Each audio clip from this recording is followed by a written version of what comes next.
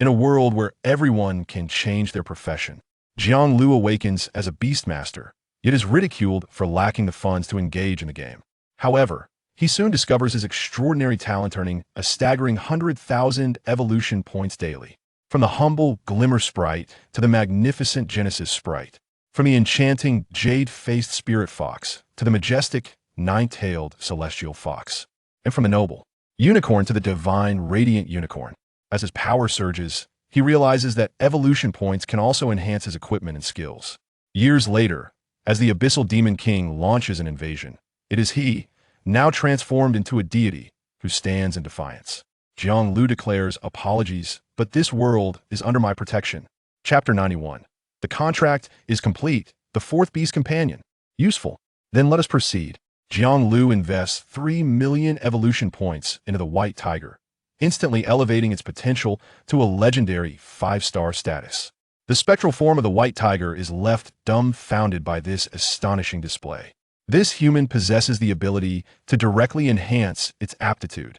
In mere moments, it ascends from a legendary 1-star to a legendary 5-star creature. Roar.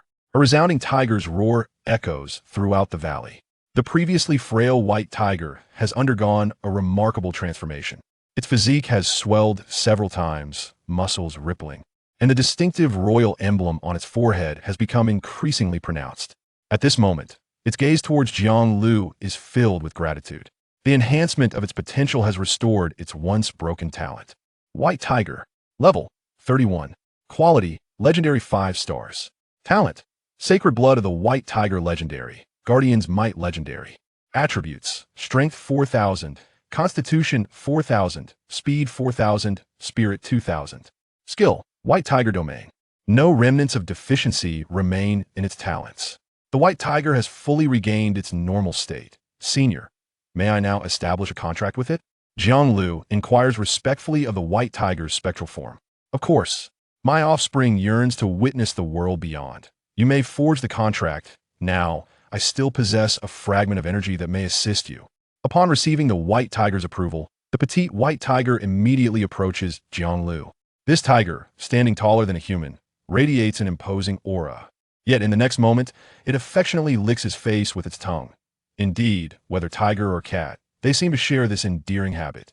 Jiang Liu chuckles at the sudden display of affection, gently stroking the white tiger's soft fur. Do you wish to contract the white tiger as your fourth beast companion? Contract. Contract with the white tiger successful. The notification echoes in his mind as this little creature officially becomes his beast companion. Just as its level was about to regress to 1. The spectral form suddenly transforms into a beam of white light, merging with the white tiger's body. Due to special influence, your beast companion's level remains unchanged. Current level, 31. What? Its level has not dropped to 1? Simultaneously, the massive skeletal remains of the white tiger in the valley begin to slowly dissipate. The newly contracted white tiger gazes at its mother's vanishing form with a hint of sorrow. It has lost the last remnant of its mother. Gently ruffling the little one's head, Jiang Liu waits for it to regain its composure before leading it out of the dungeon. Outside the dungeon, Lin Shuang grows increasingly anxious as she awaits Jiang Liu's return. After all, during her last venture into the secret realm, from entering to encountering the white tiger cub and being denied a contract, only an hour had passed. Yet, it has now been a full 10 hours since Jiang Liu entered. At that moment, Mu Xianling approaches. Lin Shuang. The seal has become unstable. The encroachment from the endless abyss has intensified. The principal is calling for a meeting. The deepening abyssal encroachment weighs heavily on Lin Shuang's heart. The seal established by the previous vermilion bird at the cost of its life is now compromised. This escalation signals that it won't be long before the abyssal creatures break free, reigniting a war that has been dormant for a century. Let's go. Lin Shuang responds, preparing to leave. Just then, a flash of light at the dungeon entrance reveals Jiang Liu's return. Jiang Liu emerged from the dungeon.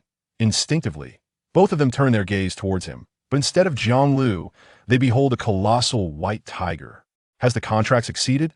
Lin Shuang and Mu Xianling exchange astonished glances. Teacher Lin, Director Mu. Jiang Liu pats the white tiger's head, signaling it to shrink, and then strides towards them. The white tiger, understanding the cue, glimmers with light, and swiftly diminishes in size, transforming into an adorable cub that nestles on Jiang Liu's shoulder, its curious eyes surveying Lin Shuang and Mu Xianling. Jiang Liu, have you successfully contracted a legendary white tiger? Mu Xianling is the first to regain her composure, admiration shining in her eyes. With another legendary beast companion contracted, Jiang Liu's power has further escalated. His strength is now likely on a level far beyond Qi Yao. Jiang Liu chuckles, scratching his head. Just lucky, I suppose. Well done, lad. However, Lin Shuang remains momentarily taken aback by the revelation of yet another legendary beast companion. For what she knows, aside from the unicorn cradled in his arms, all of his contracted companions, the silver-haired girl possesses a legendary 9-star beast. The little fox girl also boasts a legendary 9-star beast. And this white tiger, which she just sensed, appears to be around legendary 5 stars. 3 legendary level companions? If this lad reaches the 5th tier, what will that entail? Jiang Liu, do you wish to hear about the abyssal matters? Mu Xianling glances at Lin Shuang before suggesting. Given Jiang Liu's formidable power, he can no longer be regarded as an ordinary student. Mu Xianling estimates that even the 4th-tier teachers at the academy may not stand a chance against him, without a potential 5th tier. This is Mu Xuanling's evaluation of Jiang Liu's strength, merely at level 31, yet possessing the might of a 5th tier. The implications are chilling. Upon learning the main agenda of the forthcoming meeting, Jiang Liu graciously accepts Mu Xuanling's offer. The 3 of them proceed to the conference room of the Vermilion Bird Academy. Chapter 92. The Legendary Beast Companion, the Radiant Unicorn. Upon arriving at the conference room, Jiang Liu and his companions found it already brimming with faculty members from the Vermilion Bird Academy. Ling Yanxi, upon spotting Jiang Liu, refrained from uttering much. Once everyone settled, she commenced her discourse on the situation regarding the abyssal invasion. Reports from the front lines indicated a significant surge in the number of abyssal creatures leaking from the seal, and the situation at the front was dire. After discussions with other academies, a unanimous decision was reached to lower the minimum level requirement for students to participate in the battlefield to level 20. The moment Ling Yanxi made this pronouncement, the atmosphere in the room erupted into turmoil. What? Level 20 students? Most of them have yet to experience real combat. Indeed, this is far too reckless. Students of level 20 possess only nascent strength. Sending them to the battlefield could very well lead to their demise. Are we not pushing these children into the fiery abyss?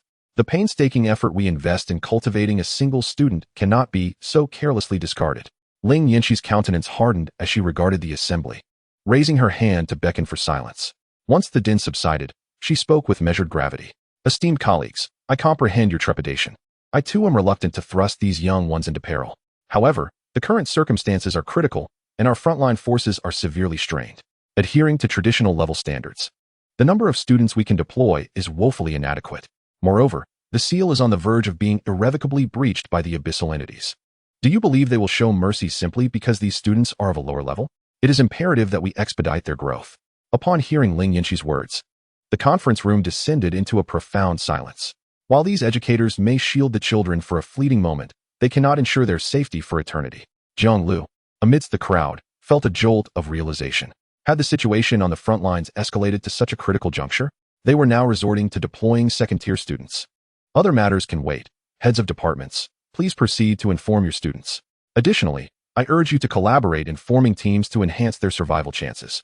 This meeting is adjourned. With that, Ling Yanxi relinquished the floor to her fellow educators. Level 20 students, many of whom were still unaccustomed to basic team coordination. How could they possibly form effective teams? Indeed, it was vital to match students according to their abilities, melee fighters, ranged attackers, and support roles must be judiciously arranged. It appeared that cooperation among all academies was truly essential. This news swiftly reached the Beast Taming Academy, where the newly minted level 20 students were engulfed in dismay. How can this be? We are merely level 20. Going to the front lines is tantamount to a death sentence. I thought I could remain in the academy a bit longer, strengthening my abilities before facing such challenges. Instead, this feels like we are being herded into the jaws of a beast. I have heard that the number of abyssal creatures has surged, and the seal is on the brink of collapse. Yet, we cannot be sent forth unprepared. As Jiang Liu returned to his class, Lu Cece dashed forward to clasp his leg. Big shot, can I team up with you? I promise to be your little support. She wailed. It is worth noting that Lu Cece, with her singular focus on enhancement skills, possessed little self-defense capability on the battlefield. Should her team find themselves overwhelmed, she would undoubtedly be among the first to perish. Understanding Liu Cici's apprehension, Jiang Liu gently urged her to release his leg and offered her a plan. When the time comes, take the unicorn to the battlefield to rescue others. Upon hearing Jiang Liu's proposal, Liu Cici momentarily froze, only to be followed by a glimmer of excitement in her eyes. It was common knowledge that Jiang Liu's beast companions were recognized throughout the Beast Taming Academy as unparalleled. Each one was an unfathomable paragon of strength. Although she could not join forces with Jiang Liu directly, having the unicorn by her side would significantly bolster her safety.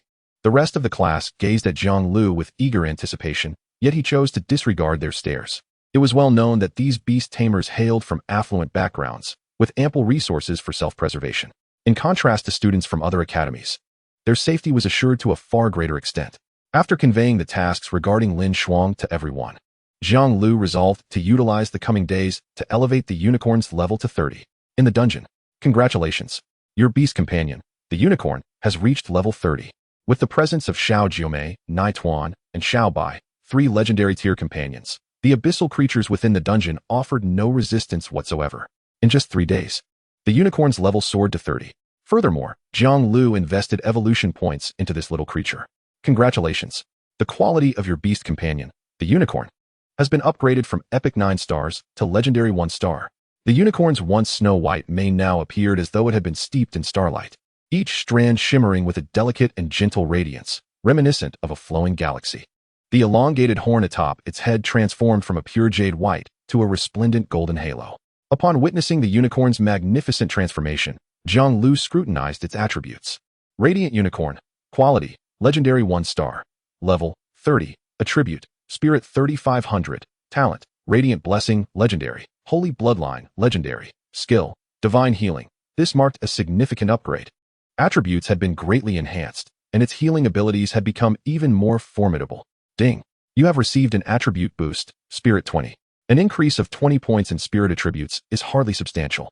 It is essential to note that the burden of upgrading this skill to legendary 9 stars requires 50 attribute points from the beast companion. With the support of this skill, his attributes had reached a terrifying magnitude. Jiang Liu. Profession, Beast Tamer. Level, 31. Attribute, Spirit 8000. Equipment, Spirit Wind Set. Skills, Purification, legendary 9 stars. Burden, legendary 9 stars.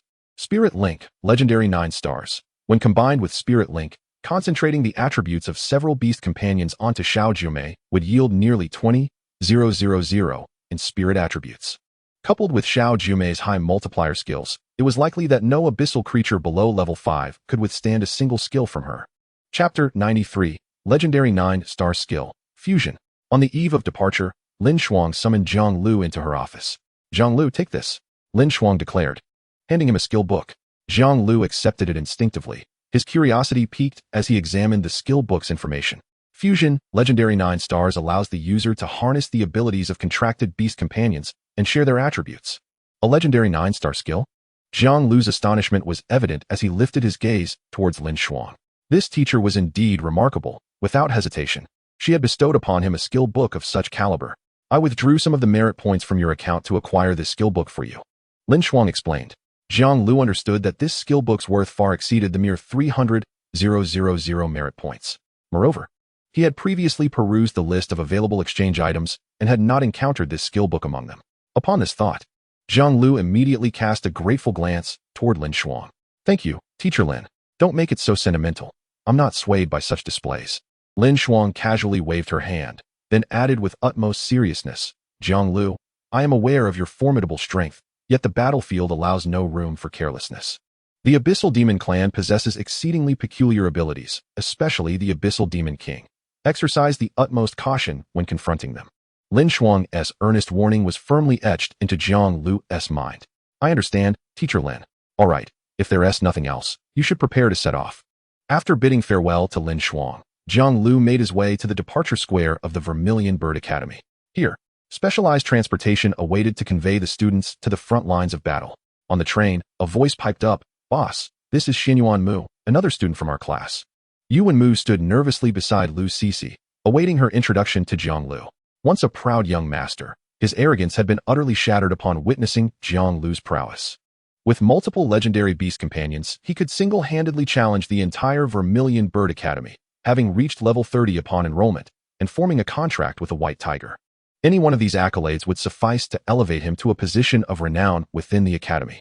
Yet Jiang Liu, he embodied all these distinctions concurrently, rendering Yu Wenmu utterly disinclined to compare himself to him. The two operated on entirely different strata. Moreover, only he knew that Jiang Liu had ascended from the very bottom as a Beastmaster, signifying that all his achievements were self-made. After reporting Jiang Liu's circumstances to his family, the directive received was unequivocal. At all costs, forge a friendship with Jiang Liu. Boss, this is a gift from Yu Wenmu. Lu Cixi, standing beside Jiang Liu, pressed an item into his hand. Momentarily taken aback, Jiang Liu quickly grasped Yu Wenmu's intentions, an overture, or perhaps a form of investment. Instinctively, Jiang Liu wished to decline such trivialities. However, curiosity piqued his interest regarding the item bestowed by the Yuan family, prompting him to activate his vision eye to scrutinize it. Unable to identify. Jiang Liu. Unable to identify? It is known that even legendary items yield some information through the vision eye. Yet this trinket in his hand was deemed unidentifiable. How intriguing. Evolution points, engage. With an investment of 1 million evolution points, a prompt echoed through the air. Vision Eye, Epic 9-star, has been upgraded to Identification Eye, Legendary 9-star. Surely, now it could not still be unidentifiable? Identification. Identification successful. God's gaze. Quality, special. Special effect. The Beastmaster can increase 1 contract slot. An additional contract slot? He hesitated, contemplating returning the item to Yu Wenmu. This was indeed a treasure worth keeping. Yet, such a gift from the Yu family? Jiang Liu, we from the Yu family are unaware of this item's function, and thus we chose to present it to you. Upon Yu Wenmu's explanation, Jiang Liu realized that the Yu family was entirely oblivious to its value, inadvertently granting him a boon. Then I shall accept it. If there's ever a way I can assist you, do not hesitate to ask. Having accepted the gift, pleasantries ensued naturally. Subsequently, the two engaged in amiable conversation as if old friends until the train reached its destination. Disembarking, Jiang Liu found the scenery reminiscent of the Abyssal Dungeon, dark skies, and blackened earth. Besides the Vermilion Bird Academy, students from numerous other academies had also gathered here. Shortly thereafter, a staff member clad in uniform approached. Students of the Vermilion Bird Academy, follow me. I will escort you to the base where your academy is stationed. Under the staff member's guidance, they arrived at a tent area. This will be your resting place. Feel free to choose any tent to settle in. Tomorrow, you will receive your combat assignments. Proceed south for 3 kilometers, and you will reach the area of the Abyssal Invasion. Today, you may familiarize yourselves with the surroundings. After a brief explanation, the staff member hurried away, needing to ensure the arrangements for students from other academies were also in order. Not long after, the neighboring academy was successfully settled under the staff's direction, none other than the Dragon Scale Academy, ranked 2nd in the Southern War Zone. Jiang Liu had initially intended to scout the vicinity near the abyss, but as he stepped out of the tent, he unexpectedly encountered a familiar face. Boss Jiang Liu. The familiar voice prompted Lu Cixi, residing in the adjacent tent, to quickly emerge. Upon seeing the newcomer, Lu Cixi exclaimed with delight, Manu. Assuming Yu was indeed from the Dragon Scale Academy, and her visit to the Vermilion Bird Academy was undertaken with a mindset of mere chance. Hoping to see the esteemed Jiang Liu she had longed for. To her astonishment, luck was on her side. Upon entering the Beastmaster Academy, she casually inquired about Jiang Liu's whereabouts, and the enthusiastic students promptly directed her to him. Moreover, she had fortuitously reunited with Lu Cixi after a long separation. Once known as the 3 beauties of Lanyang Second High, herself, Lu Cixi, and Yi Ningxue, they shared a close bond. The joy of reuniting here was immense. Menu. I'll go find Ningxue. Let us gather together, sisters. Boss, do you have any business? Would you like to join us for some relaxation? Contemplating Lu Cixi's suggestion for a moment, Jiang Liu ultimately agreed. One cannot remain in a state of constant tension. A brief respite is indeed beneficial. Let us go together. Yay, long live the boss. The following day, the combat assignments were issued. Aside from Jiang Liu, all other students were tasked with entering the combat zone to familiarize themselves with the battlefield. Meanwhile, Jiang Liu, under the staff's guidance, made his way to the frontline command center. Currently overseeing operations was Mu Xianling, who greeted Jiang Liu with enthusiasm. Jiang Liu, you've finally arrived. We're short on 4th-tier professionals on the battlefield. I need you to help guard a portion of the area. With that, Mu Xianling designated a section of the map for Jiang Liu. Given Jiang Liu's impressive capabilities, it was essential to utilize him effectively. Although classified as a 3rd tier, he possessed strength nearing that of a 5th tier. Thus, the area assigned to him was 3 times larger than that typically allocated to a 4th-tier professional. The endless abyss extended for hundreds of kilometers, with abyssal creatures capable of infiltrating from any direction. Therefore, Mu Xianling had to disperse the fourth-tier professionals, assigning each to guard specific sections. Fortunately, the seals had yet to be completely shattered, preventing fifth-tier abyssal beings from escaping for the time being. With the number of fourth-tier professionals available, they could barely cover the entirety of the endless abyss. Not a problem. Jiang Liu readily accepted Mu Xianling's arrangement. The larger the area one guards, the more abyssal creatures one is capable of vanquishing. This, in turn, accelerates the rate of one's advancement. It is noteworthy that he currently possesses 4 beast companions. Thus, the collective experience required for leveling up amounts to that of 5 individuals. Moments later, Jiang Liu made his way to his designated guarding area, Zone 250. There, a 5-member team found themselves besieged by a horde of abyssal creatures. Each member hovered around level 30, while the assailing abyssal beings boasted levels as high as 40. Despite their commendable teamwork, the situation grew increasingly dire under the relentless onslaught. Remain calm, everyone. We must endure. Though our guarding area lacks a 4th-tier professional, we are students of the Zhuke Academy. The team captain, a resolute young man named Lin Yu, proclaimed loudly, striving to bolster the morale of his companions. His sword danced in the air, its blade flickering with a faint luminescence, each swing releasing splatters of dark crimson ichor, the blood of the abyssal creatures. Among the team, the healer named Suyu appeared pale, beads of sweat rolling down her forehead. Yet her hands remained tirelessly casting healing spells. Soft beams of light enveloped her teammates, temporarily alleviating their wounds. Lin Yu, my mental energy is waning, Su Yao exclaimed anxiously, her eyes betraying a hint of despair. Lin Yu gritted his teeth, surveying the ever-growing number of abyssal creatures surrounding them, internally lamenting their predicament. Initially, they had been patrolling this area as planned. Who could have foreseen such a massive ambush from abyssal beings? No, we cannot succumb to despair, a melee damage dealer shouted, swinging his heavy axe down with force, unleashing a wave of earth energy that knocked several approaching abyssal creatures back. However, it was merely a temporary reprieve. As more abyssal beings surged forward, listen to me. Let us concentrate our fire and break through in one direction, Lin Yu decisively commanded, a glint of determination flashing in his eyes. The others nodded in agreement, directing their attacks towards a cluster of abyssal creatures on the left. Yet, as they exerted their utmost effort to break free, a massive abyssal creature emerged slowly from the shadows. This creature resembled a rhinoceros, its body cloaked in black scales, with 2 enormous horns glimmering with an eerie red light, emanating a formidable aura. Its appearance escalated the already tense situation to one of utter peril. This is the Abyssal Demon General. Lin Yu's complexion paled. The strength of this creature far surpassed their capabilities. The Abyssal Demon General let out a thunderous roar, akin to a clap of thunder in the ears of the team, before charging at them with alarming speed. They had no time to react. It's over. Suyu closed her eyes in despair, tears slipping from the corners. At that critical moment, a dazzling beam of light shot in from afar, striking the Abyssal Rhinoceros General with precision. In an instant, the creature was reduced to ashes. A swift execution. The 5 stood momentarily stunned. A 4th-tier professional? They murmured in disbelief. But wasn't this area devoid of any 4th-tier professionals? Moreover, to annihilate a 4th-tier demon general so effortlessly indicated a level of prowess that was exceptional among the 4th-tier ranks. Could this be the new guardian of this area? With a mixture of confusion and respect, Lin Yu inquired, might I ask who you are? Jiang Liu. I suppose I am your junior, came the calm response, without so much as a glance back. However, this simple assertion left the 5 completely dumbfounded. A junior? How is that possible? Hadn't they just departed from Zhuke Academy a few months ago? How could such a formidable junior have emerged? Are you truly our junior? Suyu could not contain her incredulity, seeking confirmation once more. She struggled to reconcile the awe-inspiring figure before her with the identity of a junior.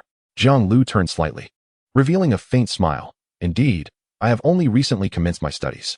The 5 exchanged incredulous glances, the shock within them lingering long after. Just commenced studies. No wonder we hadn't heard of him. But this freshly minted junior possessed power that was nothing short of terrifying. As for the remaining abyssal creatures, upon witnessing the demise of their general, fear flickered in their eyes. They began to retreat slowly, emitting low, guttural growls. Yet, Jiang Liu had no intention of allowing them to escape. At this moment, he was experimenting with the integration of a legendary 9-star skill. Possessing all the attributes and abilities of his beloved creature, he began to comprehend the true strength of his beast companion. With a casual flick of his hand, he unleashed his judgment. Enormous swords instantly locked onto the remaining abyssal creatures. As he curled his fingers, those creatures found themselves with no avenue of escape. The massive swords hurtled toward them with the ferocity of a tempest. Boom, boom, boom. Resounding explosions echoed as the colossal swords struck their targets with pinpoint accuracy, erupting in a blinding display of light. The abyssal creatures barely had time to emit a cry before being reduced to mere dust beneath the weight of this overwhelming assault. In an instant, the battlefield was engulfed in smoke and debris. Lin Yu and his companions were knocked back by the sudden surge of power, their eyes wide with shock and disbelief. This junior seemed far from ordinary. Chapter 95, The Abyssal Conspiracy. Subsequently, with the detailed introductions from the five, Jiang Liu gradually grasped the overall situation of the area. Typically, the abyssal creatures that appeared here could be managed by their own strength. However, of late, there had been sporadic appearances of formidable beings at the level of demon generals. Should they encounter such a creature during an unfortunate turn of fate, death would likely be the outcome.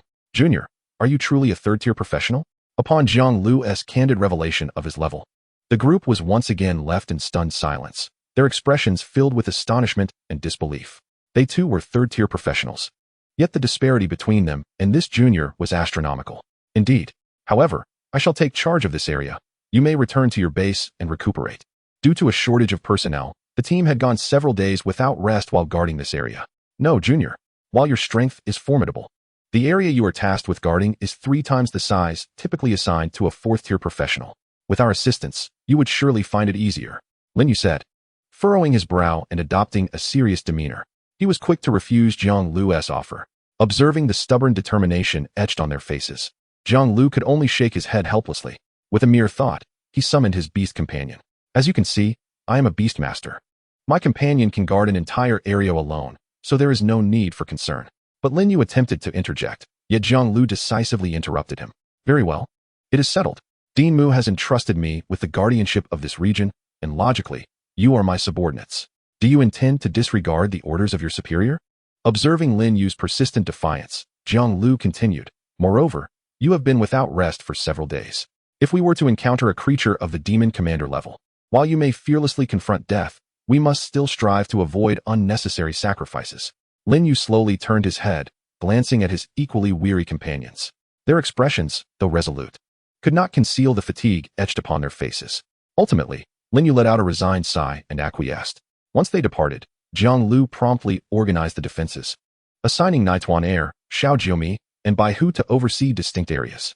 With the formidable strength of these beast companions, any abyssal creature that dared to appear in the vicinity would be swiftly annihilated. It was under such circumstances that Jiang Liu's level rapidly ascended. He had anticipated that this ascent would continue unabated, but to his astonishment, he unexpectedly encountered a 5th-tier abyssal demon lord while guarding his designated area. The endless abyss, with its dark aura swirling like thick ink, was foreboding. Upon a massive and grotesque stone throne sat Cassius, his form resembling a mountain, emanating an overwhelming sense of oppression, as if he could compress the very air around him into dust. His blood-red eyes gleamed with a chilling ferocity. Mog. Cassius's voice resonated as if it emerged from the depths of hell, laced with boundless fury and authority. We have dispatched numerous 4th-tier abyssal creatures. Why have we yet to see results? In the face of Cassius's stern inquiry, Mog, a gelatinous creature that resembled ooze, remained unperturbed. Its viscous body quivered slightly, producing a sound akin to that of sludge being excreted. My lord, have you not yet realized? The efficacy of the seal has been gradually waning during this period. Mog paused, a glint of cunning flashing in its eyes before it continued. The abyssal creatures we have sent forth, once slain by humans, quietly erode the integrity of that seal with their abyssal essence. If we persist, within a year, the seal will completely dissolve, presenting us with an opportune moment to launch a full-scale counterattack, sweeping through the human realm. At this juncture, a conniving smile emerged on Mog's nearly formless face. This was undoubtedly a calculated strategy. Should humans refrain from exterminating the abyssal beings and allow these monsters to breach the front lines and flood the cities, it would result in untold devastation. Conversely, should they opt to engage, the inevitable slaying of abyssal creatures would, regrettably, weaken the formidable seal established by the former vermilion bird. However, my lord, in our recent observations, we have identified a particularly peculiar location. The abyssal creatures dispatched there have been meeting swift demises. Mog twisted its body, its tone imbued with an air of mystery. I surmise that this area must be among the most heavily fortified human defenses. Upon hearing this, Cassius emitted a cold snort, his voice booming like thunder. Mog, what significance does this hold? Do you suggest we cease sending abyssal creatures in that direction? Yet, Mog slowly shook its head, its gelatinous form quivering. My lord, not at all. On the contrary, we should intensify our dispatch of abyssal creatures to that region. Cassius's already grotesque visage contorted further with confusion, his blood-red eyes brimming with skepticism. Mog, what benefit do we gain from sending them to their deaths? Fourth-tier abyssal beings are our backbone.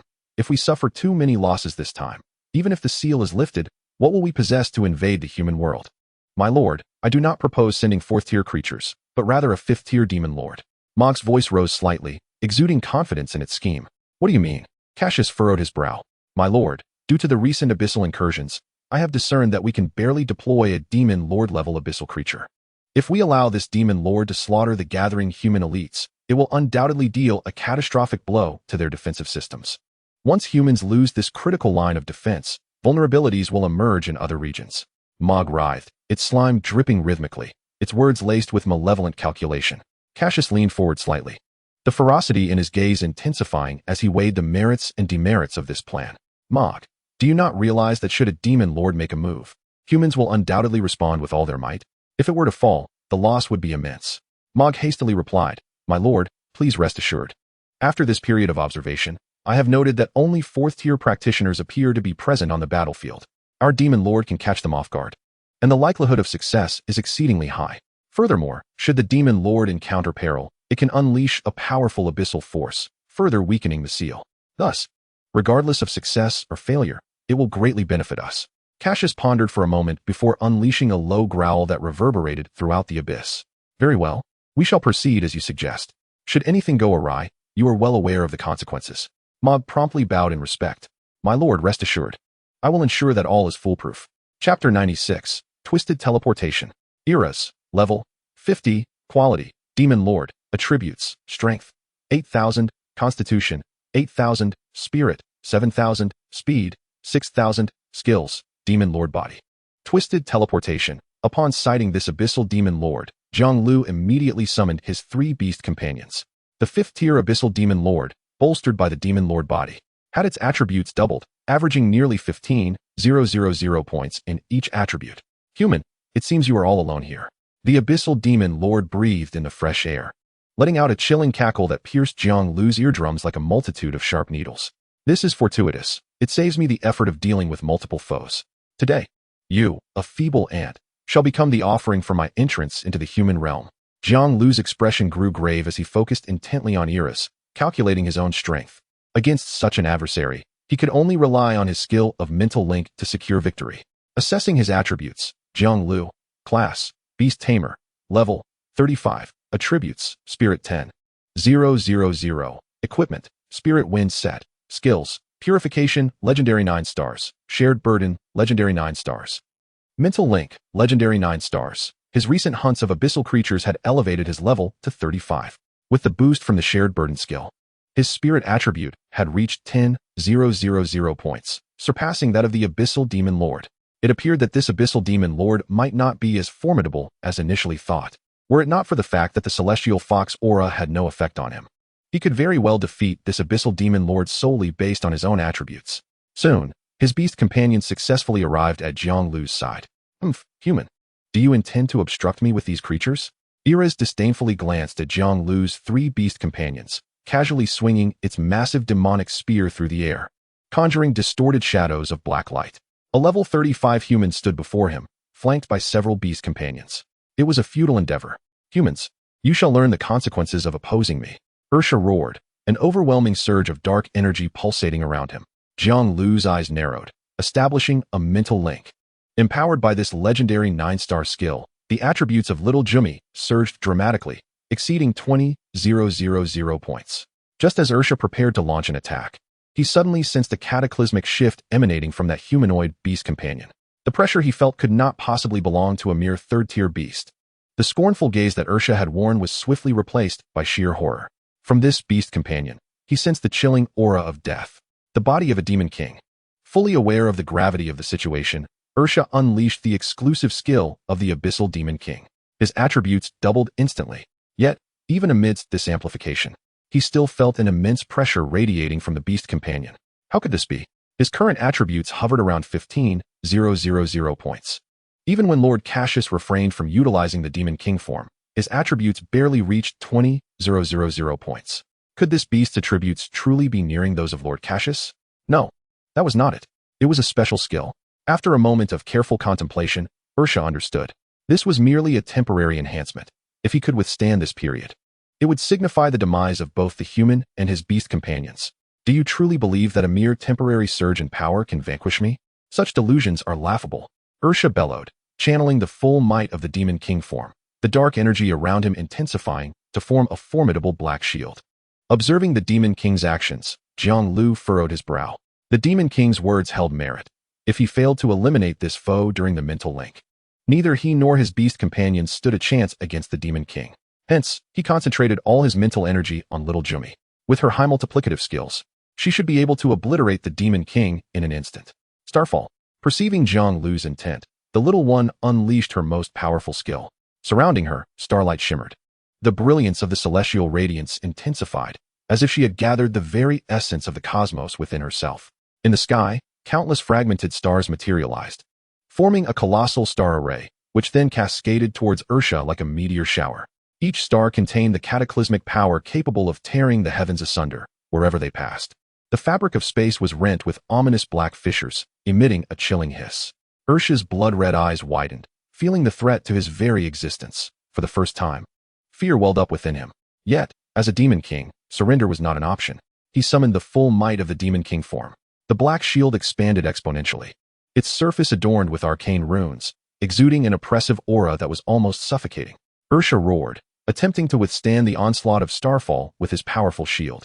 The moment the stars collided with the shield, a radiant explosion illuminated the entire battlefield, and the violent energy waves surged forth like a tumultuous tsunami, sweeping in all directions. The surrounding mountains were instantly flattened, massive craters forming as if the very world trembled under the weight of their clash. Jiang Liu, Nichuaner, and the White Tiger were all violently propelled backward by the energy's aftermath. Both Nichuaner and the White Tiger deployed their skills to shield Jiang Liu. At the heart of that blinding light, Ursha strained to maintain his shield. However, the force of Starfall was too terrifying. With each star that fell, the runes on the shield flickered uncertainly, on the verge of shattering. Impossible. How can mere humans and their beasts possess such power? Ursha let out a furious roar, his body trembling under the immense pressure. As more stars descended, the shield finally succumbed to the strain, shattering with a resounding crash. Countless stars descended unimpeded upon Ursha, instantly engulfing his form. A piercing scream echoed as Ursha's body disintegrated under the impact of the stars, dissolving into countless black shards that scattered through the air. Success! Jiang Liu exhaled in relief. Yet before he could fully lower his guard, an overwhelming force of spatial energy enveloped him once more. No, this power. Jiang Liu instantly recalled a skill that had emerged when he first utilized the Eye of Appraisal to inspect Ursha's information. Twisted Teleportation. Chapter 97. Jiang Liu. Is he dead? Realizing the gravity of the situation, Jiang Liu's heart sank.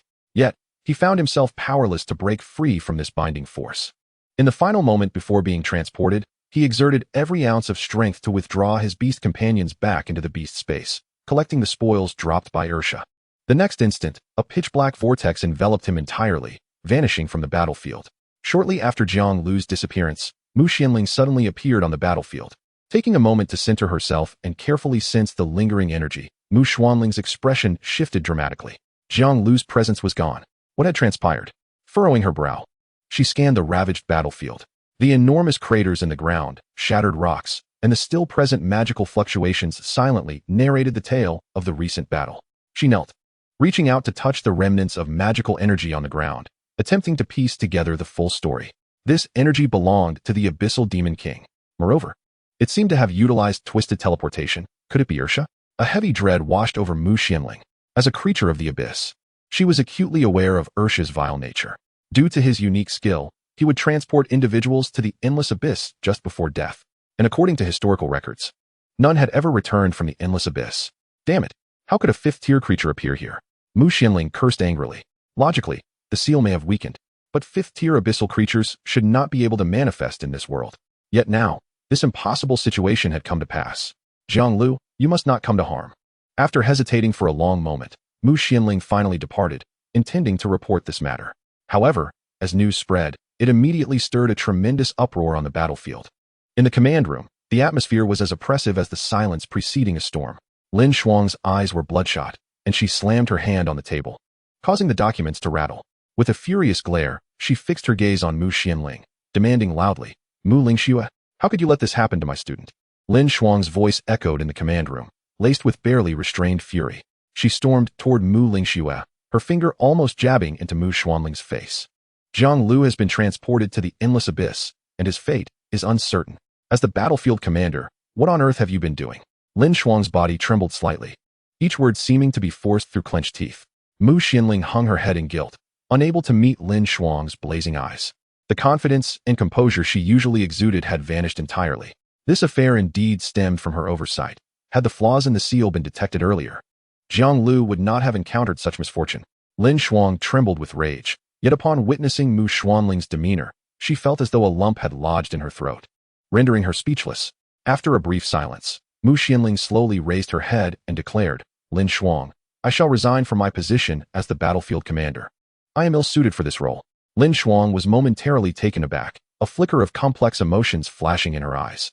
She gradually turned around, her gaze upon Mu Xianling now reflecting a weariness and helplessness that had supplanted her anger. She gently shook her head, her voice tinged with an unmistakable fatigue and sorrow. "No, this position is meant solely for you." It can only be said that this was Jiang Liu's fate. With that, Lin Shuang turned away, her steps slow as she made her way toward the door. In that instant, she seemed to age a decade, the vitality within her appearing to be siphoned away by an unseen force. "CC, it seems like," Yinshi hesitated, ultimately unable to articulate her thoughts completely. "Impossible. The boss could never be dead. He wouldn't succumb so easily." Lu Cici, like a cat whose tail had been stepped on, vehemently rebutted, her voice quivering and sharp with a hint of tears. "It's impossible," she kept murmuring to herself, as if by repeating it enough, everything would miraculously revert to normal. Yunqi looked at Lu Cici's despondent state, filled with helplessness. She opened her mouth to offer comfort, yet the words eluded her. While she held a deep admiration and trust for Jiang Liu, it paled in comparison to Lu Cici's view of him as her very pillar of existence, bordering on obsession. For Lu Cici, Jiang Liu had long been indelibly etched in her heart. From her initial arrival in Lanyang City to their shared journey to Zhuke Academy, Jiang Liu's presence had continually magnified in her mind, gradually filling her entire world. Now, upon hearing the news of Jiang Liu's potential demise, it was akin to having her entire universe shattered in an instant. CC, Jiang Liu may not necessarily be dead.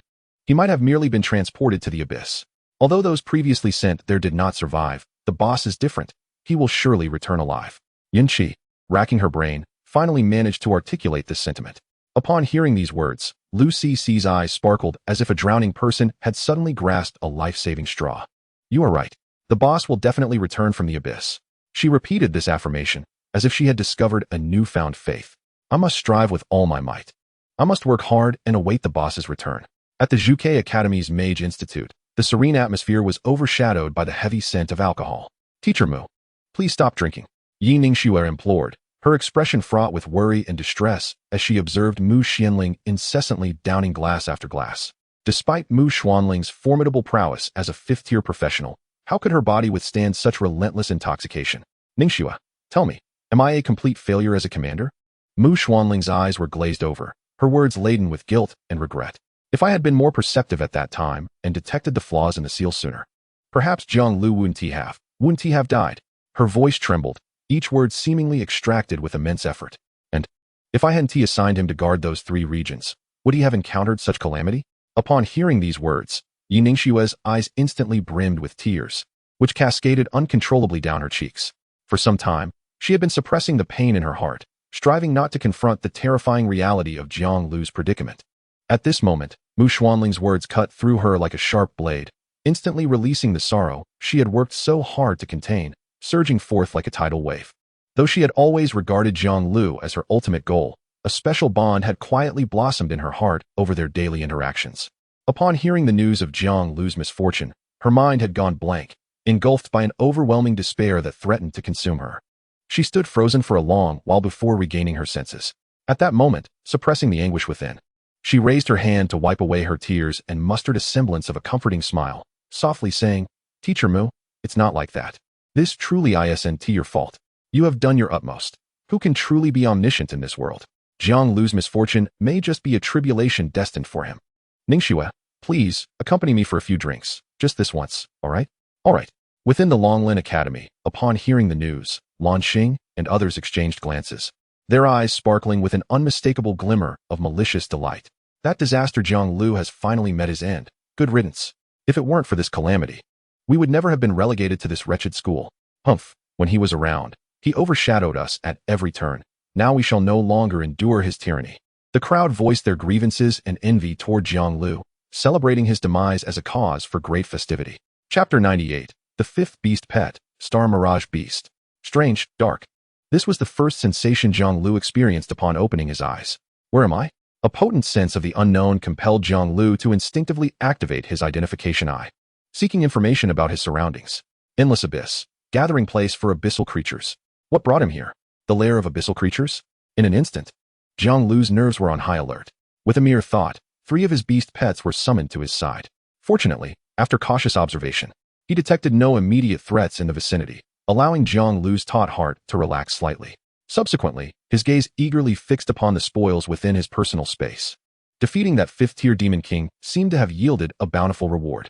As he hastily scanned through the 2 legendary grade items, a large black egg caught his eye. Jiang Liu was astonished. Could abyssal creatures also drop beast pets? Star Mirage Beast. Quality, Legendary 9 stars. Level, 1. Talent, Universal Breath Transformation, Star Energy Concealment. Skills, Mirage Breath Domain, Star Breath Rewind. This beast pet was indeed peculiar. It lacked an attribute section, despite possessing a legendary 9-star quality at first glance. Its combat capability appeared almost non-existent. However, upon delving deeper into the details of its talent, Jiang Liu quickly made a decision to contract it as his beast pet. Although it seemed devoid of combat prowess, its talent was astonishing. Not only could it simulate the breath of any creature, but it could also possess the strength to mimic up to 70 of a creature's abilities, with the condition that the mimicked creature's level must not exceed its own by 5 levels. In this utterly unfamiliar and perilous domain, contracting this beast pet would undoubtedly be advantageous. Without hesitation, Jiang Liu swiftly retrieved the item he had acquired from Yuanmo. Use. God's Gaze used successfully. Congratulations, Beastmaster. You have secured 1 beast pet contract slot. Contract. The egg, devoid of any resistance, was successfully contracted with a mere thought. Congratulations to the beast tamer for acquiring the 5th beast companion, accompanied by the crisp sound of a notification echoing in his mind. The recently obtained beast egg swiftly transformed into a nebulous entity, its true form elusive and indistinct. This misty creature, a star mirage beast, gracefully swam before Jiang Liu, emanating a mysterious and gentle luminescence, its vaporous body shifting shapes like a sprightly sprite. Is it possible to alter into that previous 5th-tier creature? Jiang Liu inquired tentatively. The swirling mist seemed to ponder for a moment, before shimmering with light, its illumination swirling with fantastical hues. In the next instant, a creature identical to the previous 5th-tier Isha materialized before Jiang Liu. It can truly transform? Jiang Liu hurriedly examined its attributes, revealing Isha. Level, 50. Quality, Demon Lord. Attributes, Strength, 8,000, Constitution, 8,000, Spirit, 7,000, Speed, 6,000. It was nearly an exact replica of the former Demon Lord. However, upon attempting to command it into action, Jiang Liu discovered that it possessed only the semblance and lacked any tangible combat prowess. It appeared that it was indeed necessary for the creature to be within a 5-level proximity to effectively mimic the original strength. Nevertheless, even if it could only replicate the appearance, it would serve a crucial role for Jiang Liu. After all, it was said that even the eye of identification for the legendary 9 stars could be deceived by it, making it all the easier to bewilder the creatures lurking in the abyss. Thus, the key task at hand was to elevate the level of this beast, which he affectionately named Little Star, enabling it to unleash the power of the creature it mimicked. Fortunately, the endless abyss was teeming with countless abyssal beings. Outside the abyss city number 66, a frail human girl, her eyes filled with terror and determination, was desperately sprinting through the labyrinthine cave passages.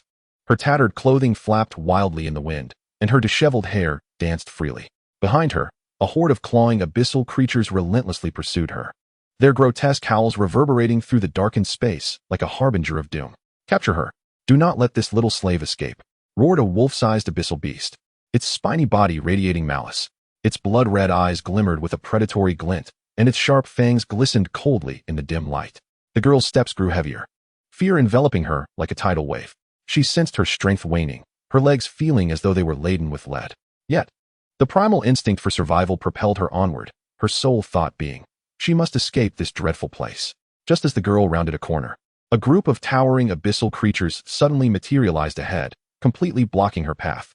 These beings varied in form, some resembling gigantic toads covered in grotesque nodules, exuding a nauseating slime, while others appeared as upright walking octopuses, their tentacles flailing wildly in the air.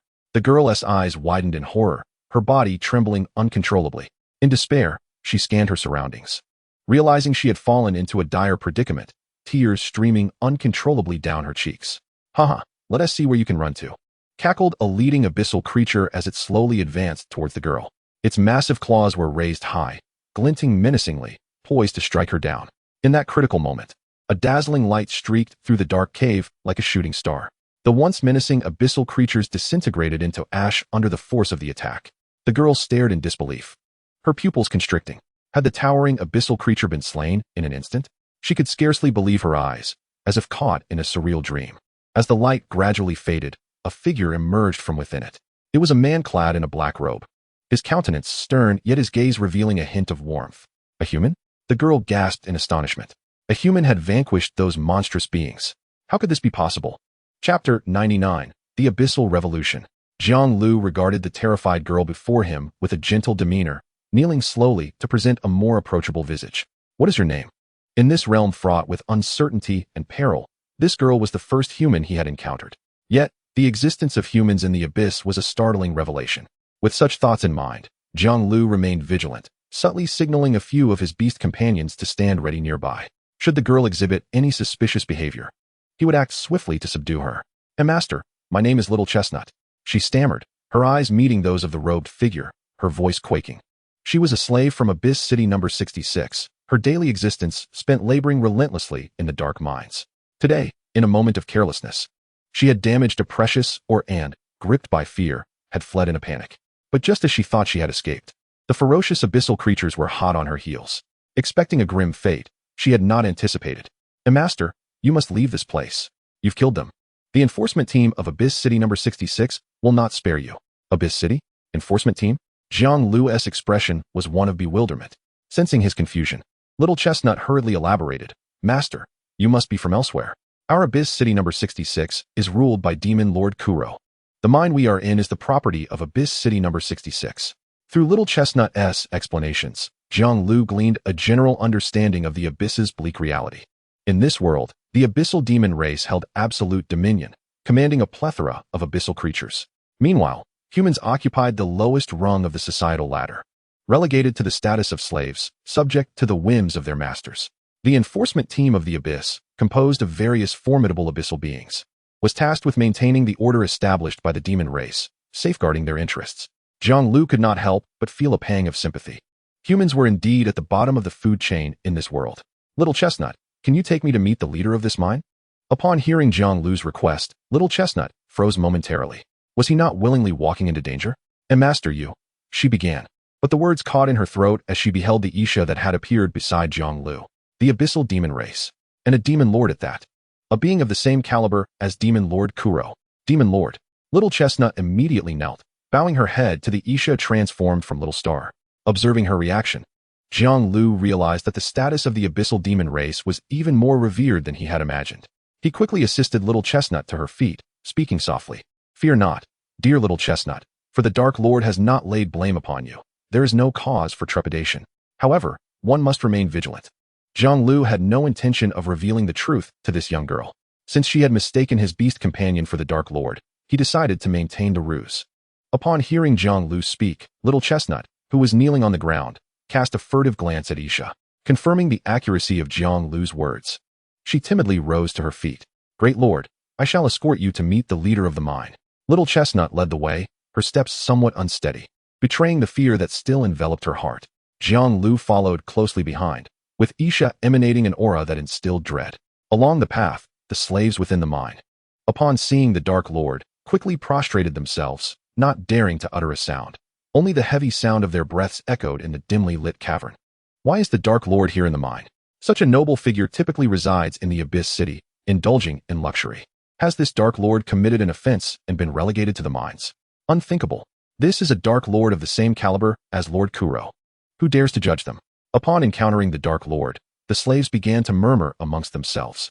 As for Little Chestnut and Jiang Liu, under the protection of the Dark Lord's guise, they were granted unimpeded access to the mine's leader. Deep within the mine lay a relatively spacious area, filled with various ores that emitted an otherworldly glow. There, a colossal creature from the abyss resided atop a pile of gemstones. It resembled a spider but possessed 6 stout legs, each adorned with sharp barbs, and its compound eyes glimmered with a chilling light. This was the leader of the mine, the Abyssal Spider. Level 45. Quality: Demon General. Attributes: Strength 2000, Constitution 2000, Spirit 1500. Speed 2000. Skill: Web Spinning. A creature of level 45. Not particularly formidable. Many of the humans outside were not weak, with a few even reaching level 50. Yet, despite this, none dared to oppose these abyssal beings. Had long-standing oppression dulled their spirit of resistance? Just as Jiang Liu pondered this, the Abyssal Spider, which had been perched atop the ore, swiftly scuttled forward on its 6 robust legs, humbly presenting itself before Isha. Its body contorted into a posture of submission, its tone laden with reverence. "Great Lord, what brings you to grace this humble abode?" However, Jiang Liu was not one to engage in idle pleasantries with this abyssal creature. With a mere glance, he signaled to little Jiomei, who understood immediately. Star spell. At such close proximity, coupled with little Jiomei's full exertion, in an instant, the abyssal creature was reduced to ash. Little Chestnut, witnessing this scene, was utterly astounded. The Dark Lord had slain the mine's leader. Why? Little Chestnut's eyes widened in disbelief as she beheld the spectacle before her. The mine's leader, a figure of immense power and cruelty, had disintegrated before her eyes. And the one responsible was the very Dark Lord she had thought to be real. My lord. After a moment of stupor, Little Chestnut seemed to realize something and slowly turned to Jiang Liu. Sensing that the young girl had deduced the truth about the Dark Lord's identity, Jiang Liu chose to admit it. Indeed, this is my beast companion. This Dark Lord is an impostor. Little Chestnut was taken aback, her mouth agape as she stammered, "El Lord, how could you dare impersonate the Dark Lord? If discovered, it would be a death sentence. Moreover, you have slain the mine's leader. The enforcement team of Abyss City No. 66 will surely come down upon us, and we shall have no escape." Her eyes brimmed with fear and dread, as she envisioned the torturous fate that awaited them if captured. "Fear not, Little Chestnut. Neither the enforcement team you speak of, nor the Lord Kuro you mention, will escape." Chapter 100. The Role of Little Star. Congratulations. Your level has risen to 36. At last, his level had ascended once more. In recent days, Jiang Liu had relentlessly hunted abyssal creatures, enabling Little Star's level to progress to 35. However, this relentless pursuit had caused his own advancement to stagnate considerably. Yet today, after vanquishing this abyssal creature, his level finally experienced a boost. Now, all his beasts had achieved level 35. Assessing his strength, he felt confident that he could triumph over a typical level 5 Dark Lord. After gathering the spoils of his hunt, Jiang Liu turned his gaze toward Little Chestnut. He had made a decision. Since he had descended into the abyss, it was time to stir up some trouble for the abyssal demons. Leading these humans into a revolution would be quite splendid. "Little Chestnut, could you assist me in gathering everyone to assemble at the central square of the mine?" "Huh, my lord, are you?" Little Chestnut gazed intently at Jiang Liu, a vague suspicion beginning to form in her mind, though she hesitated to confirm it. This lord seemed to be planning a rebellion. Yet, all those who had attempted such a feat before had failed. For a century, some had chosen to align with the abyssal creatures, while others had sworn to resist to the death.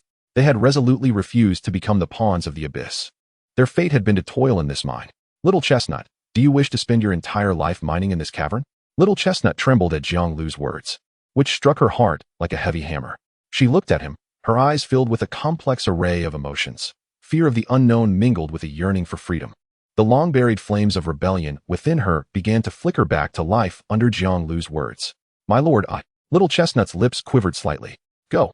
Even if you do not voice it, I can sense your desire to escape this endless life of labor." Although the others had not resisted the abyssal beings, I could see a longing in their eyes, a yearning for someone to lead them to rise once more.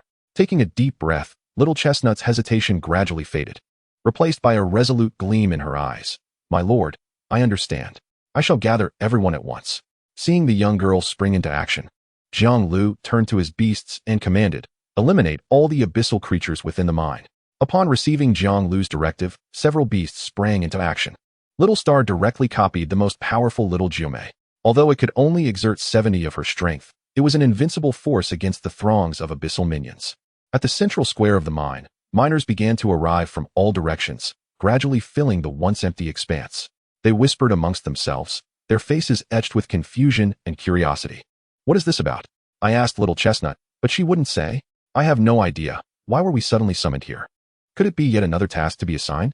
That seems unlikely. Our workload has become insurmountable. If further tasks are assigned, we shall be utterly exhausted. Surely, we have not erred once more, only to be punished anew." Jiang Liu stood atop a massive boulder, his gaze sweeping over the densely packed crowd below. The total number of miners in the cavern was approximately 1,000, the majority being third-tier professionals, along with a few dozen fourth-tier and 3 fifth-tier individuals.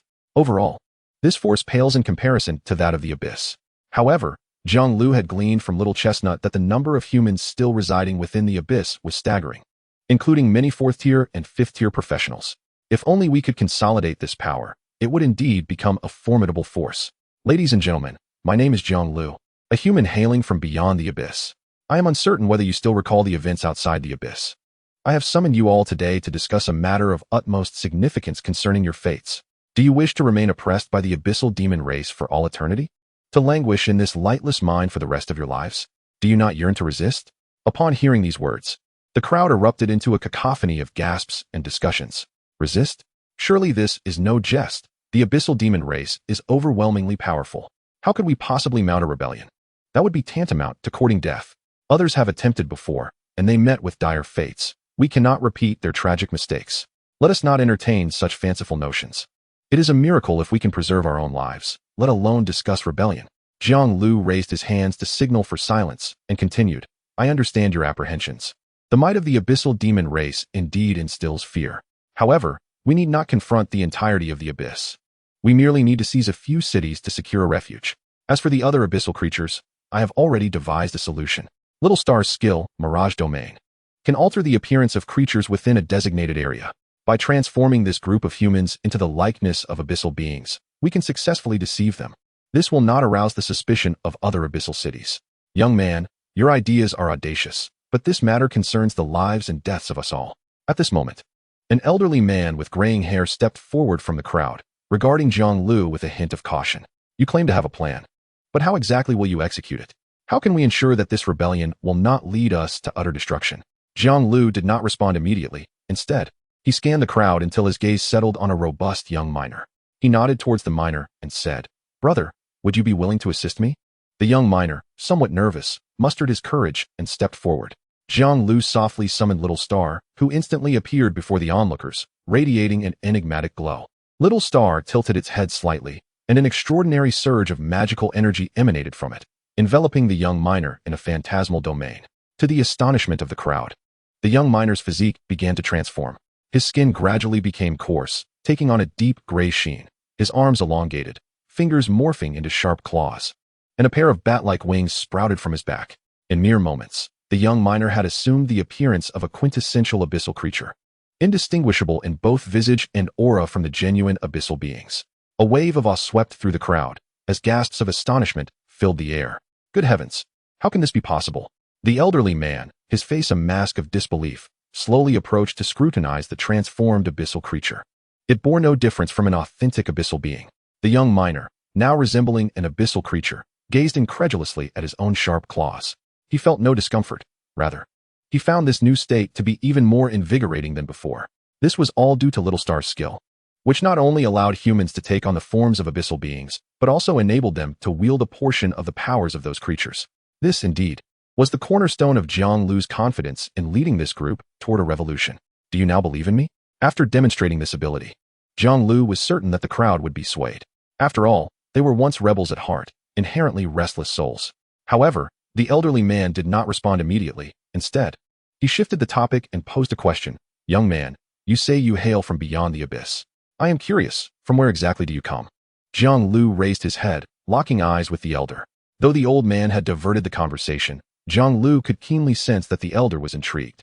Moreover, it was evident from the crowd's reaction that this elder was indeed the linchpin of the group. If he endorsed Jiang Liu's plan, the others would likely follow suit. "I come from the kingdom of Longxia, from the southern war zone, specifically the Vermilion Bird Academy, where I am currently a student." Upon hearing the name Vermilion Bird Academy, the elder's eyes widened in surprise. Is it truly one of their own? I have not heard that name in over a century. As the elder murmured to himself, Jiang Liu instantly comprehended that this elder must have a profound connection to the Vermilion Bird Academy. Senior, what was your role there? I am no senior.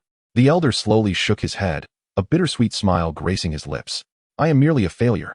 Many years ago, I sealed the abyss alongside Lord Vermilion Bird, who sacrificed his life for this cause, while I unfortunately fell into the endless abyss.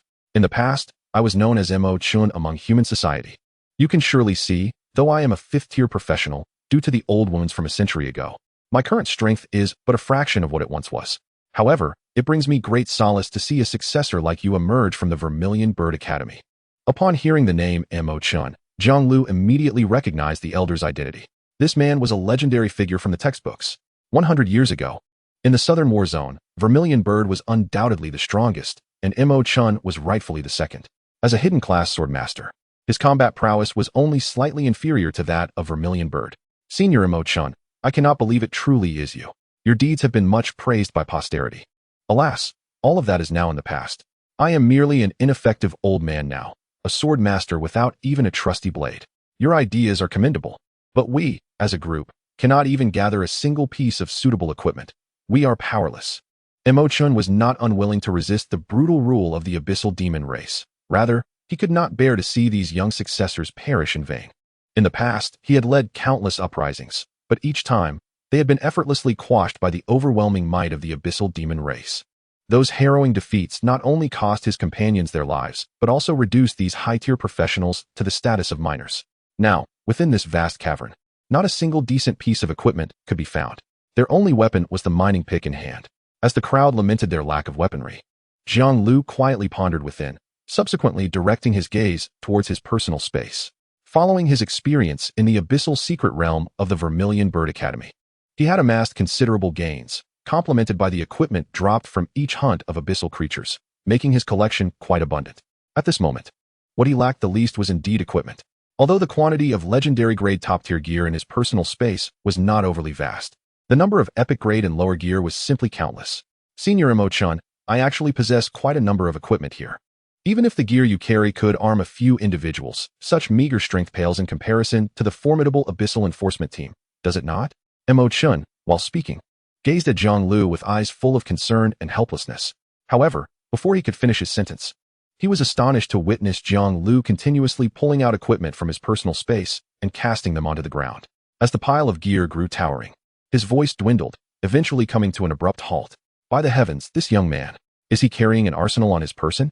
Senior, is this enough? If not, I have more. Mo Chun stared blankly at the mountainous heap of equipment, rendered speechless for quite some time. After a lengthy pause, he finally regained his composure, his eyes wide with shock as he murmured, so much equipment. It truly seems we can put up a fight. The surrounding individuals gathered around, their eyes sparkling with excitement as they beheld the pile of gear. It had been far too long since they had encountered any decent equipment, not to mention epic-grade gear. It had been ages since they had even seen exemplary ranked equipment. For the majority of professionals, their primary strength derived from the enhancement of attributes through gear. Once stripped of their equipment, their attributes would plummet, rendering them incapable of contending with those abyssal creatures. My goodness, I had almost forgotten what exemplary grade equipment looked like. To think there are so many epic grade items. It's simply unimaginable. Indeed, with this equipment, our strength will undoubtedly surge tremendously. Perhaps we truly have the means to confront the abyssal demons. Absolutely. In the past, we were helpless without equipment, merely waiting to be slaughtered. Now that we have these brought by Brother Jiang, what is there to fear? Let's fight for it. Yes, let us fight. We can no longer endure this humiliation. For our freedom, let us engage the abyssal demons. Seeing the fervor of the crowd, the elder finally laid to rest his last shred of worry. Well then, since everyone has decided to take a gamble, this old man shall not fall behind. Although my strength has waned, with a suitable sword in hand, I can still contend with the fifth-tier demons. With Mo Chun's agreement, the entire team echoed with enthusiasm, the air thick with ignited passion and the resolve to confront the abyss. Chapter 102, Gradual Development? No, let us steal the tower. With the decision made, Mo Chun no longer hesitated, raising his voice to command everyone to select equipment suitable for their respective professions. Listen up, everyone. Choose the equipment that fits your class. His call reverberated throughout the cavernous plaza, imbued with the fervor and fighting spirit of days gone by, as he instantly recalled the spirited determination he once held as a swordsman against the abyssal demons. A burly man, embodying the essence of a warrior. quickly zeroed in on a gleaming great sword among the array of equipment. He grasped the hilt and swung it a couple of times, the sword slicing through the air with a fierce whoosh. By the heavens, this sword is simply perfect. With it, my confidence has soared. The man grinned widely, his eyes brimming with anticipation and self-assurance for the impending battle. Meanwhile, the mages were diligently seeking magical enhancement gear. A young female mage gently lifted a staff inlaid with a brilliant blue gemstone. In an instant, the staff emanated a soft, mysterious blue light, resonating with the magical aura she exuded. Not only weapons, but a plethora of various types of equipment was also abundantly available to arm the 1,000 or so individuals in the cavern, more than sufficient for their needs. As others busied themselves selecting their gear, Jiang Liu retrieved several pieces of legendary-grade equipment from his personal space and handed them to Imo-chan. Senior Imo, please make do with this equipment for now. If better ones come along, I shall replace them for you. Imo-chan, gazing at the legendary 9-star one-handed sword in his hand, was momentarily stunned, his heart surging with overwhelming shock. When did legendary 9-star equipment become so commonplace? Recalling the sword he once wielded, which was merely a legendary 8-star weapon, he regarded it as an extraordinary treasure. Yet now, in the casual words of this young man, such top-tier equipment was merely a compromise.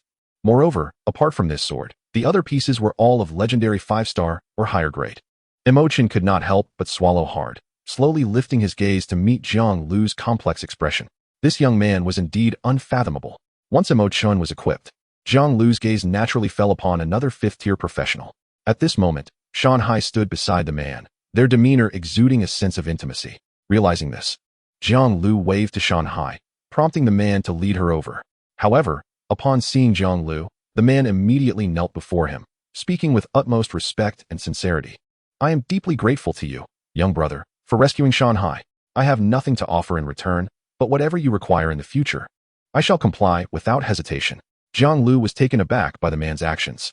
From his demeanor, it seemed he was not a relative of Shanhai, but rather a subordinate. What on earth was going on? Shanhai was rescued from the abyss by her mother, and thus she had always regarded Shanhai as her master. Shanhai's origins were not ordinary. However, her mother's early demise meant her background remained a mystery to many. Yet, I was aware that her mother hailed from the Eastern War Zone, likely a prominent figure there, possibly even related to the Azure Dragon. If you could bring this girl back to the Eastern War Zone, then the mystery of her origins might finally be uncovered. Imo-chan quietly explained from the side. Upon hearing this, Jiang Liu immediately understood why the man acted as he did. He quickly reached out to help Shanhai up. Rescuing the little girl was merely a stroke of luck. She was fortunate. There is no need for such formality. Moreover, I believe that if you can protect Shanhai with your own strength, that would be the most valuable contribution. With that, Jiang Liu produced several pieces of legendary-grade equipment from his personal space and handed them to Shanhai. Among them, the weapon was one he had reinforced to legendary 9-star status with evolution points, while the other pieces were obtained from slaying 5th-tier abyssal creatures. After placing the equipment into Shanhai's hands, Jiang Liu's gaze shifted to Shanhai. This little girl, could she be connected to the Azure Dragon professional? Brother Jiang, do you think our mission will fail? Shanhai, not fully grasping the gravity of the situation, only knew that each such operation had claimed numerous lives. Upon hearing the words of the young girl, Jiang Liu tenderly ruffled her hair, offering words of reassurance. This time, success is assured. Not only will we succeed, but I will unequivocally lead everyone out of the abyss. Fear not, little one. In the abyssal city number 66, with a resounding crash, Kuro shattered a goblet filled with blood. What? The abyssal creatures in the mine have lost all contact? Kuro's eyes widened in fury, emanating a chilling aura of malevolence. His gaze ablaze with 2 flickering emerald flames, fixed intently upon the subordinate who had come to report. Why yes, my lord, the trembling subordinate stammered, nearly collapsing to the ground. Since yesterday, we have attempted to reach out to the mine, but there has been no response. The squad sent to investigate has also lost contact. Kuro paced the hall, each step resonating like a hammer upon the hearts of his subordinates. As the lord of abyssal city number 66, he ruled this region with an iron fist, and that mine was a crucial stronghold providing sustenance for Cassius. A shiver coursed through Kuro. If Lord Cassius were to lay blame upon him, he felt a cold dread. Even as a 5th-tier demon lord, death was still a possibility. Incompetent fools, a pack of worthless wretches. Kuro suddenly halted, bellowing at the subordinate. This critical matter, and you report it only now? The subordinate, terrified, fell to his knees, his forehead striking the ground heavily, his voice quivering with desperation. My lord, please spare us. We have tried every possible means and could only report to you when we were out of options. Kuro inhaled deeply, suppressing the fury surging within him. This was not the time for punishment. He needed to ascertain what had transpired at the mine without delay. Listen. Summon all enforcement teams in the city at once and reclaim the mine immediately. Yes, my lord. The subordinate, as if granted a reprieve, scrambled out to execute the orders. Once the subordinate departed, a blood-red glint flickered in Kuro's eyes. Indeed, he should have exterminated those humans at the outset. However, it was too late for regrets. The immediate concern was to reclaim the mine and ensure Lord Cassius's food supply remained unaffected. As the enforcement teams of the Abyssal City assembled and set off towards the mine, Jiang Liu had already led his companions, circumventing the enforcement teams, and headed straight for the Abyssal City. Capturing the mine and developing it gradually? That was impossible. The path to victory lay in seizing Abyssal City No. 66 with utmost swiftness. Chapter 103. The Assault on Abyssal City No. 66. Jiang Liu, diving headlong into Abyssal City like this, is it not a tad too reckless? Mo Chun voiced his concerns, standing beside Jiang Liu, his tone laced with apprehension. Senior Mo, we catch them off guard. While they believe we are still in the mine, we shall strike directly at Abyssal City, leaving them unprepared. Once we have taken the city, we can deal with the remaining enforcement teams gradually. Hearing these words, Mo Chen's anxiety eased. It was evident from the previous actions of this junior that he was not merely a foolhardy individual. Having made such a decision, it must signify he possessed a certain degree of confidence. Subsequently, everyone maintained a heightened vigilance, cautiously approaching Abyssal City. As they arrived outside Abyssal City No. 66, gazing at the towering black walls and the patrolling abyssal creatures, a sense of trepidation gripped their hearts. Xiaoxing, activate the domain. Upon Jiang Liu's command, Xiaoxing immediately unleashed the illusory mist domain. A veil of white mist enveloped the entire Abyssal City in an instant. Within Xiaoxing's domain, not only did it serve as a guise, but it also severed the connection between those inside and the outside world. As the mist swirled, the assassin-class practitioners, like specters of the night, stealthily advanced, their forms ghostly as they approached the patrolling figures atop the walls. In the blink of an eye, cold glints flashed, and blades were drawn. The patrolling abyssal creatures did not even have time to utter a cry before they fell silently. Soon after, they successfully opened the city gates. Just as Jiang Liu decisively intended to charge through and strike at the heart of the city to confront Kuro, Mo Chen's expression grew grave, and he suddenly extended his hand to halt him. Jiang Liu, allow me to accompany you. While I am fully aware of your extraordinary strength, the Lord's Manor is fraught with peril. There, besides the ravenous abyssal demon kin, there are also those human scum who willingly ally with them. Not all humans were like Mo Chun and his ilk, dedicated to resisting the brutal reign of the abyss. Under the prolonged oppression of the abyss, many had succumbed to their inner servility, eagerly serving the abyss, becoming its loyal hounds. According to Mo Chen's knowledge, there were two fifth-tier practitioners who, driven by selfish desires, betrayed humanity and embraced the abyssal demon kin, aiding their tyranny. Upon hearing Mo Chen's request, Jiang Liu hesitated for a moment before acquiescing. Mo Chen's formidable strength, coupled with his oversight of the broader situation, would ensure that no unforeseen mishaps occurred. Shanhai, you lead them to cleanse the abyssal creatures throughout the city. Jiang Liu instructed, turning to Shanhai. Bai Hu, you will accompany them as well. With a roar, Bai Hu acknowledged its understanding of Jiang Liu's intent. Subsequently, Jiang Liu, accompanied by Naituan Air and Xiao Jiomi, followed Mo Chen directly towards the Lord's Manor. Within the Lord's Manor, Kuro awaited news from the enforcement teams. Suddenly, an abyssal creature rushed in hastily. My lord, it is dire. A vast expanse of white mist has enveloped the city, completely surrounding it. Upon hearing this, Kuro's expression shifted dramatically. He leapt to his feet, his eyes suddenly ablaze with a sinister green light, roaring, What? Who dares to concoct schemes under my very nose? He strode towards the window, striving to discern the situation within the mist. Yet, all he could see was a blinding white expanse, obscuring everything else. Could it be that the denizens of another abyssal city were at play? Kuro muttered through clenched teeth, an ominous premonition stirring within him. Such prowess could not belong to the ordinary. But at this critical juncture, who possessed the audacity and strength to openly assault Abyssal City No. 66? Summon all combat-ready guards and fortify the city defenses. Kuro barked orders while hastily donning his battle armor, gripping a battle axe that radiated a sinister red glow. And send someone to investigate the origins of the mist, see if there is a way to disperse it. Kuro turned to instruct a tall, slender demon at his side, who promptly vanished into the mist like a shadow. Whoever you are, daring to lay a hand on Abyssal City No. 66, I shall ensure you find no rest in death.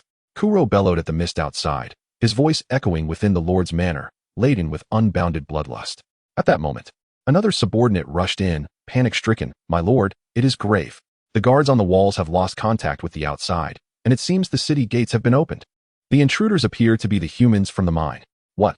Kuro could hardly believe his ears, shock crashing over him like a tempest. Those base human slaves? Where did they find the audacity, the strength? Kuro's eyes bulged with rage and disbelief, veins throbbing on his forehead. "Relay my orders. All high-tier demon kin. Heed my command and prepare to confront the enemy. It is imperative to rend these humans into 1,000 pieces, so they may comprehend the dire consequences of opposing me." Kuro brandished his battle axe. The dark aura enveloping him surged forth like a tumultuous tide of shadows. Before long, a multitude of diverse and formidable high-ranking demons gathered around Kuro, their presence suffused with an overwhelming malevolence. Some bore sharp horns and were clad in scales, while others sported immense bat-like wings, their eyes glinting with a cruel light. Each high-ranking demon exuded a chilling aura. They represented the pinnacle of power within Abyssal City No. 66. Among them were also several humans. "Forward," Kuro commanded, leading the high-ranking demons like a black deluge pouring forth from the Lord's mansion. As they emerged onto the streets, flashes of light intermittently pierced through the mist, mingling with the cacophony of battle cries and anguished screams. The conflict between humans and abyssal creatures had erupted in full force. Some humans, shrouded by the fog, were engaged in fierce combat against the abyssal beings. Such equipment, how could this be? Kuro marveled in astonishment at the exquisite armaments wielded by the humans. He could not fathom where they had acquired such formidable gear. Yet, before he could fully process his shock, Jiang Liu and Imo-chun had already surged forward. Imo-chun, a human from Kuro's ranks, gasped in surprise. The two defectors to the abyss had once been somewhat renowned, but upon witnessing the overwhelming might of the abyssal demons, they chose to kneel and surrender. Now, upon seeing Imo-chun again, their eyes were filled with a complex mix of emotions. "Traitors!"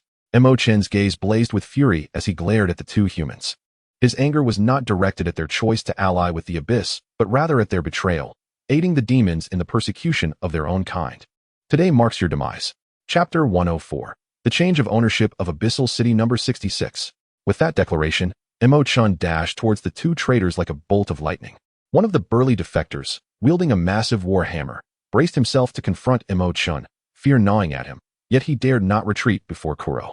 "Humph, Imo-chun. Do not think yourself so remarkable. Today, you shall learn that allying with the abyss is the wisest course." The traitor swung his warhammer, generating a fierce wind as he aimed it at Imo-chun. Imo-chun snorted dismissively, his form flickering as he effortlessly evaded the strike, countering with a thrust of his sword aimed at the traitor's throat. The traitor's face paled in shock as he hastily raised his hammer to defend, the clash sparking as Imo-chun's blade met the hammer, sending tremors through the traitor's arm. Meanwhile, as Imo-chun engaged the two traitors, Jiang Liu's attention shifted towards the gathering of abyssal demons. Kuro, level 54. Quality, Demon Lord. Skill, Demon Lord's Body. Besides Kuro, several demon commanders remained. However, Jiang Liu. Class, Beastmaster. Level 36. Attribute, Spirit 15, 000 points. Equipment, Spirit Wind Set. Skills, Purification, Legendary 9 stars. Sharing, Legendary 9 stars. Mental Link, Legendary 9 stars. As he formed contracts with more beast companions, his spiritual power surged dramatically. With the enhancement of the sharing ability, it had reached 15,000 points. By employing the mental link, he could distribute his spiritual power evenly among his companions, Naituan Air and Xiao Jiomi, allowing him to remain stationary while awaiting the battle's conclusion. At that moment, both of his beast companions originally possessed around 7,000 points of spiritual attributes. With Jiang Liu's spiritual augmentation, their attributes soared to nearly 15,000. Additionally, through copying Xiao Jiomi, Xiao Xing's spiritual attributes also reached approximately 10,000. With the combined strength of these three beast companions, they utterly dominated the remaining demons, aside from Kuro. In a brief span, only Kuro remained on the battlefield. Witnessing this scene, Kuro was struck with sheer horror. This third-tier human possessed an incomprehensibly formidable power. He could hardly fathom that those he considered insignificant, mere ants, could annihilate his carefully nurtured elite demons in such a short time, wielding only a few beast companions. His eyes widened in disbelief, filled not only with rage, but a profound sense of dread. "Next, it is your turn," Jiang Liu declared, concentrating all his spiritual energy onto Xiao Jiomi. At that moment, Xiao Jiomi's spiritual power exceeded 20,000 points. Star Spell. As Xiao Jiomi unleashed her power, Kuro, despite his utmost effort to impede her, found his attempts utterly futile. With a resounding boom, the entire battlefield fell silent. The two humans battling Imo-chun, upon witnessing this, lost all will to resist. Imo-chun, I beg you, grant us a path to survival. We were compelled by circumstance. One traitor abandoned all resistance, collapsing to the ground in desperation. Imo-chun's gaze turned icy as he regarded the former allies before him, filled with disdain. Compelled? For your selfish desires, you betrayed humanity, colluding with the abyssal demons, aiding their tyranny. Did you ever consider the innocents you persecuted? The other traitor, witnessing this, also panicked and fell to his knees, his voice trembling with tears. We have realized our mistakes. We were momentarily blinded. If you spare us, we are willing to serve you like slaves. Imo-chun snorted coldly, raising his sword, still stained with the remnants of battle, blood trickling down its blade. Do you think a mere claim of compulsion can absolve you of your sins? When you assisted the demons in oppressing humanity, you should have anticipated this day. I may forgive you, but those you tormented shall never grant you absolution. With that, Imo-chun's sword transformed into a streak of cold light, piercing like lightning towards the kneeling traitor. The traitor's pupils constricted in terror, and despite his attempts to evade, it was too late. He could only watch helplessly as the sword's tip pierced his throat. Ugh! The traitor uttered a low, muffled groan, convulsed a few times, and then collapsed lifelessly to the ground. The other traitor, upon witnessing this, stared wide-eyed in horror, despair etched across his face. He scrambled to flee, shouting, "Do not kill me. I do not wish to die." Yet, Imo-chun would not let him escape so easily. In a flash, Imo-chun appeared behind the traitor, his sword raised high, imbued with a fierce sword intent, and struck down mercilessly. With a sickening crack, the traitor's body was cleaved in two, blood splattering against the nearby wall. After dispatching the two traitors, the battle in the entire abyssal city drew to a close. The abyssal creatures within the city were swiftly eradicated under the onslaught of the White Tiger and Shanghai. Following the successful conquest of Abyssal City No. 66, Jiang Liu pressed forward, leading his companions to successfully defeat the outgoing enforcement team. Thus, Abyssal City No. 66 was entirely claimed, and a new order was set to be established, with control over Abyssal City secured. The immediate priority was to conceal the presence of humans within the city to avoid attracting the attention of other abyssal factions. Mental link, Jiang Liu commanded, instantly channeling his and all his beast companions' spiritual attributes into Xiaoxing. In an instant, a torrent of immense spiritual power converged, allowing Xiaoxing's spiritual attribute to surpass the remarkable threshold of 30,000 points. The realm of illusions. As Xiaoxing exerted her full strength, a mysterious and formidable force rapidly expanded from her center, enveloping the entirety of Abyss City in the blink of an eye. Under the influence of this enchanting realm, every human within the city appeared as if enchanted, gradually transforming into the likeness of abyssal creatures. This realm of illusions was exceedingly potent. As long as Xiaoxing did not voluntarily dissolve it, it would persist indefinitely, acting as an impervious, invisible shield that meticulously concealed the true identities of the humans within the city. Having accomplished this, Jiang Liu finally breathed a sigh of relief. Within the former Lord's mansion of Abyss City, Imo-chun was intently reporting the various achievements of their mission to Jiang Liu. Brother Jiang, the results of this operation have been quite fruitful. Aside from the batch of individuals from our mines, we have successfully gathered nearly 3,000 trustworthy humans within Abyss City. Currently, the total number of humans in the entire city is approximately 4,000. It is worth mentioning that during our encounters with the abyssal creatures, we obtained a considerable amount of equipment, just enough to adequately arm these humans. Imo-chun spoke methodically, a hint of satisfaction evident in his tone. Given the current situation, as long as we proceed cautiously and remain undetected by the abyssal forces, we should be able to navigate the remaining days in safety. Upon hearing this news, Jiang Liu nodded gently in acknowledgement. However, he harbored a different perspective regarding Imo-chun's notion of safety. Senior Imo, I fear the situation is far from simple. Before long, the seal of the endless abyss will be completely lifted. During this time, we must race against the clock and exert our utmost efforts to gather the scattered humans in the abyss. When the seal shatters, we shall lead them away together. At this revelation, Imo-chun's body trembled. Leave this place. Chapter 105, The Summoning of Cassius. In the ensuing time, Jiang Liu, with Abyss City No. 66 as his nucleus, continuously expanded outward. Within merely a month, he successfully gathered humans from several neighboring Abyss cities. At this moment, all preparations were complete, awaiting the moment the seal of the endless abyss would be lifted. During this waiting period, Jiang Liu received a message. All Demon King level beings are to assemble. This announcement originated from the ruler of this region, the abyssal bone dragon Cassius. After receiving the message, Jiang Liu hesitated for a considerable time before ultimately deciding to attend in the guise of Kuro. After all, among the Abyss cities he had conquered, only Kuro held the rank of Demon King. Should Kuro fail to appear, Cassius would undoubtedly sense that something was amiss in these cities. Moreover, he was intensely curious about Cassius's purpose for gathering the Demon Kings. Jiang Liu, have you truly considered this thoroughly? If you are recognized by Cassius among the ranks of the Demon Kings, your chances of escape would be nearly non-existent. Mo Chen's brow furrowed upon hearing Jiang Liu's decision. An expression of deep concern etched on his face. Little Guzi clung tightly to Jiang Liu's leg, struggling to hold back tears. Brother Jiang, do you really have to go? If you... The remainder of her words went unspoken, yet everyone understood her implication. Jiang Liu gently bent down, embracing the little girl in his arms and softly ruffling her hair. Little Guzi, do not worry, your brother will be fine. Really? At that time, it was true. Let us make a promise. After soothing the little girl, Jiang Liu turned his gaze back to Mo Chen. Senior Mo, I entrust the affairs of Abyss City to you. With all the Demon Kings absent, you can seize this opportunity to annex more Abyss cities.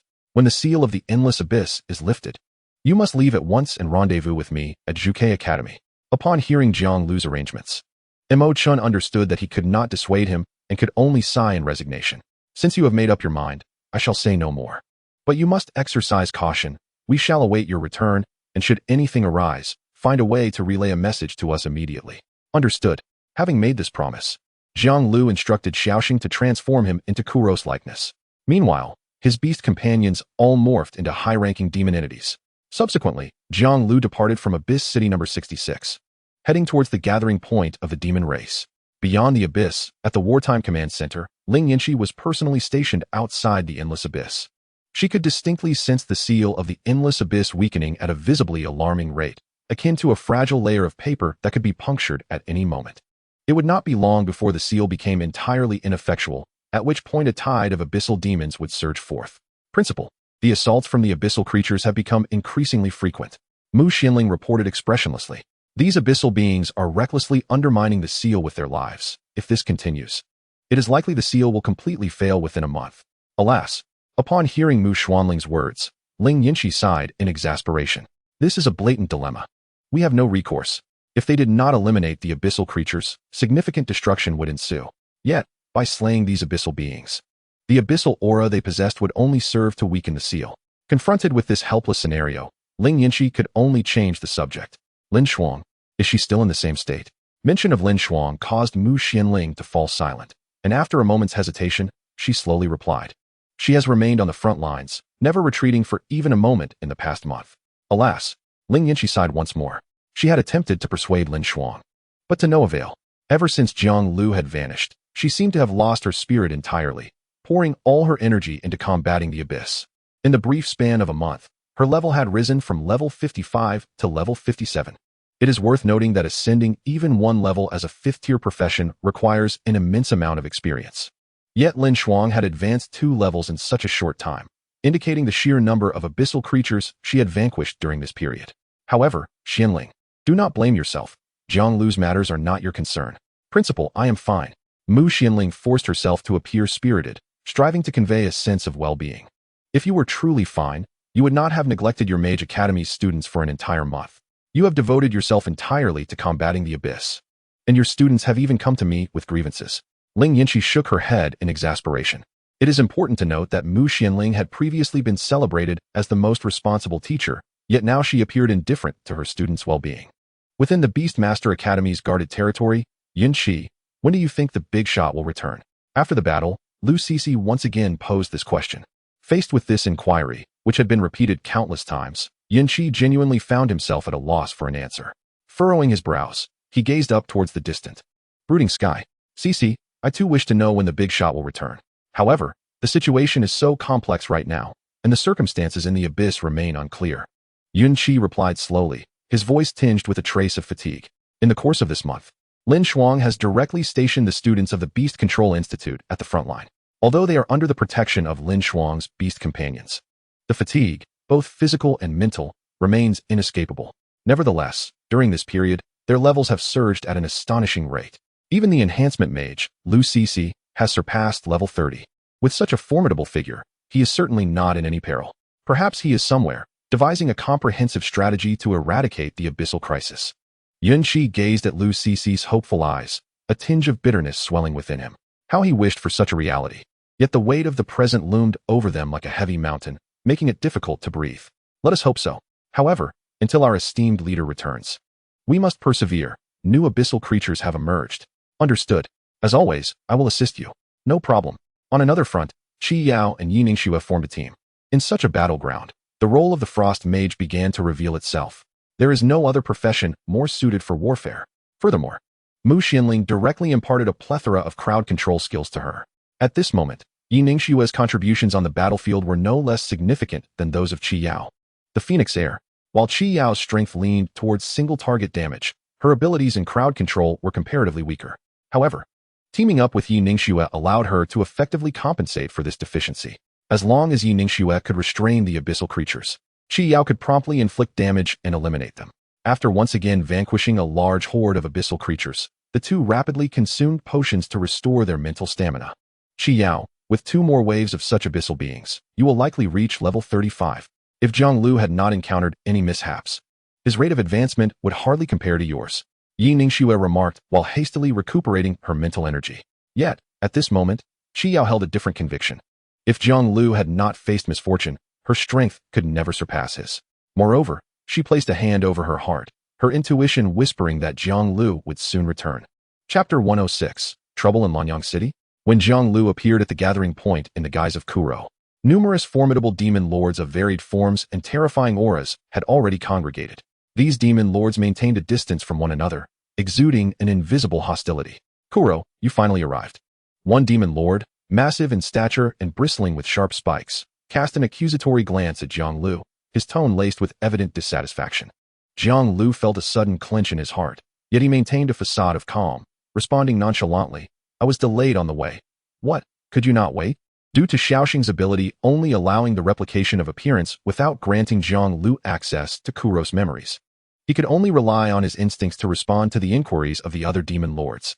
Fortunately, the connections among the demon lords were not particularly strong, and Kuro ranked among the weaker ones, making his presence inconspicuous.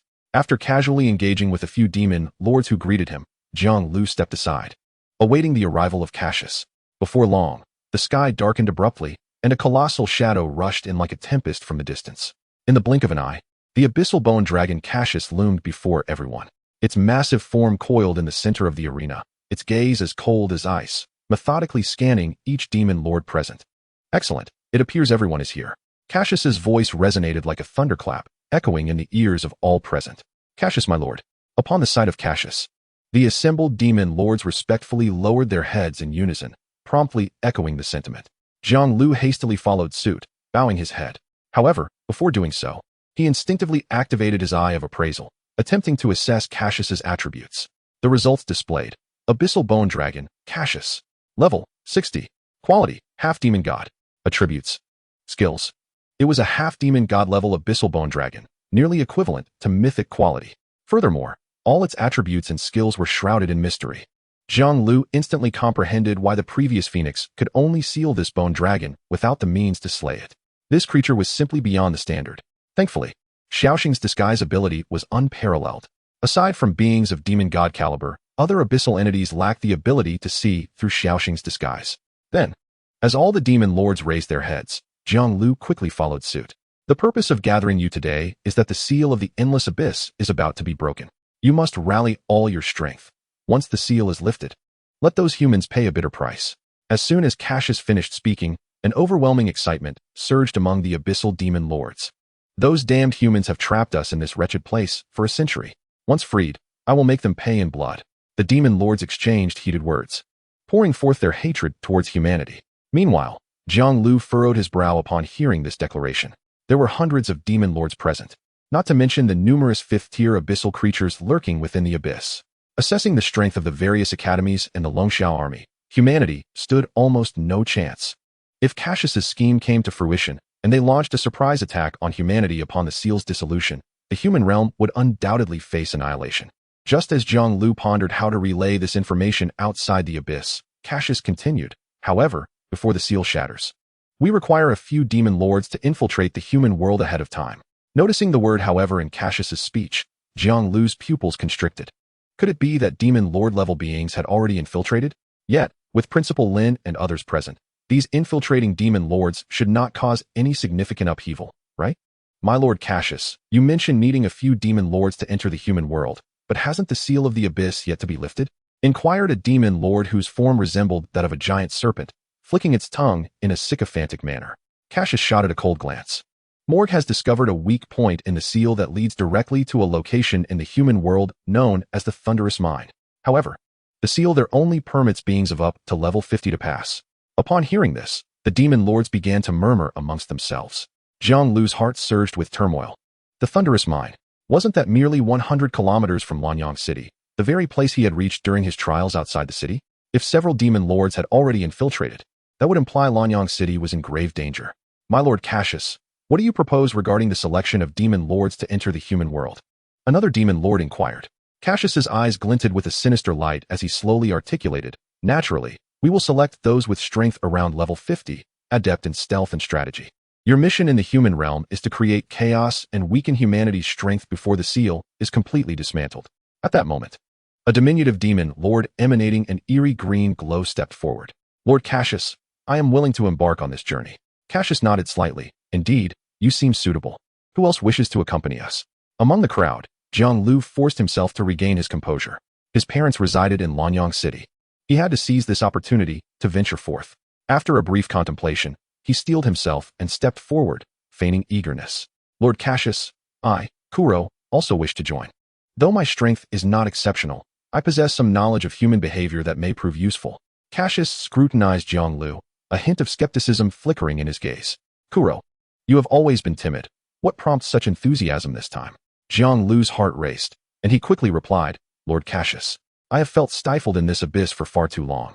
Cassius snorted derisively. Your level 50 prowess is indeed fitting. Subsequently, 2 additional level 50 demon lords joined the expedition.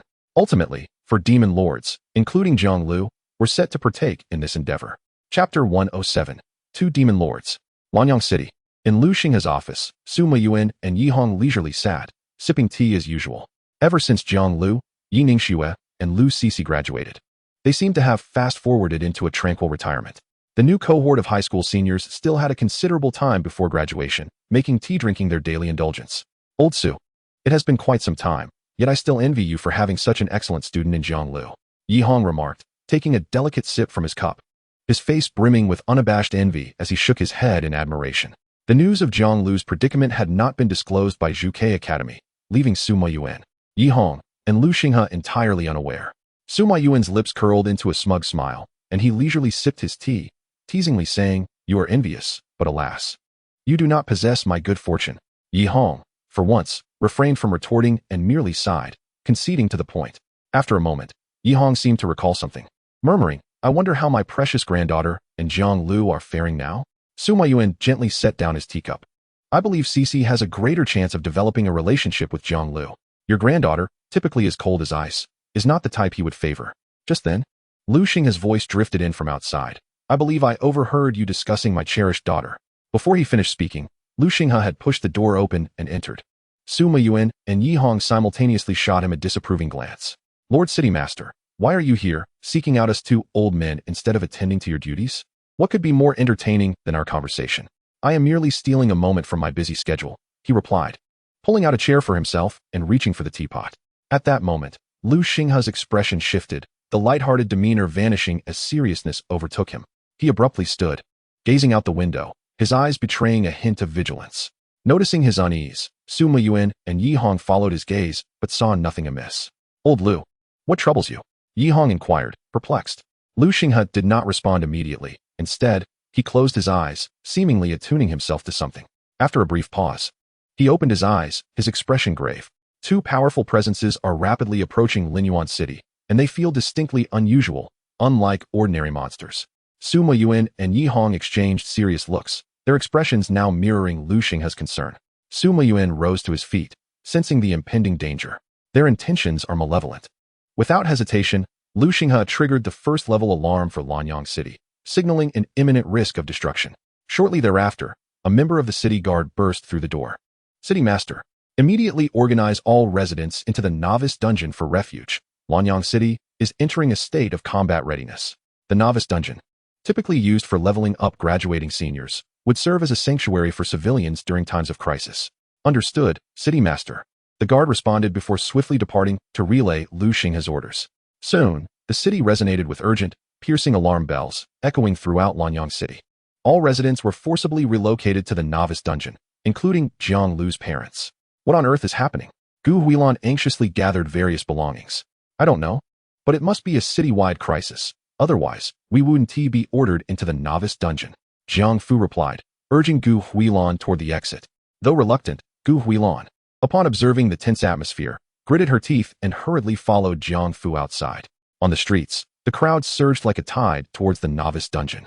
Faces were etched with panic, and hurried footsteps echoed as some stumbled due to the throng, only to be quickly hoisted back up by others and continue onward. Jiang Fu and Gu Huilan struggled to navigate with the crowd, the air filled with children's cries and adult shouts. Everyone, remain calm, form an orderly line, and enter the dungeon one at a time, shouted the city guards, their voices hoarse with urgency. Before long, they reached the entrance of the Novice Dungeon. The large gate displayed Jiang Liu's record on the screen. Hurry, don't delay, at the guard's insistence. The elderly couple reluctantly averted their gaze and stepped through a shimmering white barrier. Inside the dungeon, numerous residents had already gathered.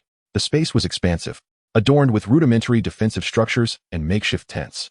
Although safety was momentarily secured, worry was palpable on every face. I wonder how things are faring outside, Gu Huilan fretted. Jiang Fu patted her hand reassuringly. Do not worry. The city master and Su Muyin will surely protect Lanyang City. Let us remain here and not add to their troubles. Meanwhile, outside Lanyang City, Su Muyin, Yi Hong, and Lu Xinghe stood vigilant. The two powerful presences drew ever closer, and soon, two colossal figures emerged before them. They were monstrous beings, grotesque in form, cloaked in black scales that exuded a repugnant stench. Humans, today marks the day of your city's annihilation. One of the monsters bellowed, its voice a deep, thunderous growl. Abyssal Demon Clan, level 49. The three exchanged astonished glances, their expressions mirroring disbelief. All of them, graduates of Zhuke Academy, were acutely aware that all high-level demons had been sealed within the endless abyss. Yet now, such formidable demons had emerged. This signifies that the seal of the endless abyss is on the verge of shattering. Chapter 108, Despair. The Peril of Lanyang City. Demon Lord Disha, level 49. Quality, Demon Lord. Attributes, Strength 4500, Constitution 4300, Speed 4100, Spirit 4700. Skill, Demon Lord's Body. Demon Lord Mo Jun. Level 49. Quality, Demon Lord. Attributes, Strength 4900, Constitution 4800, Speed 4800, Spirit 3900. Two Demon Lords of level 49. It is worth noting that among the three of them, aside from Lu Xinghe, who is at level 48, both Su Mo Yuan and Yi Hong are at level 45. Old Yi, it seems today we must meet our end here. Yi Hong drew forth his staff, his gaze resolute, having long anticipated this day. With Ning Shui having grown up, I have no lingering worries. Principal Yi, Principal Su, you two shall confront Disha. I will take on Mo Jun. With this declaration, Lu Xinghe unsheathed a two-handed sword and launched the first attack against Mo Jun. Su Mo Yuan and Yi Hong exchanged a glance, and in the next moment, they tacitly directed their assault towards Disha. The two demon lords, witnessing this spectacle, burst into laughter. Three mere ants, still clinging to the hope of resistance. Humanity is utterly foolish. Disha and Mo Jun were but a step away from the fifth tier, belonging to the upper echelon of fourth-tier demon lords within the entire endless abyss. Such power is far beyond the capabilities of Lu Xinghe, Su Mo Yuan, and Yi Hong. Yet, with Lanyang City at their backs, there was no retreat. They could only stake everything they had. Lu Xinghe propelled himself off the ground, resembling a cannonball hurtling towards Mo Jun Bloodblade Storm. In an instant, countless crimson sword energies surged forth like a tempest, sweeping towards Mo Jun, slicing through the air with a hissing sound. Mo Jun's eyes glimmered with disdain as he activated his demon lord's body. Instantly, all his attributes doubled. Lu Xinghe's sword struck Mo Jun, merely sparking a few embers, failing to inflict any substantial damage. Seizing the opening in Lu Xinghe's technique, Mo Jun rapidly coalesced a dense black demonic energy in both palms. In a flash, two massive black handprints, imbued with cataclysmic power, descended upon Lu Xinghe like a mountain crashing down. Lu Xinghe was caught off guard, receiving the full brunt of the impact. It felt as though a heavy hammer had struck his chest, causing a torrent of blood to erupt uncontrollably as his body flew backward like a kite severed from its string, carving a deep ravine into the ground. Yet, even in the face of excruciating agony, he persevered, the fierce spirit of battle undiminished in his eyes. Simultaneously, Su Mo Yuan and Yi Hong were engaged in a fierce struggle against Disha. A brilliant golden light enveloped Su Mo Yuan, his sword piercing forth with the audacity of a dragon emerging from the sea, directed straight at Disha. Yi Hong swiftly wielded his staff, providing full support from the side, chanting fervently, "Frozen for 1,000 miles." In an instant, the ground around Disha froze rapidly, with numerous sharp ice spikes sprouting like bamboo shoots after rain, rushing towards Disha's vital points. Disha, seeing this, snorted coldly, his demon lord's body skill activated instantaneously, a dense black demonic flame igniting around him like hellfire, rapidly melting the ice spikes away. Immediately thereafter, the demonic flames surged like a torrent in reverse, menacingly sweeping towards Su Mo Yuan.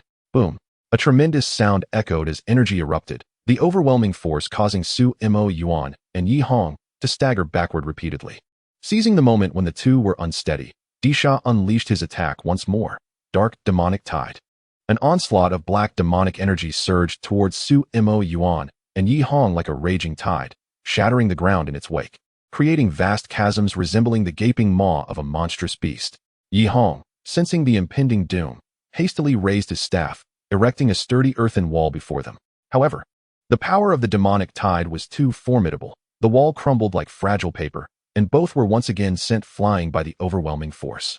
Lu Xinghe, witnessing Su Mo Yuan and Yi Hong in dire straits, felt a burning urgency within.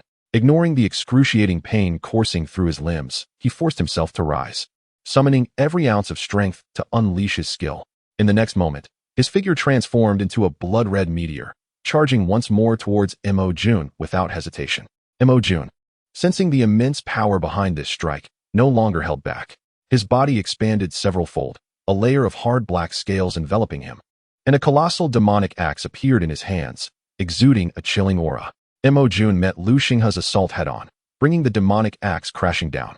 Boom! Lu Xinghe's strike collided with Mo Jun's axe, unleashing a deafening roar. Crimson light and black demonic energy intertwined fiercely, threatening to rend the very fabric of space. Crack! Ultimately, the human body proved insufficient to withstand the might of the demon race. In the next instant, Lu Xinghe's limbs were shattered by this overwhelming force, and he fell heavily to the ground. Su Mo Yuan, witnessing Lu Xinghe gravely injured, was engulfed by a tumult of wrath and sorrow, flames of fury igniting within him. He struggled to rise and continue the fight, but just then, Disha approached like a specter, his arm slicing through Su Mo Yuan's heart like a blade. In an instant, Su Mo Yuan's gaze dimmed, the breath of life slipping away like sand through an hourglass. Disha cruelly grinned, swinging his arm to cast Su Mo Yuan's body down like a discarded puppet, raising a cloud of dust. Yi Hong, witnessing the tragic death of his dear friend Su Mo Yuan and seeing Lu Xinghe, broken and gasping for breath on the ground, gritted his teeth and summoned all his strength to unleash a flurry of skills. Yet, the disparity in power proved insurmountable, rendering his efforts ultimately futile. In the novice dungeon, the onlookers beheld the three formidable warriors, Lu Xinghe, Su Mo Yuan, and Yi Hong, falling one after another, plunging them into profound despair. Some collapsed to the ground, their eyes vacant as they murmured about the impending apocalypse. Others clung to one another in tears, fear and sorrow permeating every corner. Outside the novice dungeon, the city guards of Lanyang swiftly assembled, surging towards the two demon lords like a tidal wave. Their eyes burned with fury, fighting for Lanyang City. For the lord of the city, kill. The commander of the city guards raised his arm high, his voice resounding through the heavens. Accompanied by the thunderous battle cries, the guards charged towards Disha and Mo Jun like tigers descending from the mountains. Countless arrows rained down upon the two demon lords, weaving a dense curtain of projectiles in the air. Yet, Disha and Mo Jun remained unfazed. They laughed uproariously, their laughter dripping with disdain for humanity. A group of deluded fools, Disha bellowed, the black flames upon him igniting once more, transforming into towering walls of fire that incinerated the incoming arrows in an instant.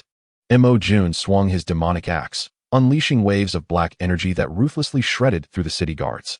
In that moment, cries of agony echoed as the frontline soldiers fell one after another, the ground stained crimson with blood. Yet, the city guards did not falter. They tread upon the bodies of their fallen comrades, pressing bravely onward. Behind them, The mages unleashed a barrage of spells. Icy shards and fireballs hurtling like meteors toward the two demon lords. However, these efforts proved utterly ineffectual against their formidable foes. The city guards fell like wheat before the scythe. Chapter 109. Jiang Liu arrives. Meanwhile, led by Mog, Jiang Liu and the other demon lords arrived at the shadowy depths of a valley. Upon entering, Jiang Liu discovered a black spatial fissure. Could this be the passage connecting the realm of humanity to the endless abyss? On the other side of this rift lay your destination.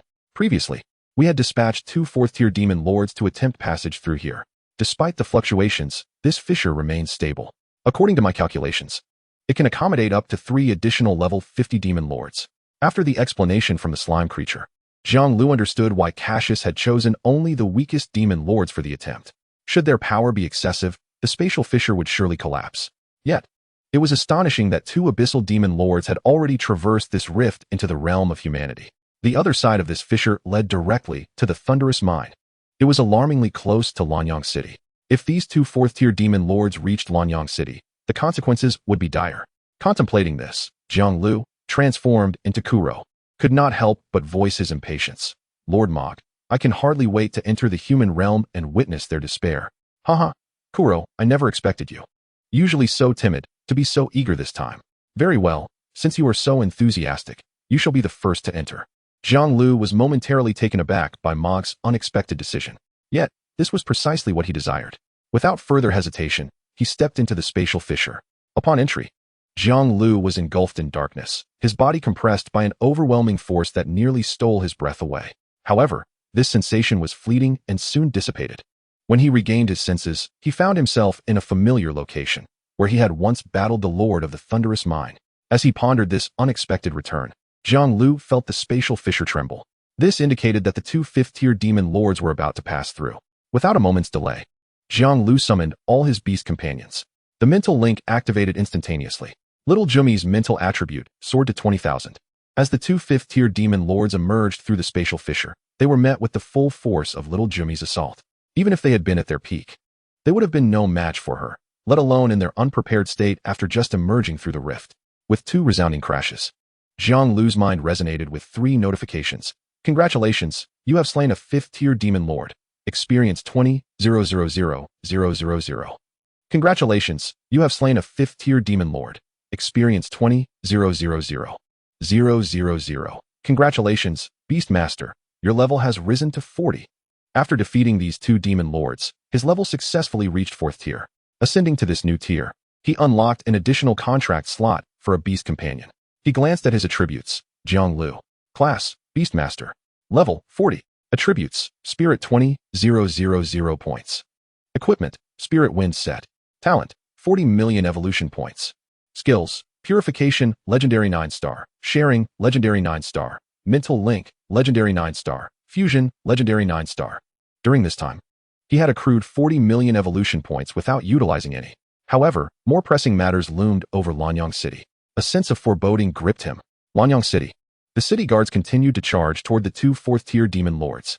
Humanity, indeed, is a foolish species. Knowing full well they were outmatched, they still pressed on to meet their doom. Disha harvested the lives of the city guards while mocking them. Disha, do you not find it amusing to watch these humans struggle in their death throes? Imogen emitted a sharp, eerie laugh, effortlessly sending several guards flying with an invisible force, blood gushing from their mouths. Aside from the 3 earlier who barely warranted my attention, I find it hard to muster any interest in these individuals. Patience, let us exterminate all the humans in this city before moving on to the next. Surely, we will encounter a few with some semblance of strength.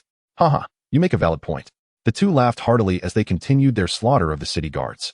At this moment, Lu Xinghe lay on the ground, his limbs absent, unconscious and unaware of his fate.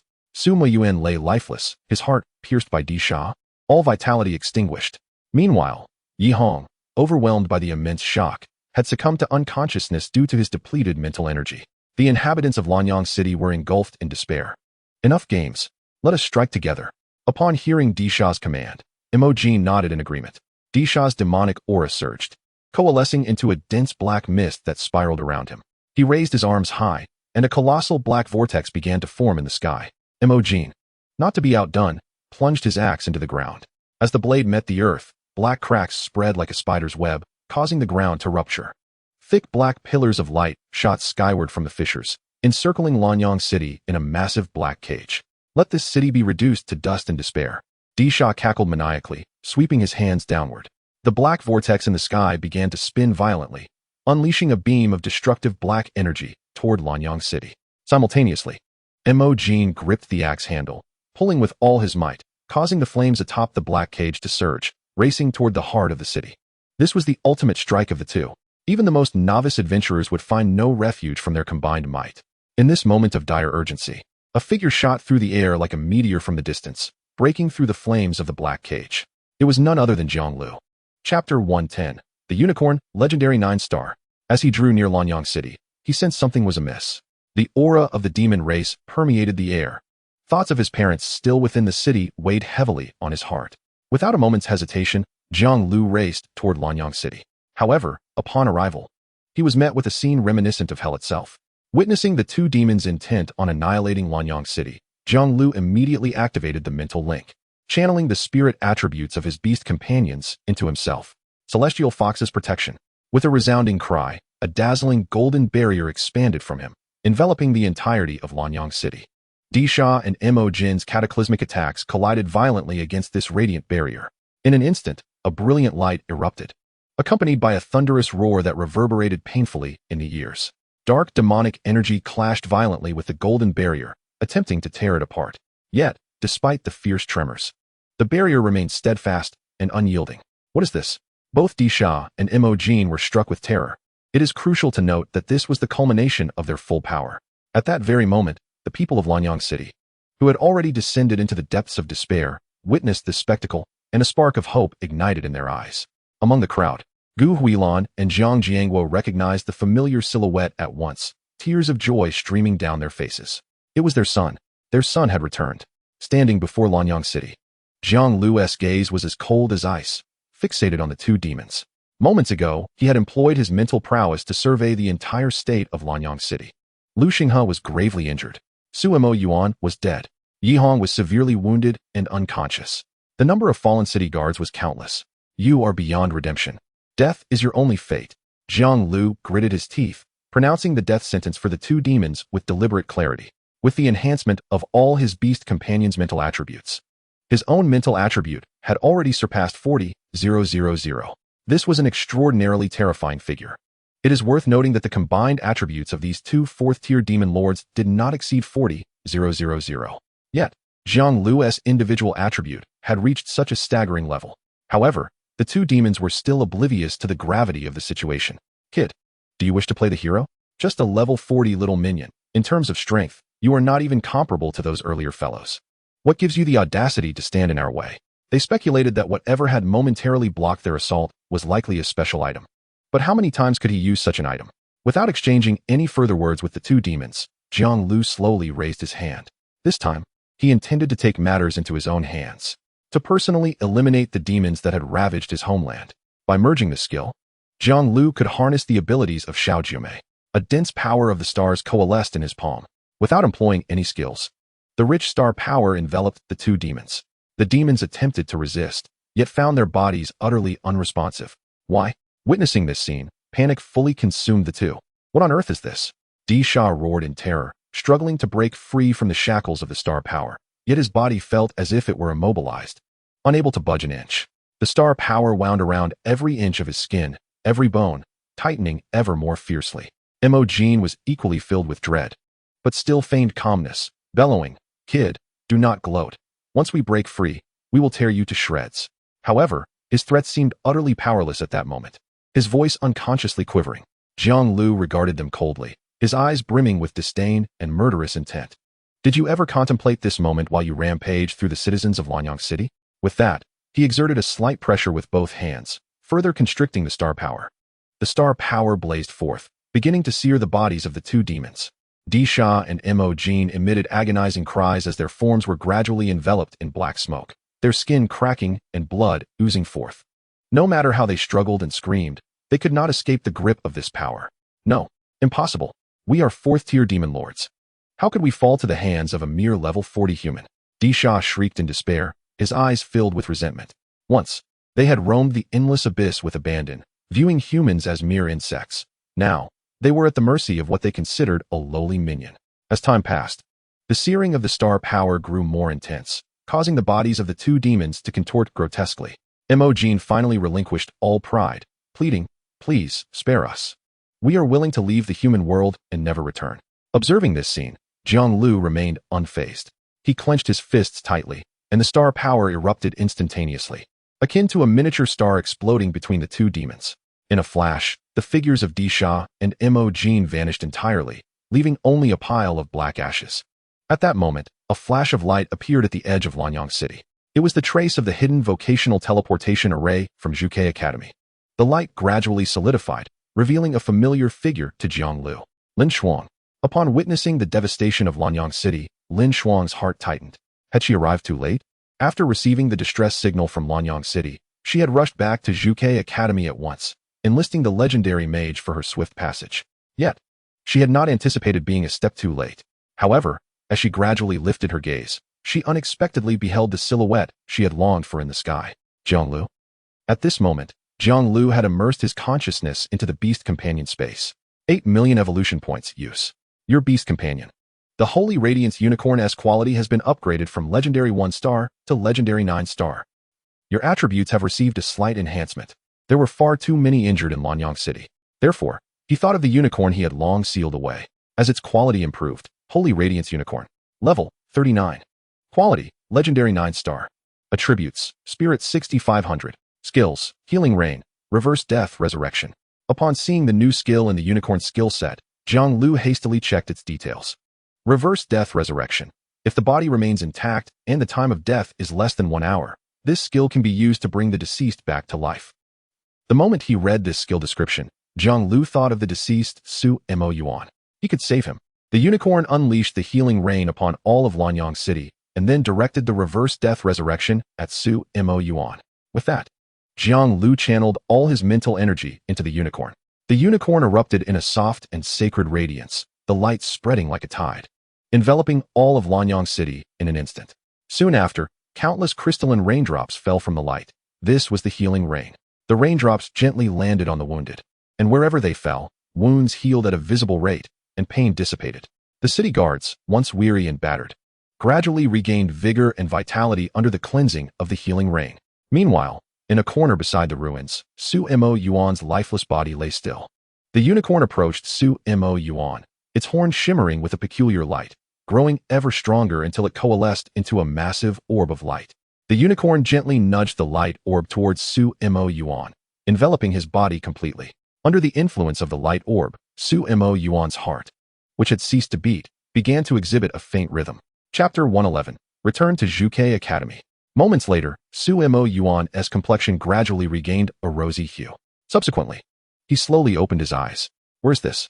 A hint of confusion flickered in his gaze. However, he quickly regained his senses. He remembered. He seemed to be in the midst of battle. In the next moment, he sprang up fiercely from the ground. However, what met his eyes was not the demon clan he remembered, but a familiar figure. Jiang Liu, what brings you here? Where's the demon clan? Under a barrage of questions from Su Mo Yuan, Jiang Liu finally revealed the events that had transpired in this place. Upon learning that Jiang Liu had rescued Lanyang City, a flicker of gratitude appeared in Su Mo Yuan's eyes. Jiang Liu, if it weren't for you, Lanyang City would likely have. Grandpa Su, there's no need to dwell on that. It was my duty. At that moment, Lu Xinghe and Yi Hong, under the careful treatment of the unicorn, also gradually regained consciousness. Upon seeing that Su Mo Yuan had successfully returned to life, tears instantly welled up in Yi Hong's eyes. While the two often bickered, when one faced peril, the other would become fretful. Once assured that the three were safe, Jiang Liu finally felt a sense of relief. Yet, he was powerless to change the fate of the others who had perished in Lanyang City. Resurrection was not an infinite resource. Moreover, many of the bodies left behind by the city guards were not intact. The three had long been prepared for such circumstances. Lu Xinghe sighed softly. This is their fate. I will do everything in my power to compensate their families. All right, Jiang Liu, that lady over there has been waiting for you. You should go. Urged by the three, Jiang Liu finally directed his gaze towards Lin Shuang outside the city. At that moment, Lin Shuang stood outside Lanyang City, silently watching Jiang Liu's figure. Initially believing her disciple had met with misfortune, she now found him standing vividly before her. To her, it felt like a dream. Under her gaze, Jiang Liu approached her side and respectfully spoke. Teacher Lin, It's been a long time. Only when Jiang Liu spoke did Lin Shuang snap back to reality. Her eyes slightly reddened as she gently placed her hand on Jiang Liu's shoulder, her voice trembling. It has indeed been a long time, Jiang Liu. Following this, Jiang Liu reunited with the parents of Lanyang City for quite some time. Soon after, he and Lin Shuang hurried back to Zhuke Academy. Along the way, he led Lin Shuang to inspect the spatial rift in the thunderous mine. After examining it, Lin Shuang discovered that the rift was gradually healing, rendering it impossible for the abyssal demons to pass through from that point. After a day of travel, the two finally returned successfully to Zhuke Academy. As soon as they entered, Jiang Liu, the prominent figure, caught the attention of the students within the academy. Instantly, a wave of excitement surged through the crowd. Look, isn't that Jiang Liu? He's back. It truly is Jiang Liu. There were rumors that he had perished outside. I thought I would never see him again. Quick, we must spread this good news immediately. The news spread swiftly, soon reaching the front lines battling against the abyss. Lu Sisi was, as usual, coordinating with Yun Qi to hunt down abyssal creatures. However, today was somewhat different. Su Manuel rushed over in a flurry. Sisi, I have wonderful news to tell you. What news could be so urgent? Lu Sisi paused her actions, looking at Su Manuel with a puzzled expression. Yun Qi nearby also cast a curious glance. Could it be that the abyssal forces had slowed their advance? Or perhaps the seal was no longer weakening? Panting, Su Manuel leaned on her knees, striving to catch her breath. After a while, she raised her head, her eyes sparkling with excitement. Sisi, the great Jiang Liu has returned. What? Lu Sisi's eyes widened in disbelief. She stared at Su Manuel, struggling to comprehend. Are you serious? Absolutely. This news comes from Zhuke Academy. And I heard that even Dean Lin went personally to bring Jiang Liu back. Upon hearing that Dean Lin had personally gone, Lu Sisi understood that this was no mere rumor. You go back to Zhuke Academy first. I'll handle things here. Seeing this, Yun Qi waved his hand, signaling Lu Sisi to head back. While Lu Sisi's support made things easier for him, it was clear that her mind was elsewhere. Lu Sisi cast a grateful glance at Yun Qi, not pausing to say more, as she hastily made her way toward Zhuke Academy. Meanwhile, Qi Yao and Yiningshue naturally received the news as well. Jiang Liu is back. Upon hearing this, Yiningshue was momentarily stunned. Qi Yao, too, was taken aback by the news. They exchanged glances, both filled with disbelief. They were well aware of the circumstances. Sun Yin had been sent into the endless abyss, the territory of the abyssal demons. It should have been a situation from which survival was impossible, yet Jiang Liu had managed to return successfully. Qi Yao, do you think Teacher Mu knows about this? I suspect she must know. At Zhuke Academy's conference room, Jiang Liu had already shared some information about the abyss with Lin Shuang during their journey back. Thus, upon returning to Zhuke Academy, he was promptly pulled into the conference room by Lin Shuang. Besides him, everyone else present were the deans of various academies. Ling Yinshi, upon seeing Jiang Liu, immediately spoke up. Jiang Liu, Lin Shuang informed me that you returned from the abyss. I can hardly believe it. Besides Ling Yinshi, the other deans also expressed their concern for him. Among them, Mu Xianling was undoubtedly one of the most anxious. She hurried to Jiang Liu's side, wanting to say something. Yet upon seeing him, she found herself at a loss for words. The pressure she had endured over the past month was immense. Rather than pressure, it was more akin to guilt. Now that Jiang Liu was safe, she could finally breathe a sigh of relief. All right, enough reminiscing for now. We need to discuss the abyss. Upon Jiang Liu's return, Lin Shuang reverted to her usual carefree demeanor. Ling Yinshi shot a bemused glance at Lin Shuang, recalling how she had reacted the most when Jiang Liu had encountered trouble. However, given the urgency of the situation, there was no time to dwell on trivial matters. Ling Yinshi turned to Jiang Liu, her expression serious. Jiang Liu, since you've just returned from the abyss, you must have the clearest understanding of the situation there. Please share with us what you discovered. Jiang Liu nodded slightly. Esteemed deans, during my deep dive into the abyss, I found that the demon clan's power is far more formidable than we had anticipated. However, they are not a monolithic entity. There are still many humans among them. Chapter 112, The Jealous Beasts. Jiang Liu laid bare everything regarding the endless abyss. Following this, Ling Yinshi furrowed her brow. Hundreds of fifth-tier demon lords. This is a monumental challenge. It is important to note that not all fifth-tier powerhouses possess the strength to contend with demon lords. Take Mu Xianling, for example. Her strength is only sufficient to handle a single ordinary fifth-tier demon lord. As for the other academy deans, their powers are even weaker. It would likely take 2 to 3 deans to manage one. And throughout the entire southern war zone, there were barely 100 fifth-tier practitioners. Contact the commander of the Longxiao army and instruct him to mobilize the forces toward the endless abyss. After a moment of contemplation, Ling Yinshi reached a decisive conclusion. If the seal were to fail one day, and all the demon clans were to emerge en masse, It would be patently impossible for the Academy Alliance to confront them alone. Without hesitation, Ling Yinchi promptly informed the Supreme Commander of the Southern Battle Zone of all pertinent circumstances. Upon receiving this information, the commander of the Southern Battle Zone, Long Xia, readily assented. Following the conclusion of the meeting, Lin Shuang accompanied Jiang Liu as they departed. Jiang Liu, have you reached level 40 now? Lin Shuang suddenly inquired as they walked. Taken aback by the unexpected question, Jiang Liu instinctively nodded. That means you can now contract your 5th beast companion. Have you thought about what you wish to contract? Lin Shuang's inquiry sent Jiang Liu into deep contemplation. As for his psychic-type beast companions, he had already acquired 3, the Starry Sky Sprite, the Six-Tailed Celestial Fox, and the Holy Radiant Unicorn. His warrior-type beast companion was the White Tiger. Albeit this little creature seldom had the opportunity to showcase its prowess under the shadows of the more prominent companions. Regarding the Starry Mirage Beast, Little Xing, its abilities were exceedingly peculiar. It seemed to belong neither to this world nor to the endless abyss, as its powers were extraordinarily formidable. As long as it did not exceed its own level by 5, it could successfully mimic others, possessing 70 of the strength of the entity it imitated. Moreover, this creature was innately of legendary 9-star caliber. Jiang Liu had a premonition that this little one might still be in its juvenile stage. For him, acquiring yet another combat beast companion would not significantly augment his strength. Rather, what he truly lacked were companions endowed with unique and extraordinary abilities. With this thought, Jiang Liu lifted his gaze to Lin Shuang. Teacher Lin, does Zhuke Academy have any special type beast companions? Special type? Lin Shuang raised an eyebrow slightly, a hint of contemplation flashing in her eyes. What do you mean by special? Are you referring to unique abilities, rare species, or something else entirely? Jiang Liu scratched his head, clarifying.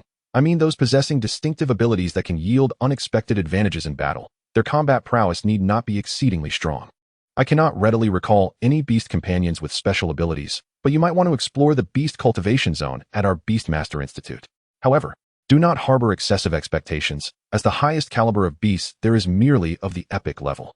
As the director of the Beastmaster Institute, Lin Shuang had inadvertently collected an array of peculiar beasts over the years. Jiang Liu's eyes brightened upon hearing this. The level and quality of the beasts were of little concern to him. With the availability of evolution points, he could elevate any creature's quality to legendary 9-star. Teacher Lin, may I go select a beast companion? Lin Shuang chuckled softly. Of course, but you should first attend to that little girl. With this, Lin Shuang took her leave. Just as Jiang Liu was contemplating, a voice suddenly reached his ears.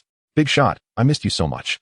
Lu Cece, her eyes glistening with tears, leapt into Jiang Liu's embrace, her voice tinged with a whimper. Do you have any idea how worried I was about you? When I heard you were in trouble, I was on edge every day. Although I believed you would be fine, still faced with Lu Cece's incessant chatter, Jiang Liu felt somewhat at a loss. The 2 girls from the beast space, witnessing Lu Cece clinging to Jiang Liu, began to exhibit their own little sentiments, both expressing a desire to come out. Although Jiang Liu was somewhat oblivious to emotional nuances, he realized he could not allow the 2 beasts to emerge at this moment. Cece, it's all right, see. I'm fine. Jiang Liu awkwardly extended a hand, gently patting Lu Cece's back. After comforting her, Jiang Liu proceeded with her to the cultivation zone to select a beast companion. Rather than a cultivation zone, it resembled a mountain. It was only through the staff's introduction that Jiang Liu learned all the beast companions Lin Shuang had brought back were housed within this mountain. It appeared that selecting one would not be a swift endeavor. Jiang Liu glanced at Lu Cece and suggested, how about you take my beast companions back to the battlefield first? Lu Cece surveyed Jiang Liu and then the imposing mountain, nodding in agreement. Given her relatively weaker strength, departing from the battlefield was of little consequence. The other students were still engaged in combat.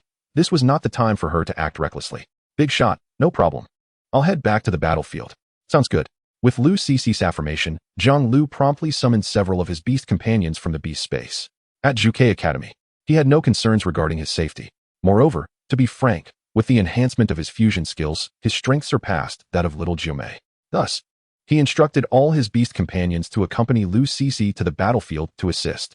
However, the moment Nai Tuan emerged from the beast space, she rolled her eyes at him, her mouth incessantly murmuring, Big shot, Lu Cece, well aware that this beautiful fox was Jiang Liu's companion. Felt her cheeks flush at the teasing. How embarrassing. Meanwhile, little Jiumei cast a glance at Jiang Liu before turning her head away with a huff. Jiang Liu mused, humanoid beast companions are indeed challenging to nurture. They can even be jealous. As for the white tiger, little Xing, and the unicorn, these 3 companions widened their eyes, fixated on the scene unfolding before them. This is juicy gossip. Logically, the unicorn could have transformed into a humanoid form long ago, but she chose to remain in her beast form to prevent her elder sisters from overthinking. Fortunately, while Naituan and little Jiumei harbored their minor grievances, they still complied with Jiang Liu's orders and followed Lu Cixi to the front lines. Only after their departure did Sun Yin finally direct his attention to the mountain. He was determined to seek out his sixth beast companion. Chapter 113, The Sixth Beast Companion. Contract successful. With the addition of Jiang Liu's beast companions, the battlefield swiftly tilted in their favor. The white tiger wreaked havoc, boasting attributes exceeding 8,000 points in strength, constitution, and speed, aside from its psychic attributes. At this moment, no fifth-tier abyssal creatures remained on the battlefield. Invincible. A single strike could extinguish the life of a fourth-tier abyssal creature. As for the other beast companions, with the exception of the unicorn, Naituan little Jiumei, and little Xing stood like deities between the abyss and humanity. It was noteworthy that both little Jiumei and Naituan now possessed psychic attributes exceeding 10,000 points, while little Xing mirrored little Jiumei, boasting attributes around 7,000. The trio's casual strikes could inflict casualties upon hundreds of abyssal creatures. Whoa, whose subordinates are these beasts? They are astonishingly fierce. You must be new here. Don't you recognize Jiang Liu's beasts? He single-handedly challenged an entire academy. Challenging an entire academy? Look at these 4 beasts. They could take on an entire abyss. Is this strength truly that of a 4th tier? I feel as though they surpass even the 5th tier strength of the academy's leaders. Shoo, do not let Dean Lin hear you. Do you wish to be beaten?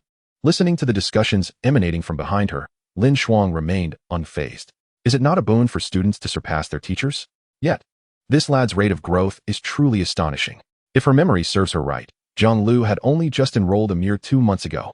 However, now, aside from the Ice Phoenix, which is indeed stronger than those beast companions, it seems she is utterly outmatched by the others. Such an extraordinary feat. Yin Qi, amidst the crowd, was equally moved by the scene. Indeed, the familiar formula and flavor persist. Jiang Liu is synonymous with invincibility. The return of Jiang Liu has caused the very heavens to tremble for the abyssal creatures.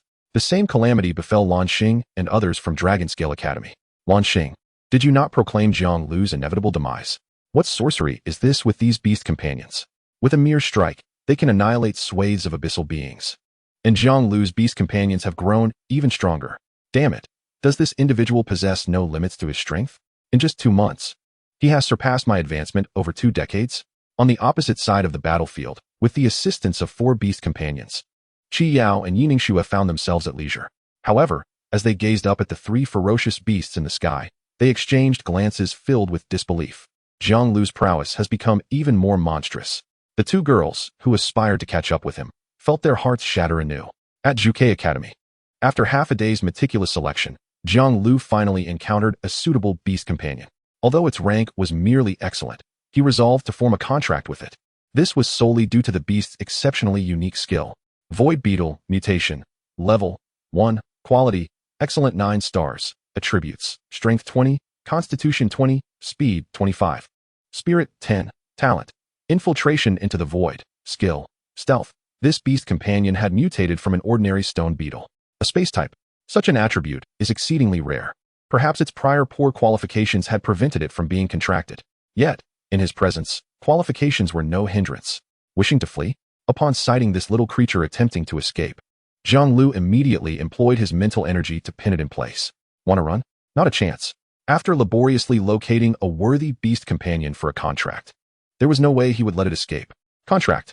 Do you wish to select the Void Beetle as your 6th beast companion? You may currently contract 1 beast companion. Confirm. Congratulations. You have acquired your 6th beast companion, the Void Beetle. Observing the black-shelled beetle before him, barely a meter in diameter, Jiang Liu thought it somewhat unappealing. Reflecting on his other beast companions, Xiao Jiumei, the ethereal silver-haired beauty, Naituan, the alluring fox lady.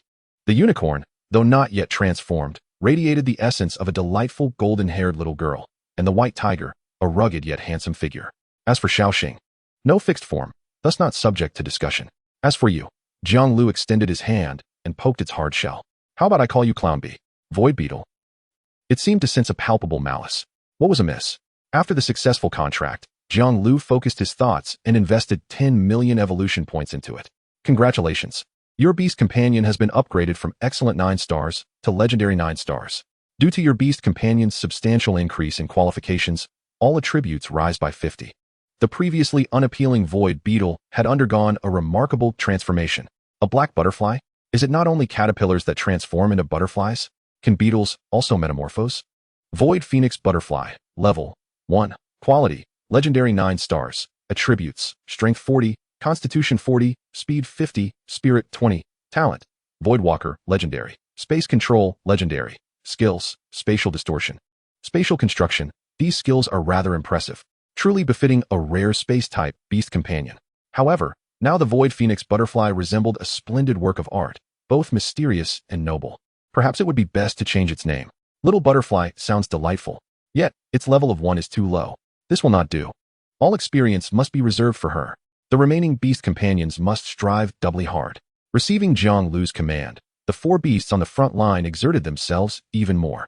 Only the adorable unicorn girl, nestled in Liu Cici's embrace, lazed about. Everyone, do your best. Little unicorn has ample milk. In the depths of the endless abyss, Cassius observed the weakening seal with an unmistakable smile. Morg, it won't be long before we can escape this cursed place. Morg wore a sinister grin. Lord Cassius, this is humanity's final frenzy. They remain oblivious that their frenzied slaughter of abyssal beings will hasten the seal's deterioration. The current strength of the seal should allow 5th-tier creatures to pass through. Send forth all those low-tier 5th abyssal beings to create some trouble for humanity. Your wisdom is unparalleled, Lord Cassius. I shall make the arrangements at once. Morg flattered Cassius before slinking away with its peculiar form. Seated upon the throne, Cassius gazed at the increasingly fragile seal above the endless abyss, his eyes gleaming with excitement. Are the humans prepared to face my wrath? And that wretched woman from Zhuke. This time I shall obliterate this legacy. Chapter 114. What if I told you it leads to the abyss? With the efforts of the 4 beast companions, Little Butterfly's level soared like a rocket. Your beast companion, the Abyssal Phoenix Butterfly, has leveled up to 2. Your beast companion, the Abyssal Phoenix Butterfly, has leveled up to 3. In a mere 2 hours, Little Butterfly's level skyrocketed to 30. Little Butterfly, use spatial construction. Upon receiving the command, the Void Phoenix Butterfly's wings fluttered gently. In the next instant, a spatial rift appeared beside it, identical to the one in the thunderous mine. After confirming that this rift posed no danger, Jiang Liu stepped into it. Unlike the previous instance of overwhelming dizziness, the rift constructed by the butterfly was remarkably stable. In just 1 second, Jiang Liu spotted the exit. Stepping forth, he found himself on the front lines of the battlefield. Nightwaner and Xiao Jiumei, who were mercilessly slaying abyssal creatures, sensed the sudden presence of their master and were momentarily stunned. Hadn't their master been far away just moments ago? How had he appeared in an instant? Turning their heads in confusion, they were met with the sight of Jiang Liu. It truly is our master. Nightwaner, disregarding the gazes around her, leaped into Jiang Liu's embrace.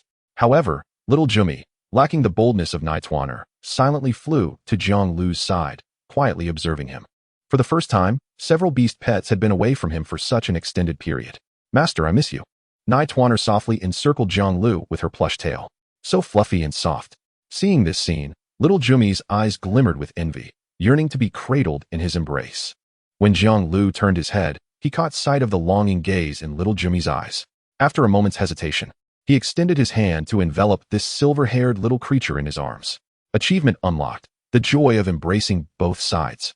Meanwhile, the 2 little companions, the White Tiger and Little Xing, were completely immersed in the thrill of vanquishing abyssal creatures, oblivious to Jiang Liu's arrival. The little creature, comfortably nestled in Liu Cici's arms, noticed the scene and promptly flew over to squeeze into Jiang Liu's embrace. This is quite cozy. It was not until Lin Shuang's teasing voice broke the moment that Jiang Liu snapped back to reality from Nightwaner's soft tail. Flustered, he pushed little Jiumei and Nightwaner away. Director Lin, this is merely an exchange of affection with my beast pets. After pondering for a while, he finally devised an excuse that wasn't entirely fabricated. However, it was evident that this excuse was insufficient to convince Lin Shuang. Youth, I understand, she replied, deliberately elongating the final word. Noticing Jiang Liu's flushed face, she finally adopted a serious demeanor. All right, let's get down to business. Have you selected your 6th beast pet? Upon mentioning the matter at hand, Jiang Liu returned to his usual self. With a wave of his hand, an elegant black figure materialized beside Lin Shuang. This is my 6th beast pet, the Void Butterfly. Lin Shuang. When did this happen? She felt no trace of its presence. As if this beast pet had emerged from another realm. Could it be of the spatial type? Jiang Liu, is this beast pet indeed of the spatial type? Absolutely. Upon hearing Jiang Liu's affirmation, Lin Shuang's astonishment deepened. Where did this beast come from? Do you have one like this among the pets I captured? She recalled that the only spatial-type beast she had encountered was a beetle, but its qualifications were so poor that there was no need for a contract. Yet the creature standing before her seemed to possess legendary 9-star qualifications. Could it be that this beast evolved from that one? Teacher Lin, now that I have contracted this beast pet, I have an idea. What idea? Is it important? It's about the abyss. Extremely important. I'll convene a meeting. Soon. Under Lin Shuang's organization, the meeting participants swiftly gathered. Among them, Jiang Liu spotted a familiar face. Brother Jiang, you are becoming increasingly formidable. You promised to come visit me at the Dragon Summer Army, yet you stood me up. Xiaoxiu strolled in, sporting a mischievous grin as he teased Jiang Liu. Jiang Liu sighed in exasperation. Brother Xia, you haven't forgotten that there are only 2 months left until the college entrance examination, have you? Damn, I almost forgot. In just 2 months, your strength has risen to match mine? Your few tricks can't compare with my top disciple. You must be dreaming. Lin Shuang interjected mercilessly from the side. Xiaoxiu, does he have no sense of pride? Soon, Mu Xianling and others arrived one after another and took their seats. At the forefront sat the 2 strongest figures, the head of the Zhuke Academy, Ling Yanxi, and the commander of the Southern Military District of the Dragon Summer Army, Long Yu. At this moment, the square-faced man spoke with a serious expression. Jiang Liu, Director Lin mentioned that you have important information regarding the abyss. As Long Yu's words echoed, the entire room fell silent. All eyes turned to Jiang Liu. Yet, Jiang Liu faced their scrutiny without a hint of trepidation. Indeed, this matter could give us an edge in our confrontation with the abyss. Upon hearing this, those unfamiliar with Jiang Liu began to murmur among themselves. A junior dares to speak such words in our presence? Confronting the abyss is merely a matter of sacrificing lives. What other methods could there be? This kid is just relying on a bit of strength, running amok. Bringing us here today is nothing but a waste of our time. Instead, we could have slain a few more abyssal creatures. Witnessing this scene, Long Yu immediately rose and shouted, "Silence!" Long Yu had long commanded respect, and everyone obeyed his words without question. Instantly, the room fell silent. His gaze then shifted back to Jiang Liu. Continue. However, Jiang Liu sensed no trace of trust from the military district leader's eyes. But that was of no consequence. Today, I contracted a spatial-type beast pet. Her name is Void Butterfly. The group that had been ready to interject fell silent upon encountering Long Yu's stern gaze. This was a figure they could not afford to provoke. Continue. Long Yu's words remained succinct. This beast pet possesses a skill known as spatial construction. After stating this, Jiang Liu gestured for the Void Butterfly to demonstrate. As you can see, this is a spatial rift. Moreover, it is remarkably stable. Long Yu furrowed his brow. What use is that? A faint smile curled at Jiang Liu's lips. What if I told you that this spatial rift leads directly to the abyss? Chapter 115, Void Butterfly. Level 40. What? It leads to the abyss. That can't be. Isn't there a Zhuke seal in the abyss? Jiang Liu's statement immediately sparked fervent discussion. Even Long Yu, typically unflappable, changed his expression. Jiang Liu, are you certain this spatial rift truly leads to the abyss? Absolutely. Upon Jiang Liu's affirmation, Long Yu swallowed hard. If it genuinely connected to the abyss, it meant they would no longer be at the mercy of circumstances. Shifting the battlefield to the abyss would allow them to strike at the abyssal demon race from within. The Void Butterfly's current strength is insufficient. The rifts she creates are still quite small, allowing only one person to pass at a time. However, once she reaches level 50, the rifts she creates will become much larger and more stable. Even 10 individuals could traverse simultaneously without issue. Hearing Jiang Liu's words, Ling Yanxi stood frozen. It can accommodate 10 people at once? If some 5th-tier professionals were to enter the endless abyss through this rift, and then... She couldn't help but voice her excitement. We could potentially close the gap in strength between the abyssal demon race and humanity. Realizing this, Ling Yanxi could hardly contain her exhilaration and impulsively asked, Jiang Liu, how long will it take for your beast pet to reach level 40? In response to Ling Yanxi's inquiry about the Void Butterfly's leveling, Jiang Liu silently extended a hand. Under Ling Yanxi's curious gaze, he slowly curled one finger. 1 second later, another, 3 fingers, until the 5th finger retracted. Your beast pet Void Butterfly has reached level 40 through the diligent efforts of several beast companions. The incessant influx of 5th-tier creatures at the front line has become the sustenance for the Void Phoenix Butterfly's level advancement. Within just a few hours on the battlefield, its level has surged from 30 to an astonishing 40. Jiang Liu retracted his outstretched hand and spoke slowly. Its current level has already reached 40. Ling Yanxi, Long Yu, the other 5th-tier professionals present. Is this some sort of magic trick? Since when did leveling up beast companions become so effortless? All right, now grant me a moment. I shall lead the Void Phoenix Butterfly to a location of weakened spatial integrity to open a void passage. Jiang Liu's statement was left unfinished as Long Yu interjected. Rest assured, we will handle the remaining matters. Jiang Liu had already tackled the most arduous challenges. They would certainly not lag behind. Those venturing into the abyss to hunt the abyssal demon lords must be elite. True elites. Moreover, the front line also requires a contingent to thwart the advance of the abyssal creatures. At present, Jiang Liu's beast companions have commandeered the majority of the abyssal beings on the battlefield, granting respite to the weary students and teachers seasoned by war. All members of the Longxiao army, heed my command. The top 20 ranked 5th-tier professionals shall descend into the abyss with me, while those beyond the 20th rank will assist the Academy Alliance in fortifying the front line. Yes, the response from the Longxiao army resonated in unison, echoing like thunder throughout the vicinity. Witnessing this scene, a flicker of envy appeared in Ling Yanxi's eyes. The execution capability of the Longxiao army is unparalleled. Far removed from the disarray of the Academy Alliance, she oversees. Lin Shuang, you shall accompany me into the abyss, while the rest shall manage the abyssal creatures here. Ling Yanxi initially intended for all the deans of Zhuke Academy to follow Jiang Liu into the abyss. However, she felt uneasy entrusting the battlefield to those from other academies. In Abyss City number 66, little Kariko anxiously tugged at a small flower in a vase. Brother Jiang Liu is fine. Brother Jiang Liu is in trouble. As she spoke, she plucked a petal from the flower. Soon, the flower was left with but a single petal due to her relentless plucking. At that moment, she chanted, Brother Jiang Liu is fine. As for the next petal, it would be not fine. Little Kariko immediately shook her head and retrieved another flower from the vase. Brother Jiang Liu is fine. Brother Jiang Liu is in trouble. Ultimately, the outcome aligned with her expectations. Brother Jiang Liu is fine.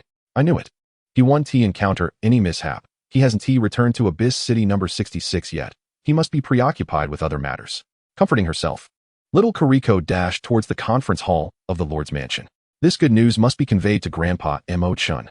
However, as soon as the little girl stepped into the conference hall, she sensed an atmosphere so oppressive it felt tangible. Mo Chen's expression was stern, his gaze piercing as he fixated on a kneeling professional. Speak. What went awry in the acquisition of Abyss City number 61? At this moment, the man on his knees bore a visage of utter shame. Lord Mo Chun, I have failed you and the brothers of Abyss City number 66. As he spoke, tears streamed down his face. What a disgraceful display for a grown man. Speak. What exactly transpired? Mo Chen's tone grew increasingly severe. This man was the leader of the team he had dispatched to seize Abyss City number 61. What was meant to be a foolproof plan had, regrettably, encountered an unforeseen complication.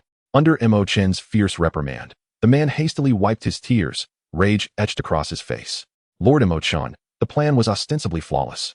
However, I never anticipated that after we successfully captured Abyss City number 61, one of the 5th-tier professionals in our ranks would defect to the Abyssal Demon clan, breaking through our blockade and escaping. He will undoubtedly inform the Abyssal Demon Lord. It's all my fault. Had I kept a closer watch on him, this would never have happened. As he lamented and cursed himself, the man raised his hand and struck himself across the face. Enough. Mo Chen's sharp command halted the man's self-punishment. He took a deep breath, striving to calm his tumultuous emotions. At this moment, anger will resolve nothing. What does that traitorous 5th-tier professional know of our situation? The man, seeing Mo Chen's demeanor, dared not conceal any details. Lord Mo Chen. He was involved in the entire plan and is aware that Abyss City number 66 has changed hands. Upon hearing this, Mo Chen's brow furrowed deeply. Damn it. This is the worst-case scenario. They had remained safe thus far, relying on the illusionary domain set by Jiang Liu during his departure. However, should their position be exposed, the Abyssal Demon clan would converge their forces to besiege Abyss City number 66. All their efforts would be rendered futile. Moreover, the most critical factor was that Jiang Liu, the decision-maker, was entirely absent. What shall we do next? The usually silent Shan Hai finally posed this question. Mo Chen's expression turned grave as he gazed at the man kneeling before him, letting out a helpless sigh, and solemnly declared, We must prepare to confront the Abyssal Demon clan head-on. Even if we cannot escape death, we shall bite off a substantial piece of flesh from them. Currently, leaving Abyss City number 66 appeared nearly impossible. As humans, stepping outside the city would instantly expose their identities. They would be met with a relentless onslaught from the abyssal creatures. Since death was inevitable, it would be wiser to consolidate their strength and engage the Abyssal Demon clan in a desperate struggle. Presently, nearly 10 5th-tier professionals had gathered in Abyss City number 66. Thankfully, as long as the number of attacking demon lords did not exceed 3, they still possessed the ability to resist. Inform everyone. Prepare for battle. Emo-chun waved his hand, and the man who had been kneeling immediately rose, wiped away his tears, and hastily exited the conference hall. Meanwhile, little Kariko, who had witnessed this scene, felt a flicker of panic. The tragic images of those who had previously resisted the abyssal demon clan only to meet with failure haunted her mind like a nightmare. Grandpa Emo-chun, will we die this time? Little Kariko's voice trembled, tinged with fear. Emo-chun gently ruffled little Kariko's hair, his eyes filled with tenderness. Fear not, little Kariko. Shanghai will ensure your safe departure. No, Grandpa Emo-chun, I want to stay here. I wish to wait for Brother Jiang Liu's return. At this moment, Jiang Liu had located a spot of weakened spatial integrity near the edge of the frontline battlefield. By establishing a connection between this location and the abyss, they could access the endless abyss. However, the abilities of the Void Phoenix Butterfly were limited. To ensure the successful opening of this spatial rift, Jiang Liu utilized a fusion skill, allowing him to acquire the talent of the Abyssal Phoenix Butterfly. In addition to that, he also brought along Little Star. This time, he intended to harness the combined strength of one human and two beasts to forge a passage connecting the abyss and the human realm. As for the destination within the abyss, he planned to select the city of Abyss number 66. One reason was his familiarity with the place. Another was his desire to enable the humans who had remained in the abyss to return to this land once more. Little Star, replicate the Void Phoenix Butterfly. As soon as the command was uttered, Little Star's ethereal, mist-like form transformed rapidly. In the blink of an eye, two identical Void Phoenix Butterflies appeared before Jiang Liu. Everything was prepared. Next, it was time to establish the Void Passage. Jiang Liu took a deep breath, his gaze firmly fixed on the fragile point in that space. He concentrated, channeling the power of the Abyss Phoenix Butterfly innate ability within him. Simultaneously, the two Void Phoenix Butterflies began to flap their resplendent and illusory wings, swirling around Jiang Liu. As they flapped their wings, the surrounding space rippled, as if stones had been cast into a serene lake. With the continuous convergence of their powers, that area of space began to twist violently, as if being mercilessly kneaded by an unseen hand. Gradually, a dark opening began to materialize. The first step was complete. The entrance had been established. Next, it was time to construct the exit to the abyss. He exchanged a glance with the Abyss Phoenix Butterfly and Little Star. Subsequently, the trio stepped into the pitch-black opening. At that moment, a fifth-tier practitioner was frantically fleeing into the city of Abyss number 60. Cities with whole numbers in the abyss were usually presided over by fifth-tier abyss lords. This particular city was permeated by a nauseating stench, and the lord of this realm harbored an extreme loathing for humans, to the extent that no trace of humanity could be found within his territory. Upon spotting the fifth-tier practitioner, the abyss creatures within the city began to gloat and murmur amongst themselves. This human was truly reckless, daring to intrude upon the domain of the Lord Sieger. The Lord Sieger was currently agitated over gathering an army to assault the human world, and here was a human, conveniently presenting himself. Perhaps he was simply delivering himself to death, providing us with some amusement. Hearing the chatter around him, the fifth-tier practitioner could not help but feel a chill run down his spine. Yet, he could only feign calmness, mentally encouraging himself. It won't happen. Lord Sieger won't harm me. I bring him such crucial intelligence. He will surely reward me. With this thought, he hastened to the Lord's mansion. The mansion was constructed from twisted black boulders, exuding a chilling aura. At the entrance stood two massive abyss golems, looming like small mountains, wielding gigantic battle axes, scrutinizing him with vigilant gazes. Let me in. I have vital intelligence to present to Lord Sieger. The golems offered no response, merely regarding him with their cold stares. Just as despair began to creep into the practitioner's heart, the grand doors of the mansion slowly opened, and a powerful force abruptly yanked him inside.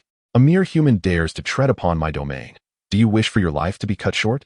Sieger thundered from his throne, his voice resonating like rolling thunder. The practitioner suppressed his inner terror and, with a thud, knelt down. Great Lord Sieger, I bring important intelligence regarding humanity. A group of humans, employing some unknown means, has seized city of Abyss number 66 and is attempting to occupy it long-term. Emerging from the shadows, Lord Sieger was a colossal figure, towering over 10 meters. His body cloaked in black scales. His power was incomparable to that of Kuro. Among the Abyss Lords, his strength was considered moderate. Humans have taken city of Abyss now. 66? Sieger's voice was low and contemplative. Interesting. He then fixed a cold gaze upon the kneeling human. Thank you for the intelligence you have delivered to me. How should I reward you? Upon hearing this, the man on his knees felt a flicker of joy. My lord, I wish to, before he could finish. He realized he was enveloped by a shadow. He lifted his head, his eyes widening in horror. In the next instant, he was swallowed whole by Seizure. A human dares to negotiate with me. After devouring the man, Seizure began to ponder over the information. City of Abyss number 66 has indeed fallen into human hands. Kuro is truly useless. His subordinates cannot even handle a mere group of humans. However, this seems like a fortuitous development. Just as I need a location for my assembled army to hone their skills, City of Abyss number 66 is perfect. Chapter 117. Greetings, Lord of the City. The foundation and strength of City of Abyss number 66 were far inferior to those of City of Abyss number 60. For City of Abyss number 66, aside from Kuro, a being of lordly caliber, the remaining 5th-tier entities were akin to mere fodder. In stark contrast, City of Abyss No. 60 boasted 5 5th-tier lordly beings under Lord Seizure's command, along with nearly 20 5th-tier Abyss creatures. The fact that City of Abyss No. 66 had fallen into human hands was undoubtedly a blatant provocation against our Abyss race. As for the consequences of their actions, only through the price of blood could it be rectified. Seizure stood before his army, his eyes glinting with ferocity and determination. Rest assured, Lord Seizure, we are no match for those pitiful beings of City of Abyss number 66. We will certainly not falter against a mere group of humans. Indeed, Lord Seizure, let us take the lead and eliminate those humans who dare to rebel in Kuro's territory. Upon hearing such words, Seizure nodded in satisfaction. He had long ordered Kuro to exterminate the humans within his domain, yet that fool insisted on keeping them to mine. And now, City of Abyss No. 66 had fallen into the hands of humans. Kuro was utterly foolish. With this thought, Seizure snorted coldly and turned to survey his Abyss army. Advance. At Seizure's command, the vast army composed of countless Abyss creatures surged forth like a tidal wave, heading straight for City of Abyss number 66. Meanwhile, Jiang Liu, after several hours of searching, finally located the exit of the Void Passage. Had it not been for the powerful spatial abilities of the Void Phoenix butterflies, the three of them would have likely been lost within the chaotic currents of space. At this moment, success was within reach. Little butterfly, little star. Let us exert our combined strength. Only by uniting the power of the three could the Void Passage be constructed with greater stability. The two beast companions immediately set to work upon receiving Jiang Liu's command, channeling all their void energy into the formation of the passage. Jiang Liu was equally diligent, pouring forth the abyssal power within him. Crack! Accompanied by the sound of shattering space, a pitch-black opening was completed. We did it.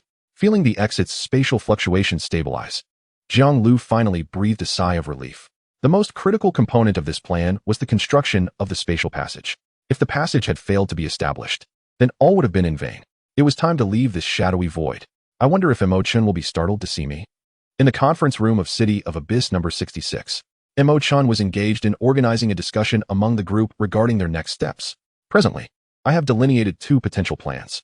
The first entails relocating a portion of the personnel away from this location, leaving behind a contingent to confront the abyssal demons. However, within the territory of the Abyss, those departing may encounter other demonic factions, which poses a considerable risk. The second option is for everyone to remain, consolidating their strength to deliver a substantial blow to the invading demons. Nevertheless, this approach leaves virtually no chance for survival. Now, it is time for everyone to cast their votes. After articulating his thoughts, Emo-chan quietly stepped aside. Although he inwardly leaned towards the second plan, it ultimately remained a personal inclination. Perhaps the first option would be wiser. At least it would preserve some lives. Choosing the second option would undoubtedly lead to total annihilation. The first plan merely represents a desperate struggle for existence. What significance does such a life hold? I choose the second plan. Indeed, rather than cower. Let us confront the abyssal race in a fight to the death. 18 years hence, we may yet rise anew. After a thorough discussion, the majority opted for the second proposal. Just as Emo-chan prepared to announce this decision, a sudden vortex of darkness materialized at the center of the conference room. What is this? Could it be that the abyssal demons have launched an early attack? Damn, they arrived far too swiftly. Emo-chan's expression turned grave. Everyone, prepare for battle. With a single command, all stood ready. The moment the abyssal demons emerged from the portal, they would face the full force of all 5th-tier professionals present. However, as Jiang Liu stepped forth from the void's exit, he was met by a cadre of poised professionals. Had it not been for Emo-chan's immediate recognition of Jiang Liu, swiftly halting the group's actions, he would likely have been overwhelmed by their barrage. Your welcoming ceremony is quite unique, Jiang Liu remarked, momentarily taken aback, before forcing a chuckle to diffuse the awkward tension. Among the 5th-tier professionals present, aside from Jiang Hai and Emo-chan, who had previously encountered Jiang Liu, the others were recent arrivals to Abyss City number 66 and did not recognize him. Thus, upon hearing his words, they paused in confusion, quickly casting inquisitive glances towards Emo-chun. At that moment, Emo-chun regained his composure, a look of delight illuminating his face as he hurried towards Jiang Liu. Young Jiang, how did you return in such a manner? There were some unforeseen complications, and it's a lengthy explanation. I will detail it later. Jiang Liu replied while surveying his surroundings. But what is going on here? And who are these people? Upon hearing Jiang Liu's inquiry, Emo-chun swiftly turned to formally introduce Jiang Liu to the others. This gentleman beside me is none other than the master of Abyss City number 66, Jiang Liu. Emo-chun then turned back to Jiang Liu, adding, "This is the realm I have forged for you." With Jiang Liu's return, Emo-chun felt compelled to jest, for he knew that all dilemmas would soon find resolution. This man was indeed dependable. Jiang Liu. Has he been crowned emperor?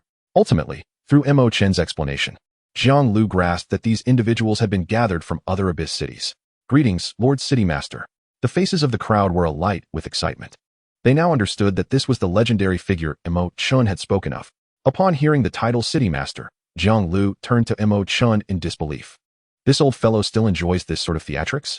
Young Jiang, it seems our Abyss City number 66 has drawn the attention of the demons, and it is likely that an incursion will occur soon. Now that you have returned, this daunting issue is yours to handle. We shall heed your command.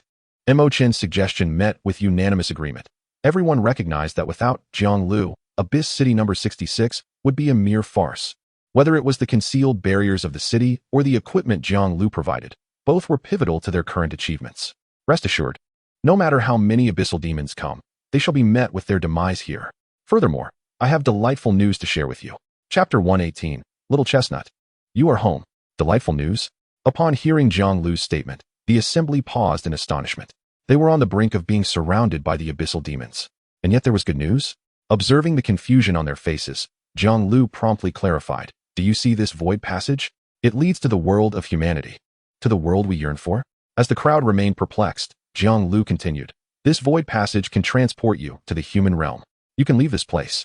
With Jiang Liu's proclamation, the room fell into a stunned silence, followed by an eruption of fervent discussion. I must be mistaken. Did I hear correctly that we can leave this place? After a century, is there truly a chance to return? Is it possible for us to go back to the human world? Emo-chun, too, was rendered speechless by this unexpected revelation. Leaving this place? Returning to the human world? Could this truly be feasible? Jiang Liu, you are not jesting, are you? Jiang Liu turned to the incredulous Emo-chun. For this elder, on the brink of death, the notion of leaving the place he had inhabited for a century was akin to a rebirth. Jiang Liu nodded. Senior Emo, this matter is indeed genuine. The earlier summoning of the demons by Cassius was intended to allow low-tier demon lords to cross into the human realm through the spatial rift. I seized this opportunity to return and subsequently contracted a spatial beast companion. With its assistance, I was able to return here. Upon hearing Jiang Liu's affirmation, the crowd's emotions surged with exhilaration. It's true. We can genuinely return to the human world. After a century, we can finally go back. Thank you, Lord City Master. Long live the City Master. As the exuberant emotions found release, Jiang Liu raised his hand to gradually quell the noise. The crowd fell silent, their gazes towards Jiang Liu filled with gratitude. This man had bestowed upon them a new lease on life. Shortly, a contingent of fifth-tier professionals would arrive through this spatial rift, all of whom are powerful beings from the human world. Upon their arrival, they will immediately facilitate the transfer of all low-tier professionals back to the human realm. As for the fifth-tier professionals, they shall join us in hunting down the abyssal demons. Jiang Liu meticulously orchestrated the forthcoming actions. The demons attacking Abyss City number 66 must be eradicated, and the other cities' demons would not escape either. Without the burden of these low-tier professionals, the fifth-tier professionals could unleash their full potential. No problem. We shall follow your lead, Lord City Master. For these fifth-tier professionals, it was not fear of death that paralyzed them, but rather a lack of hope. Now, with hope restored, they could unleash their full prowess. After the meeting concluded, Jiang Liu's orders would swiftly be put into action. Ling Yinshi and Long Yu, guided by the Jiang Liu beast pet, successfully arrived in the abyss world. Upon seeing Emo-chun, Ling Yinshi's mouth fell agape. Grandpa Emo? Emo-chun, upon encountering Ling Yinshi, was momentarily taken aback. He had once been a steadfast companion to the previous vermilion bird. Naturally, he recognized this successor, having known her when she was merely a little girl. Little Yinshi, how you have grown over the years. Emo-chun's eyes brimmed with emotion. The passage of time etched prominently upon his face. Ling Yinshi's eyes glistened with tears. Grandpa Emo, you have endured so much over the years. The sealing of the Abyss by the Vermilion Bird had also meant sacrificing those humans taken by the Abyss clan. It is all in the past. I am doing quite well now. You, my dear girl, are now the Vermilion Bird. This appearance won't do. All right. Ling Yinshi rubbed her eyes, her gaze gradually stealing. The primary objective this time is the demon race. We must exert every effort to hunt down 5th-tier demon monarchs, or else. At this moment, Jiang Liu, at Imo-chen's behest, sought out Little Chestnut. Upon opening the door, he found Little Chestnut tormenting the few flowers remaining on the windowsill. Brother Jiang Liu is fine. Brother Jiang Liu has matters to attend to. Another unfavorable outcome. Damn it, that doesn't count. Let me try again. Seeing Little Chestnut in such a state, Jiang Liu couldn't help but chuckle softly. Stealthily approaching her from behind, he queried, "Oh, why doesn't that count? I thought the previous result was quite good." Little Chestnut froze at the sound of Jiang Liu's voice. Could she have really heard Brother Jiang Liu? Was it merely her imagination? Slowly turning around, she wore a hopeful expression, praying that what she had heard was not just a figment of her mind. When she finally recognized that it was indeed Jiang Liu before her, her eyes instantly welled with tears. "Brother Jiang Liu." She leaped into his embrace, her voice trembling with emotion. I thought something had happened to you. The results have been poor for so long. I was so worried." Jiang Liu gently patted the little girl's back, sensing her deep concern for him. After comforting her, he spoke. "Little Chestnut, you can leave this place now. You need not stay in the Abyss world any longer." By the time Little Chestnut regained her senses, she found herself in an entirely different world. Here, the sky was not black. It was adorned with green flora. The faces of the people here bore no panic, only hope. It was a stark contrast to the Abyss world. Is this truly the human world? Little Chestnut murmured to herself. Born in the Abyss world, her knowledge of the human realm was limited to mere fragments gleaned from others. She only knew that this world was devoid of war, free from anxiety, filled with beautiful clothing and delectable food. "You must be Little Chestnut." Lu Cece approached the little girl upon seeing her in the void passage, immediately stepping forward. Tasked by Jiang Liu to care for this little girl, she knew she must fulfill the request to the best of her ability. I am Little Chestnut." Upon seeing a beautiful older sister standing before her, Little Chestnut felt a wave of nervousness wash over her as she stammered her response. Sensing the little girl's unease, Lu Cece stepped closer and embraced her. "Little Chestnut, it's all right. You are home now." Chapter 119. A level 55 demon monarch doesn't seem to pose much threat. In the city of Abyss number 66, through the void passage, all the humans were completely relocated. They had finally escaped this desolate place. After relocating these low-tier professionals, the next step was to confront the impending crisis. "Jiang Liu, you are more familiar with this area. I will entrust the command to you." Although the majority of those who had come were from the Longxiao army, Long Yu did not seize command of this operation. On the contrary, he directly handed the reins over to Jiang Liu. Ling Yinshi raised no objections to this decision. She was not one who sought power, and she welcomed someone capable to take charge. Seeing that everyone shared this sentiment, Jiang Liu nodded slowly. Lin Shuang, observing this scene, felt a complex swirl of emotions. His student had truly matured, having earned everyone's respect based on his own abilities, elevating him to an equal standing. Remarkably, Jiang Liu had achieved this in just 2 months.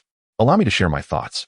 The Abyss demons are still unaware of our presence. They only comprehend the situation in the original city of Abyss number 66. Thus, I surmise that the number of invading Abyss demons is not substantial, and we can easily consume them all. As for specific actions, I will devise a plan once the Abyss demons approach city of Abyss number 66. Upon hearing Jiang Liu's analysis, the crowd nodded in agreement. Indeed, specific operational arrangements ought to wait until the strength of the demon race was ascertained. Now, let us prepare and await this group of Abyss demons to take the bait. Lord Sage, ahead lies city of Abyss number 66. A 5th-tier demon monarch respectfully approached Sage and spoke in a hushed tone. Sage's gaze fell upon the city, a flicker of surprise crossing his eyes. No wonder the humans could hide here. Externally, it appears indistinguishable from the previous city of Abyss number 66. Even the Abyss creatures at the entrance are perfectly replicated. Truly fascinating. Pausing, a cruel smile curved his lips. However, all of this must come to an end. Humans are ultimately mere food. Their resistance is utterly futile. No sooner had he spoken, a powerful wave of energy surged from all directions. Sage's expression shifted dramatically. Disbelief etched across his features. These humans had not fled. They dared to take the initiative against him. Audacious. Launch a full-scale attack. Not a single human shall escape. Sage snarled, issuing his command. However, just as these Abyss creatures prepared to act, a colossal barrier gradually materialized around them. This barrier was meticulously established by Long Yu and 25th-tier professionals of the Longxiao army. Ordinary attacks against it failed to even create a ripple. My lord, something is amiss. The strength of this barrier is exceedingly high. One 5th-tier Abyss Demon Monarch reported to Sage, his face grim. Can even a 5th-tier monarch be forded? Is this truly the strength possessed by the humans of City of Abyss number 66? Or was the earlier report from that human merely a bait to lure me in? Furious at this realization, Sage's eyes blazed with rage. These ants dared to perceive him as prey. Such humiliation. All humans present here must perish. Sage roared, condemning everyone to death. Just then, Jiang Liu appeared before the army. All humans must die? Come and try. Jiang Liu fixed his gaze on Sage, his words deliberate and resolute. How audacious it is for a level 55 demon lord to utter such words. Through the eye of identification, the attributes of the demon lord Siege are laid bare before Jiang Liu. Abyssal demon lord, Siege. Level, 55. Quality, demon lord. Attributes, strength 10, 000, constitution 10, 000. Speed 10, 000, Spirit 9, 000. Skill, Demon Lord's Body. In comparison to Kuro, with whom he had previously battled, Siege's attributes are nearly doubled. Although its strength is indeed formidable, the individuals encircling it here comprise some of the most powerful beings from the human realm, to say nothing of others. Even the likes of Ling Yinshi would render Siege no match. Moreover, beyond Ling Yinshi, there are a plethora of experts, including Lin Shuang and the Dragon Summer Army. Principal Zhuke, why not entrust them to me? It would provide an excellent opportunity to elevate my level. Upon hearing Jiang Liu's eager proposal, Ling Yinshi turned her head in astonishment, her eyes brimming with surprise. It is important to note that this demon lord is far from the trivial ones Jiang Liu had previously dealt with. Siege's potential is nearly on par with a legendary 7-star level, and its level exceeds Jiang Liu's by almost 10. Can Jiang Liu truly handle such a significant disparity? Principal Zhuke, rest assured. Should I find myself unable to cope, you may intervene. All right? Seeing Ling Yinshi's hesitance, Jiang Liu hastily added. Despite his reassurances, Ling Yinshi remained in doubt. After all, the tides of battle can shift in an instant. A moment's carelessness could lead to dire consequences. If any misfortune were to befall Jiang Liu, given his talent, Principal, you must trust him. Jiang Liu is not one to act without confidence. He certainly possesses a measure of assurance in undertaking this task. Lin Shuang interjected, eager to support Jiang Liu. In fact, Lin Shuang had a clearer understanding of Jiang Liu's capabilities compared to Ling Yinshi. The 6 legendary 9-star beast companions he commanded were feats she had scarcely dared to dream of, yet Jiang Liu had made them a reality. Coupled with his extraordinary skill in mental connection, Lin Shuang had a fair estimate of Jiang Liu's strength. At the very least, he surpassed her. Persuaded by Lin Shuang's words, Ling Yinshi finally nodded in agreement. With her consent, Jiang Liu stepped forward, more inclined to test his own prowess than merely confront the demon horde. His beast companions were wreaking havoc upon the abyssal creatures, not merely elevating the Void Phoenix butterfly to level 40. Particularly in the latter stages, the massive influx of 5th-tier abyssal beings caused his level to surge dramatically. Now, Jiang Liu. Class, Beastmaster. Level, 45. Attributes, Spirit 30, 000 points. Equipment, Spirit Wind Set. Talent, 32 million evolution points. Skills, Share, Mental Link. His level had reached 45, and not only he, but also several of his main battle beast companions had achieved the same level. Chapter 120, Little Jiumei's Request. A difference of 10 levels separates 45 from 55. However, his spirit attribute far exceeds that of the demon lord by a factor of 3. This is the astonishing aspect of the share skill. The cumulative attributes of 6 beast companions are no trifling matter. If combined with the mental link, what heights could his spirit attribute attain? It must be tested. With a mere thought, he summoned little Jiumei from the beast space.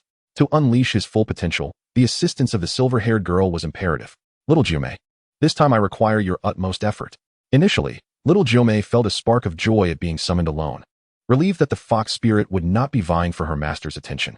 Yet, to her dismay, she soon realized she had been called forth not for a heartfelt exchange, but rather to labor.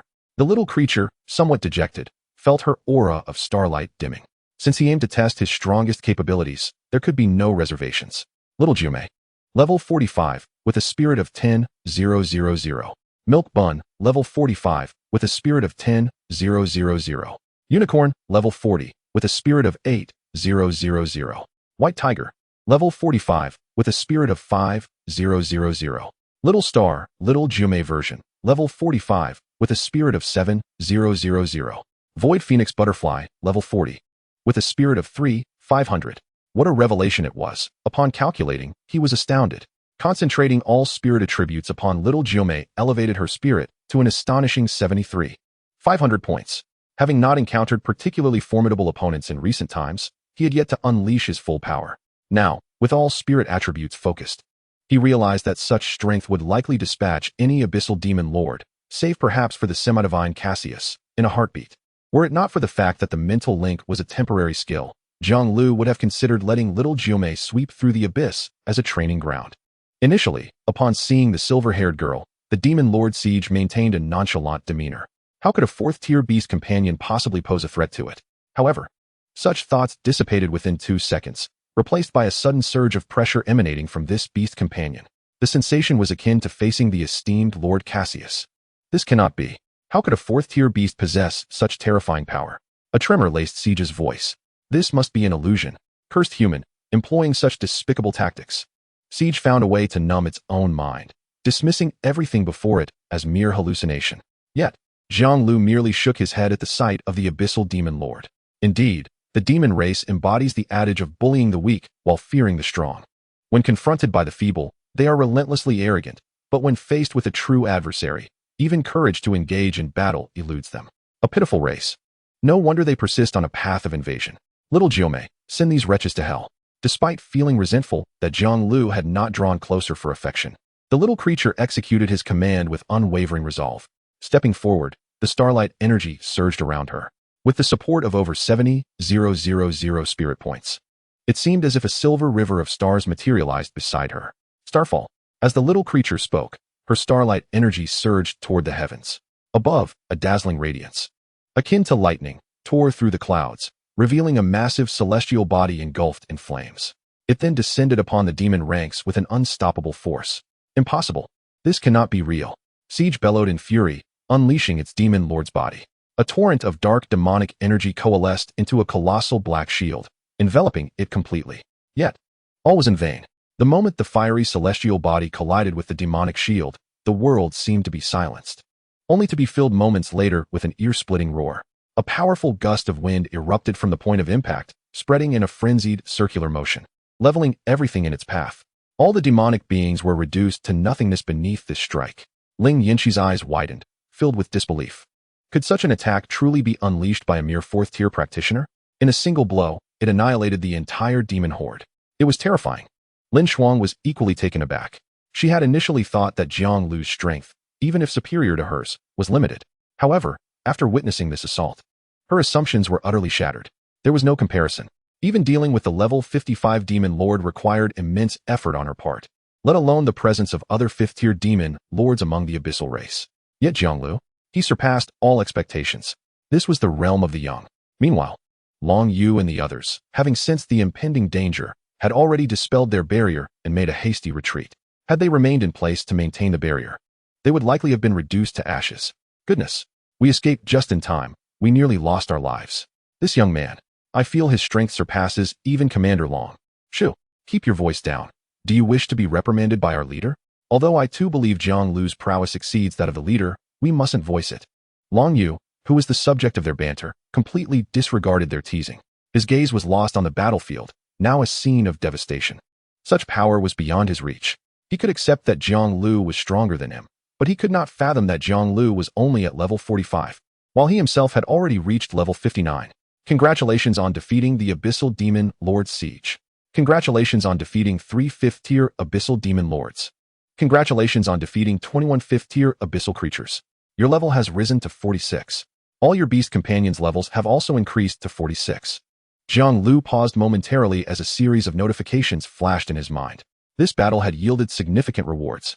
Not only had his own level increased by 1, but all of his beast companions had also risen to match his level.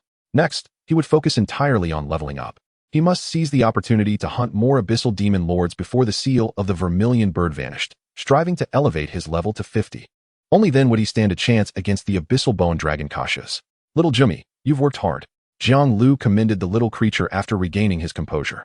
However, contrary to his expectations, little Jimmy did not display a joyful expression. Instead, she puffed out her cheeks and fixed her gaze intently upon Jiang Liu. Jiang Liu, what is the matter with the little one? Something feels off. Little Jimmy, do you have something to say? Little Jimmy continued to stare at Jiang Liu, and after a moment of silence, she uttered a single word, hug. Her voice was soft, yet undeniable. Chapter 121. The golden-haired little girl with a taste for drama. Upon hearing little Jimmy's request, Ling Yinxi and Lin Shuang instinctively turned away. The world of youth was beyond their comprehension. Why did you suddenly make such a request? Jiang Liu scratched his head, chuckling awkwardly. In front of others, he felt somewhat embarrassed to engage in such an act with his beast companion. Hug, the little one repeated, her insistence unwavering. Jiang Liu thought to himself, it seems there's no negotiating this. Gritting his teeth, he resolutely pulled the little creature into his embrace. He was a man. What was there to fear?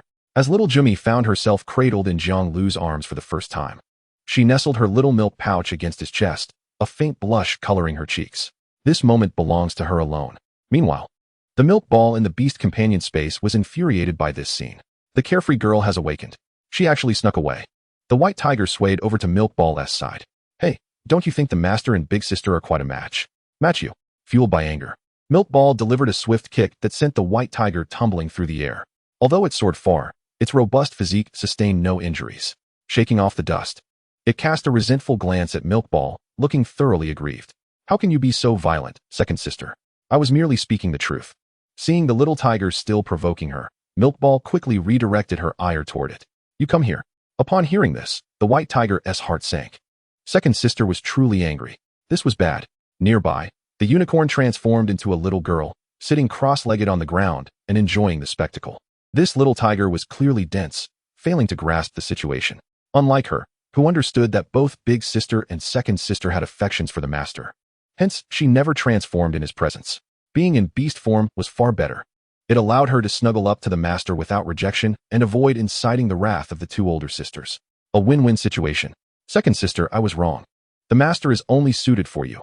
Please, please, have mercy. Witnessing this, the golden-haired little girl pulled little Xing close, leaned against her, and produced a cup of pure, natural juice along with a handful of sunflower seeds. Watching the little tiger get thrashed was truly entertaining. In the Abyssal City number 66. After dealing with Siege and the others, everyone returned to the conference room. What shall we do next? Long Yu inquired, addressing Jiang Liu at the head of the table now that everyone was present. Initially, he had entrusted command to Jiang Liu merely because of his familiarity with the Abyssal Realm. However, now he was genuinely convinced. To obliterate an entire demon army with a single skill demonstrated strength that surpassed his own. Even compared to the fully powered Vermilion Bird, it was hardly inferior. The crisis in Abyssal City number 66 had been resolved due to the limited interactions between different Abyssal cities. News of Siege and the others' demise would likely hold for a few days. During this time, we should hunt as many 5th-tier Abyssal Demon Lords as possible. The team led by Long Yu will tackle the Abyssal cities beyond number 60. As for Dean Zhuke and Teacher Len, would you take charge of the Demon Lords in cities number 40 and 60? The Demon Lords in the earlier cities are considerably stronger. In Jiang Liu's view, Long Yu and his team were quite average, making them well suited for the Abyssal cities beyond number 70. As for Ling Yinxi and Lin Shuang, their formidable strength should suffice for the cities number 40 and 60. As for himself, he would handle the Demon Lords from number 20 to 40.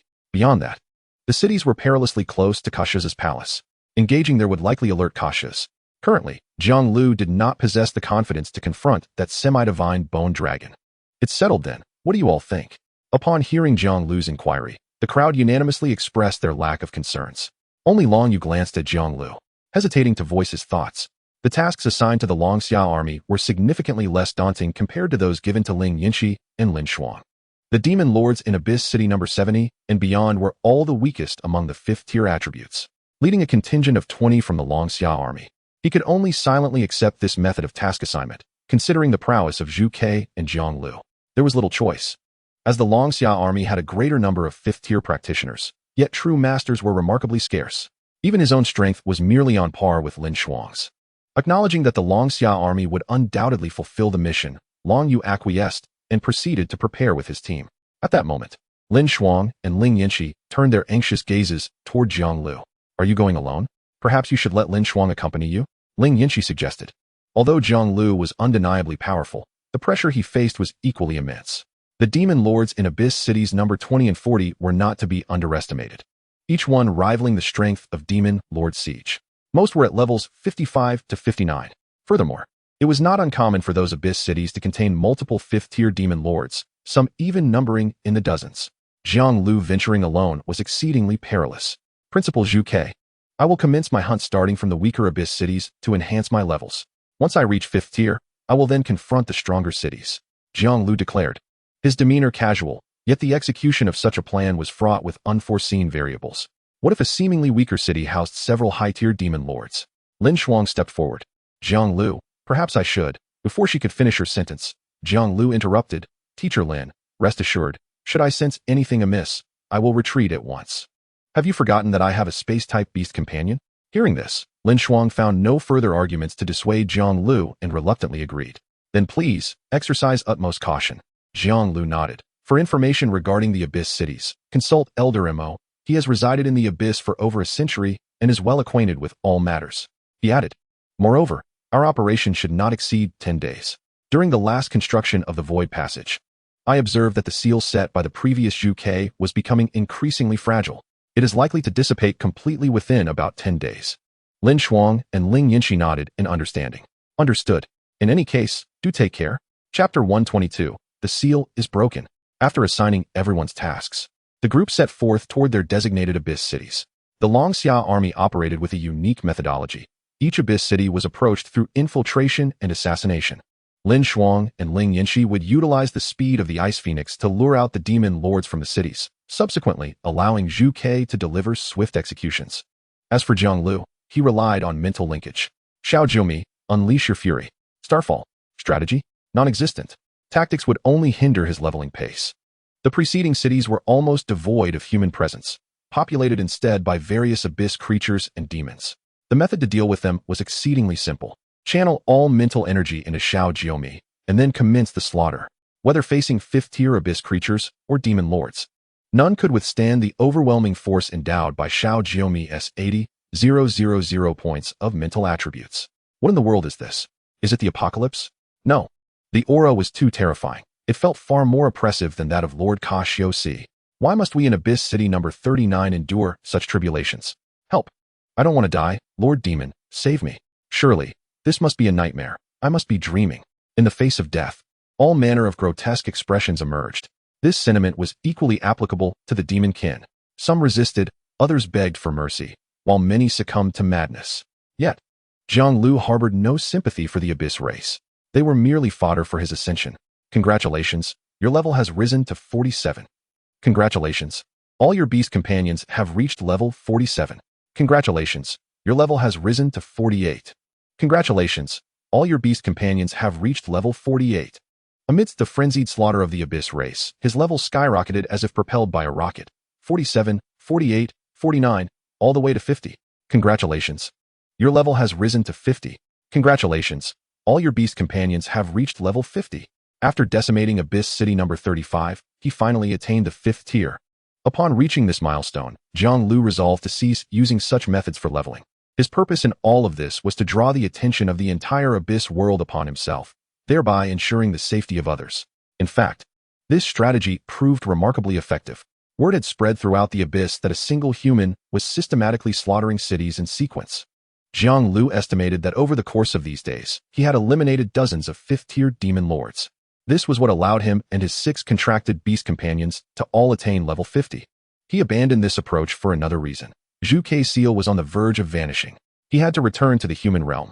At the boundary between the endless abyss and the human world, a colossal skeletal dragon stood at the forefront of the ranks, its gaze intently fixed on the seal above. A century had passed. 1 full century. It was finally time to escape this wretched place. Lord Ka Xiu, a human has slaughtered 5 abyss cities, 35 and 39. Although I dispatched several demon lords from other cities to thwart him, they appear to be no match. Mog slithered forward to address Ka Xiu with deference. Ka Xiu's massive dragon eyes narrowed as they flicked toward Mog. Slaughtering cities? Has Zhu intervened? No other human could possess such strength. Lord Ka Xiu, the evidence at the scene suggests it was not Zhu's doing. Upon hearing this response, Ka Xiu erupted in fury. A bunch of useless fools. If it is not Zhu, then why can't a horde of demon lords subdue him? Have these imbeciles forgotten how to fight over the span of a century? Ka Xiu's enormous claws slammed down onto the ground, shattering the hard stone into dust. Perceiving Ka Xiu's rage, Mog quickly interjected, Lord Ka Xiu, if humans have allowed such a formidable being into the abyss, what shall we do about the front lines? If we penetrate the human realm at maximum speed? Then Mog left the rest unsaid, but Ka Xiu grasped its meaning. You are correct. The priority now is to breach the human realm. Let that wretched insect linger in the abyss for a while longer. All the elite forces of the abyss were concentrated here. The mistakes of the past would not be repeated. A century ago, the formidable might of the Abyssal clan was sufficient to obliterate the entirety of the human realm. However, in a grave oversight, they dispatched only a fraction of their demonic legions. It was precisely due to this negligence that they were sealed away in the abyss by the vermilion bird at the cost of its own life, enduring a century-long confinement. All demons, heed my command. Channel every ounce of your power and unleash a relentless assault upon the seal above us. We must obliterate this accursed barrier in the shortest time possible. With Cassius's command, countless demons sprang into action. The seal above, under the unceasing bombardment of the demonic forces, began to tremble precariously. Simultaneously, the pressure weighed heavily upon the frontline command center, where Mu Xianling felt the urgency of the moment. She sensed that today was the fateful day the seal would crumble. Yet, Ling Yinxi and her companions remained unresponsive. No matter the cost, they must endure through this day. Taking a deep breath, Mu Xianling endeavored to steady herself. All Tier 5 practitioners, stand by at the sealing site. All Tier 4 and below practitioners, retreat to the Linyuan city. The ensuing battle is beyond the capabilities of lower-tier practitioners. Fortunately, during this time, the relentless onslaught of abyssal creatures had significantly elevated the levels of all students. Lu Cece, while tending to Little Chestnut, assisted her comrades on the battlefield. Even so, her level had surged to 40, marking her as a Tier 4 practitioner. As for Qi Yue and Yi Ningxue, their levels had risen to 45 within a short span. At this moment, everyone gathered before the seal. Today marked the day of their formal confrontation with the Abyssal clan. I shall not retreat an inch. Indeed, behind us are our loved ones. These demons shall not pass here. To cross, they must first tread over my corpse. Faced with the impending crisis, none faltered, their eyes gleaming with fervent battle spirit. The tension in the air thickened palpably. Suddenly, the seal flickered with light, and a powerful surge of energy erupted like a tidal wave. Before the watchful eyes of the multitude, a black torrent manifested in the sky. The seal was shattered. Chapter 123, The Offensive Against the Human Realm. The black torrent struck the heavens, staining the azure sky with darkness. The seal of the endless abyss had completely vanished.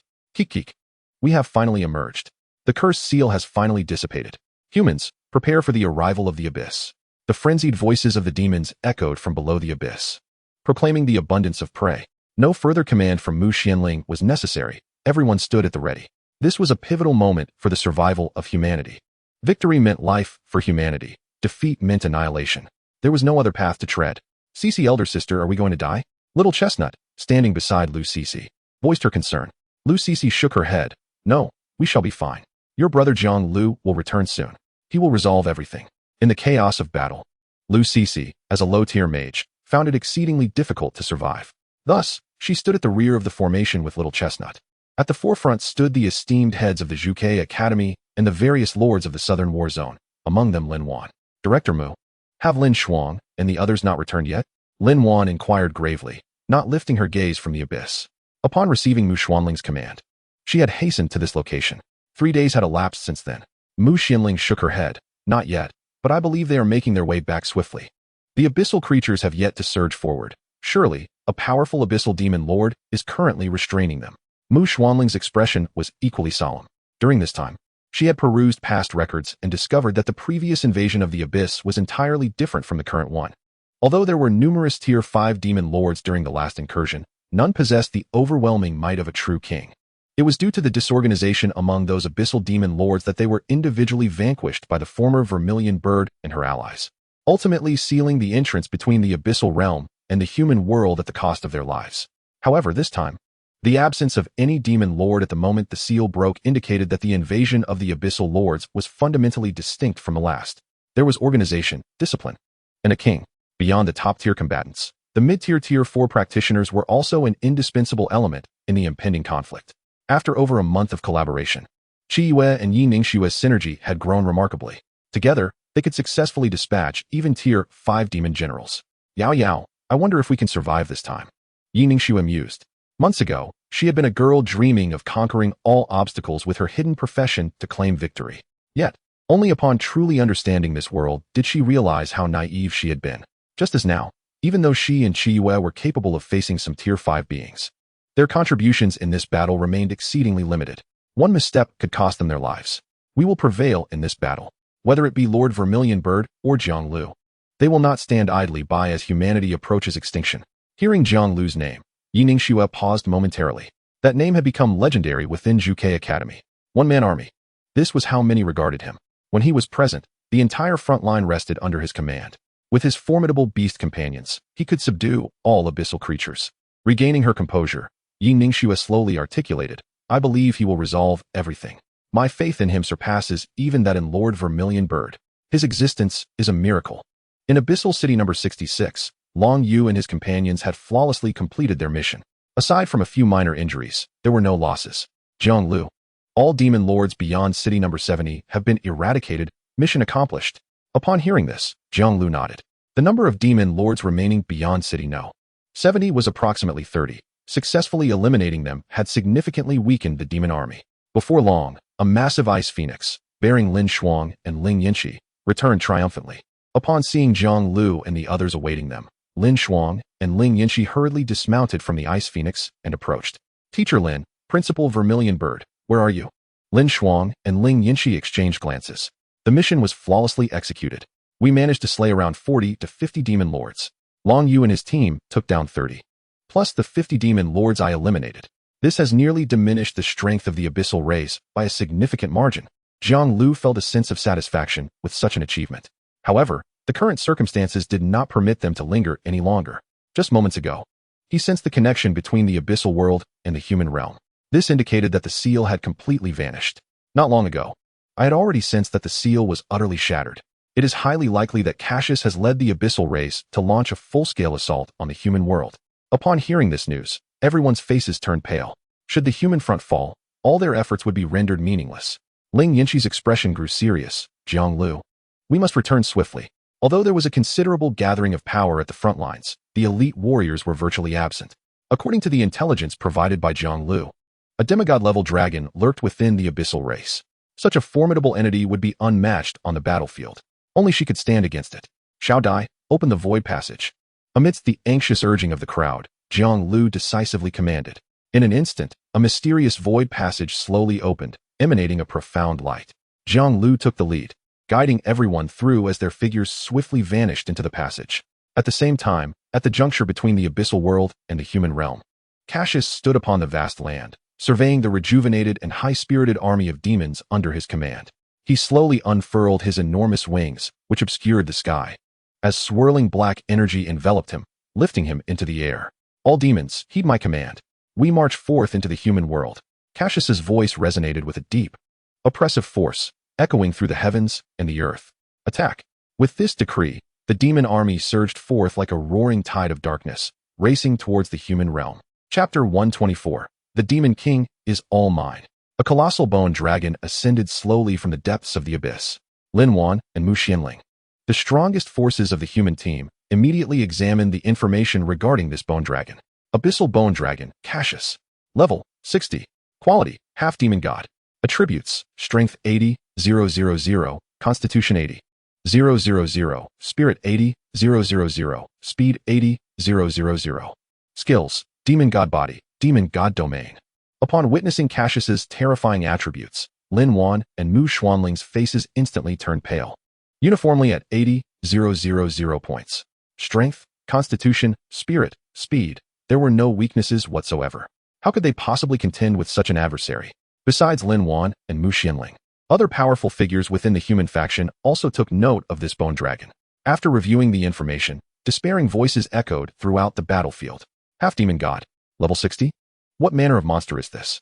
Average attributes of 80, 000 points? With no discernible weaknesses? This is insurmountable. Is humanity destined for annihilation? Why does such a being exist? The Demon King body already possesses double attributes. How terrifying must this demon god body be? Cassius's immense form circled in the air, radiating a potent aura of death. His gigantic dragon eyes looked down upon the humans like mere insects, filled with boundless disdain. Scanning the crowd, he found no sign of the Vermilion Bird, save for one inheritor. Where's the Vermilion Bird? Step forth. Cassius's voice reverberated across the battlefield. Having been trapped in the abyss for a century, he had long since become obsessed with the name of the Vermilion Bird. As Cassius's voice rang out, the demons following him began to mock. This generation's Vermilion Bird is probably a worthless coward, too afraid to face our Lord Cassius. If it weren't for our negligence a century ago, could that insect have sealed us in the abyss? Indeed, the vermilion bird is but an insect, no different from these feeble beings obstructing us. However, since she does not emerge, we shall commence our slaughter with her inheritor. Let us exterminate all humans here. The demons behind Cassius sneered, their gazes fixated on Qi Yao. Simultaneously, feeling the overwhelming presence of so many demon kings, Qi Yao felt as though she were submerged in a frigid ocean, struggling to breathe. Qi Yao, are you all right? Suddenly, Yi Ningxue grasped Qi Yao's hand. It was her call that successfully brought Qi Yao back to her senses. In that moment, she gasped for air. Her eyes filled with gratitude as she looked at Yi Ningxue. Had it not been for Yi Ningxue, she might have succumbed to the oppressive aura of the demons. Observing this scene, the demons laughed even more gleefully. Who would have thought that the inheritor of the vermilion bird is merely a tier 4 waste? Truly as weak as an ant. Just our mere presence has overwhelmed her. What would happen if we were to strike? It would be effortless to obliterate her. But I believe Lord Cassius must find her more intriguing. As they spoke, the gazes of the demon kings all converged upon the abyssal bone dragon ahead. Cassius slowly lowered his head, his eerie green gaze landing upon Qi Yao. That loathsome aura. It must be eradicated. Cassius slightly parted his maw, unleashing a colossal breath of dragon fire directly at Qi Yao. This breath, infused with boundless dark power, swept towards her with an unstoppable force. The air around them ignited under this terrifying power, emitting crackling sounds, as if the very fabric of space were being torn asunder. Qi Yao felt an overwhelming, irresistible pressure bearing down upon her, her legs seemingly nailed to the ground, as despair engulfed her in an instant. At that critical juncture, a figure dashed in like lightning, positioning itself before her. Crimson flames blazed fiercely, colliding with Cassius's dragon breath and resulting in a violent explosion. The vermilion bird. A glimmer of surprise flickered in Cassius's enormous dragon eyes. After a century, she had finally appeared. He had waited a full 100 years. Throughout that time, he had never ceased to contemplate the annihilation of the vermilion bird. At this moment, this woman had finally made her entrance. Qi Yao gradually regained her senses. Gazing at the familiar crimson flames before her, Lord Vermilion Bird. Indeed, the newcomer was the Vermilion Bird herself, dressed in a flowing crimson robe. Her garments billowed in the tempest, and her long hair danced freely. A powerful and searing aura radiated from her, contrasting starkly with Cassius's frigid aura of death. Ling Yinshi stood protectively before Qi Yao, realizing just how formidable Cassius truly was. He loomed like a mountain, suffocating her breath. If such an existence had intervened a century ago, would humanity have stood any chance of survival? Unlike the pressure felt by the Vermilion Bird, the human faction erupted into cheers upon witnessing her return. The Vermilion Bird has finally returned. Our burdens are no longer as heavy. The former Vermilion Bird was able to seal this bone dragon, so our Vermilion Bird can surely do the same. Apart from the Vermilion Bird, Jiang Liu should be back as well. Indeed, Jiang Liu and Long Yu had also returned to the scene, having just witnessed the moment Qi Yao was attacked. He originally intended to have Xiao Jun conduct the rescue, but unexpectedly, Ling Yinshi acted before him. It was only upon reaching the 5th tier that Jiang Liu realized he could access Cassius's attributes, with an average attribute of 80,000 points. It was no wonder he had felt such immense pressure before.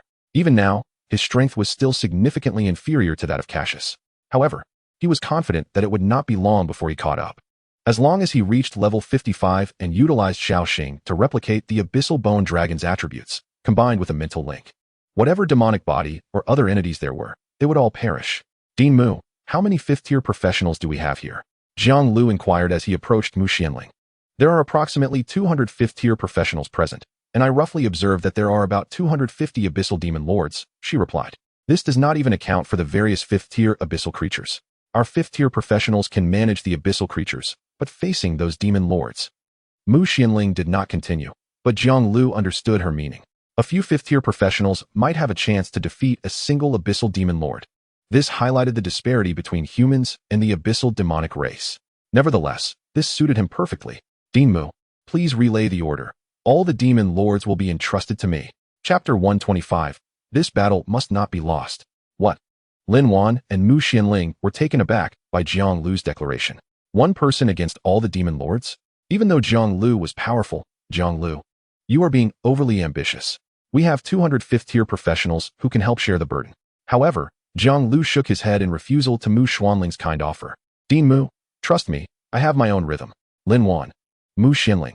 Ultimately, with no success in persuading him, Mu Xianling could only pass down the command. Everyone will engage the abyssal creatures.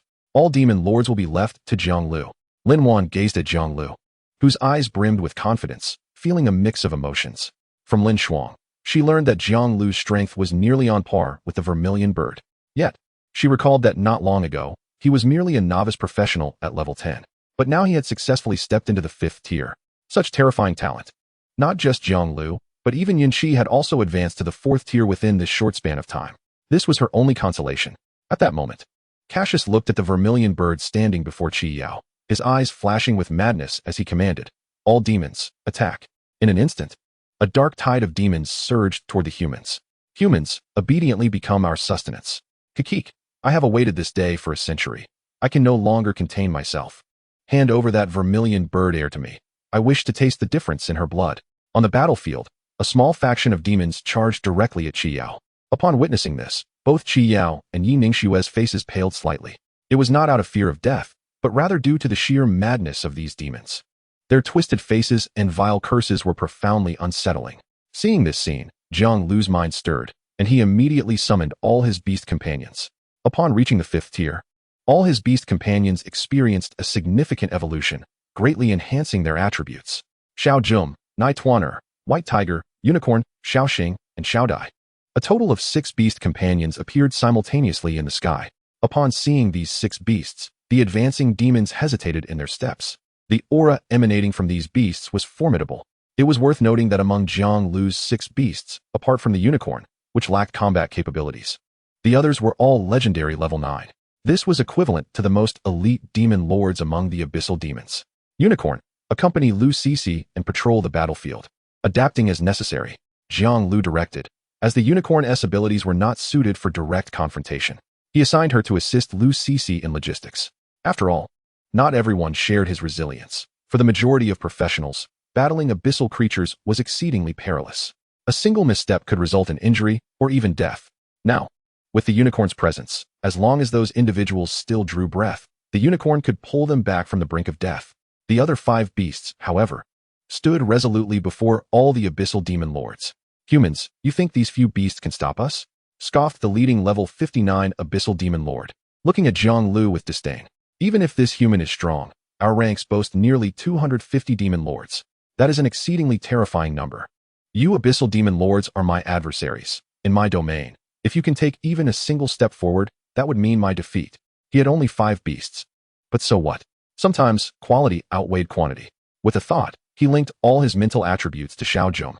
Then he activated Nightwaner as Celestial Fox Aura. The mental attributes of all beast companions doubled. The special effect of the Spirit Wind set activated. All beast attributes increased by 50. With this series of maneuvers, Xiao Jum's mental attribute alone exceeded 100,000. A creature with over 100,000 mental points was truly terrifying. Star Spell. Xiao Jum effortlessly unleashed a skill. Its power astounding. Several demon lords combined their strength to barely withstand this casual strike. What kind of monster is this beast? How can a mere casual attack possess such formidable strength? I thought that Beastmaster was only level 50. Why is his beast so terrifying? Damn. I feel this beast's power is nearly on par with Lord Cassius. Impossible. Lord Cassius is semi-divine. This beast can only be legendary level 9 at most. Nearby, Cassius witnessed Xiao Jum's assault, his gigantic dragon eyes shimmering with astonishment. That aura, could its mental attributes truly exceed 100,000? Could this human be stronger than the vermilion bird? Impossible. The vermilion bird is the strongest in the human realm. At that moment, without a trace of hesitation, Ling Yanqi ignited her vermilion bird bloodline. Her combat power surged exponentially. Vermilion bird inferno. Crimson flames erupted instantaneously, forming a colossal barrier that enveloped Cassius and Ling Yanqi within. Seeing Jiang Liu capable of contending with those demon lords, Ling Yanqi finally felt at ease to confront this semi-divine abyssal bone dragon. As long as she could slay this abyssal bone dragon, she was confident that Jiang Liu could manage the rest of the battlefield. Vermilion bird heir. You wish to challenge me? Cassius comprehended Ling Yanqi's intentions at a glance. The 4 hidden professions of the Dragon Xia Kingdom were formidable precisely because they could ignite their bloodlines, thereby exponentially enhancing their combat prowess. However, once their bloodlines have burned out, what awaits them is death. Therefore, Cassius remains utterly unperturbed. At this moment, all he needs to do is buy time. To sustain this barrier, precious blood of the vermilion bird is consumed every second. As for this woman, How long can the vermilion bird's blood within her sustain the barrier? The Demon God Domain. As Cassius unfolds his Demon God Domain, a dark and malevolent aura instantaneously envelopes the entire barrier, countering Ling Yinxi's vermilion bird flame prison. The clash of black demonic power against the crimson flames of the vermilion bird erupts with a thunderous roar. Even the space within the barrier appears to twist and contort under the impact of this force. Ling Yinxi feels the immense pressure exerted by Cassius's domain. Gritting her silver teeth, her gaze resolute. This battle must not be lost. Chapter 126. The battle commences. The clash is imminent. The warriors of the human faction stand undaunted against the encroaching abyssal creatures. They must withstand this assault. Should these abyssal beings breach their defensive line, the realm behind them would be as vulnerable as fish on a chopping board, ready for slaughter. Lei Zhan stands at the forefront of the warriors. Despite his differences with Lin Shuang, he shows no hint of retreat in the face of humanity's monumental struggle. At this moment, his aged frame straightens.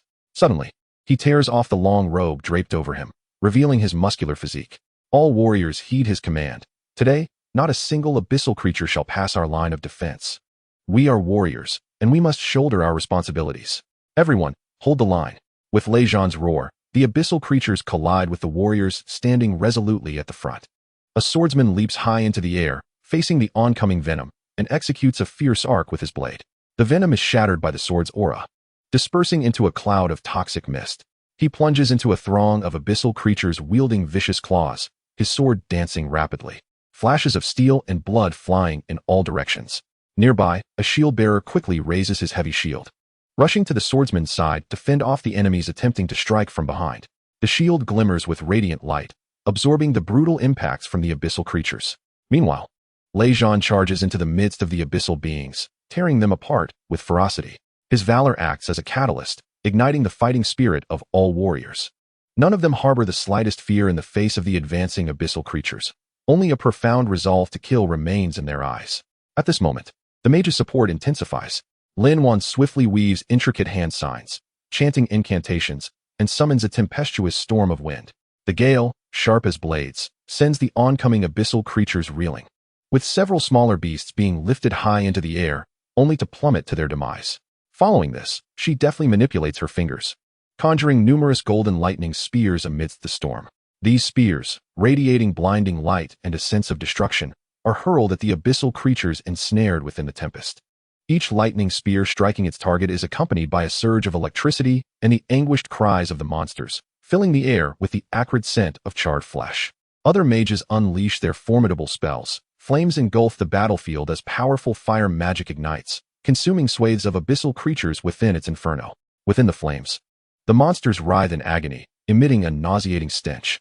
Some mages manipulate the earth's power, causing sharp rocks to rise from the ground, impaling numerous abyssal creatures. Meanwhile, other classes execute their roles flawlessly, each fulfilling their duties to perfection. Assassins glide like phantoms across the battlefield, mercilessly harvesting the lives of the abyssal beings, while priests promptly attend to the wounded wherever they appear. Everything seems to be progressing favorably. However, with the arrival of fifth-tier abyssal creatures, the defense begins to tremble perilously. A few enormous abyssal beings, leveraging their tremendous strength, forcibly breach portions of the line. Observing this, the warriors charge forward without hesitation, engaging in close combat with these behemoths. Despite the disparity in power, they stand unafraid, using their bodies to hold the enemy at bay, buying precious time for the mages behind them. In the heat of battle, casualties begin to emerge within the human ranks. Yet at this moment, Lu Cece arrives at the defense line with a unicorn. Upon witnessing the dire state of the human world, the unicorn cannot remain idle. It is known that Jiang Liu has commanded her to minimize human casualties as much as possible. If this continues, the human faction will be completely overwhelmed by the tide of abyssal creatures. Realizing this, she swiftly departs from Lu Cece's embrace. She must act with all her strength. No longer maintaining her beast form, she transforms directly into her human shape. A golden-haired little girl suddenly appears on the battlefield. Divine protection, healing rain. A gentle and sacred light instantaneously envelopes the entire battlefield.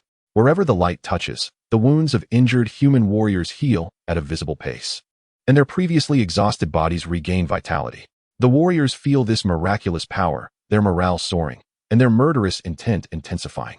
They roar and launch a fierce counterattack against the abyssal creatures that have breached their defenses. The wounds nourished by the healing rain not only return to their original state, but even subtly enhanced the warrior's physical prowess. The swordsman's strength surges, his blades swinging with renewed ferocity, each strike capable of severing the limbs of abyssal creatures. The spear-wielding warriors become more precise, their spears piercing through, leaving trails of blood in their wake. As the mages on the battlefield receive the unicorn's empowering essence, their spells gain tremendous potency. Jiang Liu, engaged in combat with the Abyssal Demon King, breathes a sigh of relief upon witnessing the stabilization of the human faction's battle. It appears that entrusting the unicorn to Liu Cixi was an entirely correct decision. However, unlike Jiang Liu's relief, the expression of the Abyssal Demon Kings darkens as they observe the stalemate in the battle. They had mobilized nearly the entire abyss for this invasion, expecting a one-sided slaughter. Yet, unexpectedly, the battle has reached a complete standstill. This one human dares to obstruct us, a demon king. Eliminate him. Apart from that silver beast companion, the other beasts do not instill as much fear. Surely, he is only slightly stronger than the rest. Indeed, eliminate him. And let that wretched group of humans plunge into despair. With the furious shouts of the Abyssal Demon Kings, they surge towards Jiang Liu like a tide of darkness. Yet, Jiang Liu asserts, "You shall not step beyond this point." With a command from Jiang Liu, several beast companions spring forth like ferocious wolves among a flock of sheep. The prowess of Xiao Jumi goes without saying. Meanwhile, after replicating Xiao Jumi, Xiao Xing's power has also become exceedingly formidable, with 70,000 points in mental attributes. Any Abyssal Demon King attempting to approach him will be met with devastating stellar strikes. Under the auspices of the Celestial Fox Aura and the Spirit Wind Ensemble, the spiritual attribute of the Milk Group has soared to an impressive 60,000 points. Any Abyssal Demon Lord that dares to approach her will find themselves ensnared by her captivating charm, compelled to strike at the nearby demon kin. Here, the weakest among them is the White Tiger. Yet, despite its inability to benefit from the Celestial Fox Aura, the unique effects of the Spirit Wind Ensemble elevate its strength, constitution, and speed beyond 30,000 points. Such attributes pose little challenge against these demon lords. Chapter 127, The Domain, Mastery of Divine Skills. With the 5 combat beasts of Jiang Liu obstructing its path, the Abyssal Demon Lord cannot advance a single step. Damn it, why are this human's beasts so formidable? Aside from that silver one, the rest are all of the pinnacle Demon Lord caliber. I cannot allow this human to stand in my way alone. First, I must eliminate this beast tamer. However, despite their lofty aspirations, the demon lords are thwarted by the special protection of Xiao Jumi, making their attempts to approach nothing more than a futile dream. Any demon lord daring to near Jiang Liu will be met with Xiao Jiomi's devastating strike.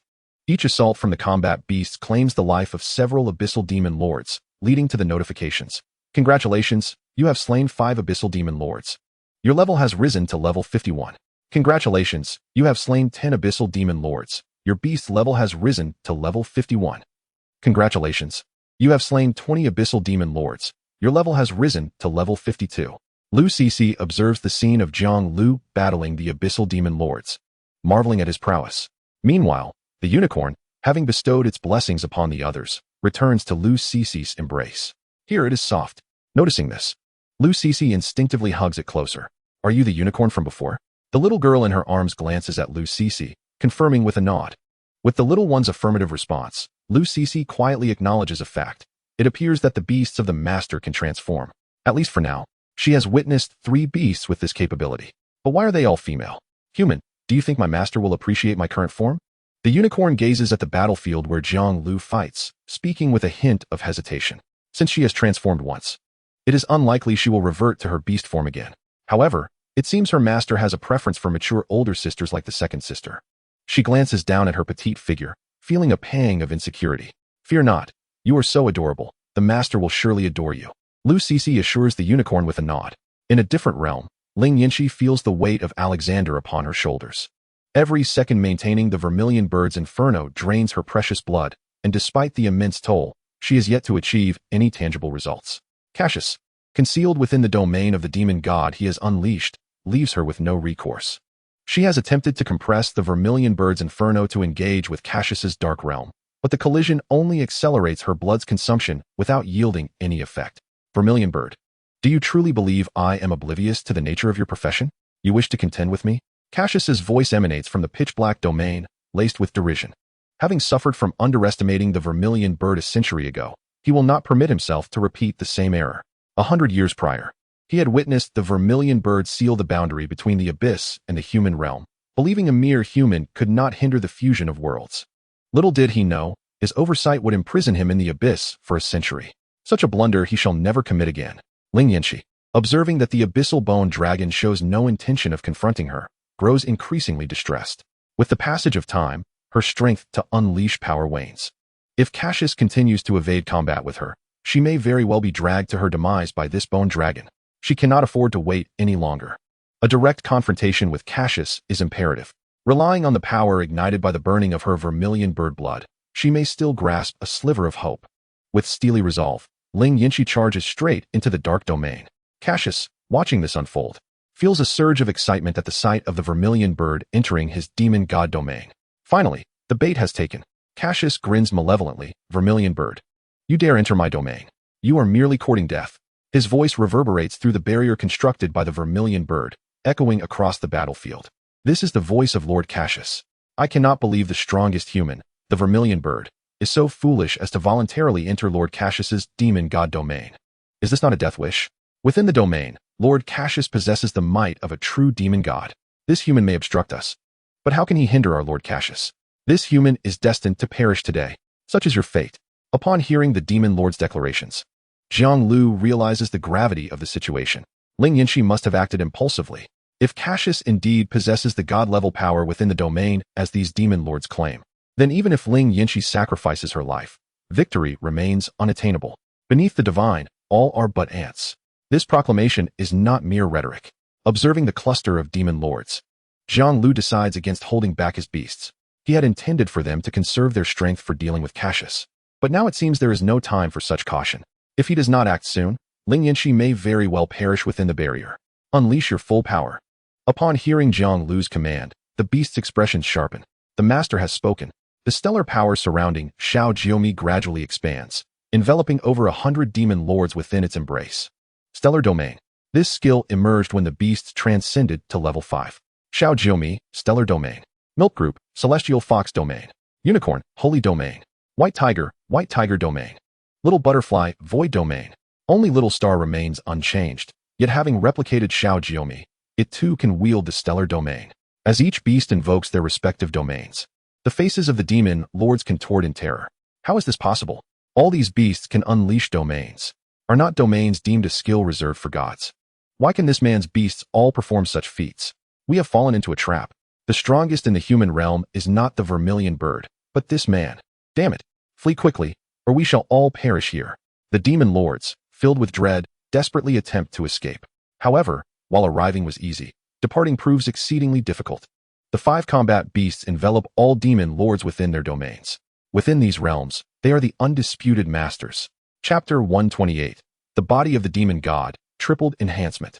Likewise, the unicorn that aids humanity in establishing dominance has unleashed its sacred domain.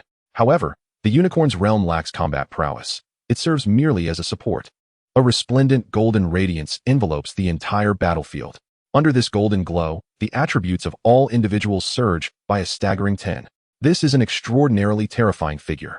The previously evenly matched battle now tilts in favor of the human camp due to the influence of a single unicorn.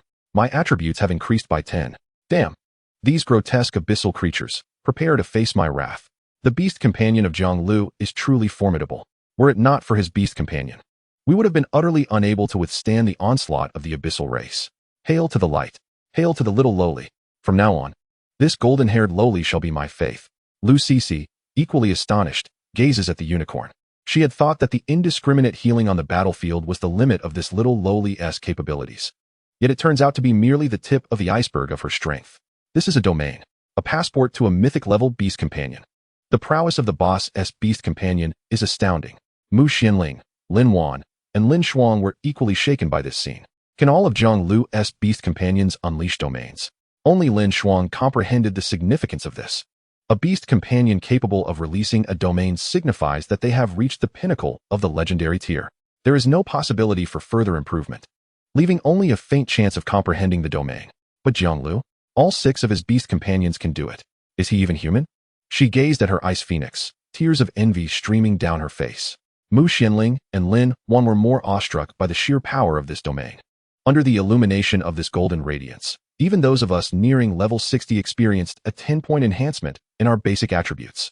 Mu Xianling and Lin Wan exchanged glances. An increase of 10 in attributes for them as mages signifies much more than merely being able to cast a few additional spells. Furthermore, the potency of each spell cast would be amplified. Such enhancement is inhuman. As time passed, the battlefield where Jiang Liu fought gradually approached its conclusion, bolstered by the domain. This group of demon lords exhibited no resistance whatsoever. Within little Jiume's Starlight domain, the various skills she unleashed were exponentially amplified in power. Inside Nituan's Heavenly Fox domain, chaos reigned, with bewitched abyssal demon lords ruthlessly slaying their own comrades. As for the other beast companions, their strength within the domain also experienced a several-fold increase. It was under such a vast disparity in power that this group of abyssal demon lords was gradually slaughtered by Jiang Liu, as he dispatched the 250 demon lords. His level soared to new heights. Jiang Liu, level 56. Attributes, Spirit 60,000. Equipment, Spirit Wine Set, Special Effect, enhances Beastmaster and Beast attributes by 50. Skills, Fusion. Spirit Link. Not only had his level reached 56, but all of his beast companions had also ascended to level 55. After vanquishing all the demon lords, Nituan was the first to rush over and throw herself into Jiang Liu's embrace. Seeing this, little Jiume quietly approached Jiang Liu, her gaze fixated on his hands. She too wished to leap into Jiang Liu's arms. Noticing this scene, Jiang Liu hesitated for a moment, but ultimately embraced little Jiume. They are all his beast companions. He cannot show favoritism. Meanwhile, the white tiger attempted to join the fray. However, just as it reached Jiang Liu, it was sent flying by a kick from the elder sister fox in Jiang Liu's arms.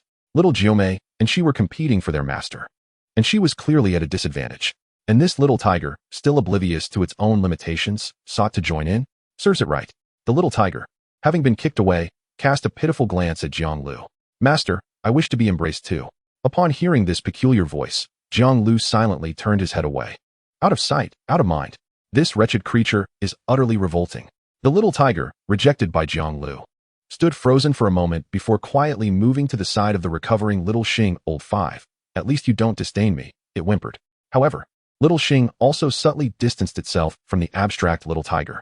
It did not comprehend why its master rejected the little tiger, but it understood that following suit would suffice. The little tiger, once again shunned, felt its heart shatter completely. Meanwhile, Feng Dai hovered in the void, silently observing the elder and younger sisters in Jiang Liu's embrace. She too yearned to experience the warmth of her master's hold. Yet, she was unable to transform at this moment. Gazing at her two beautiful, dark wings, she felt a sense of disdain for the first time. After entering the demon god's domain, Ling Yinxi felt a twinge of regret for her impulsiveness. Cold, dark, oppressive, and filled with endless negative emotions. This affected the flow of the vermilion bird blood within her body. Vermilion bird, how foolish you are. This truly exceeds my expectations. I had thought you would be a formidable opponent, but it seems I have overestimated you. The colossal form of Cassius appeared, looking down upon Ling Yinxi as it spoke slowly. Had Ling Yinxi faced him outside the demon god's domain, risking her life might have given her a slim chance of defeating him. But this woman made the foolish decision to enter his domain, sealing her fate. Ling Yinxi gritted her teeth, though regret filled her heart. Her gaze betrayed no hint of it. Given the current situation, dragging this out with the skeletal dragon offered no hope of victory. It would be better to plunge into the demon god's domain and fight with all her might. Ignite. The vermilion bird blood within her surged into flames. Crimson flames gradually enveloped Ling Yinxi's form.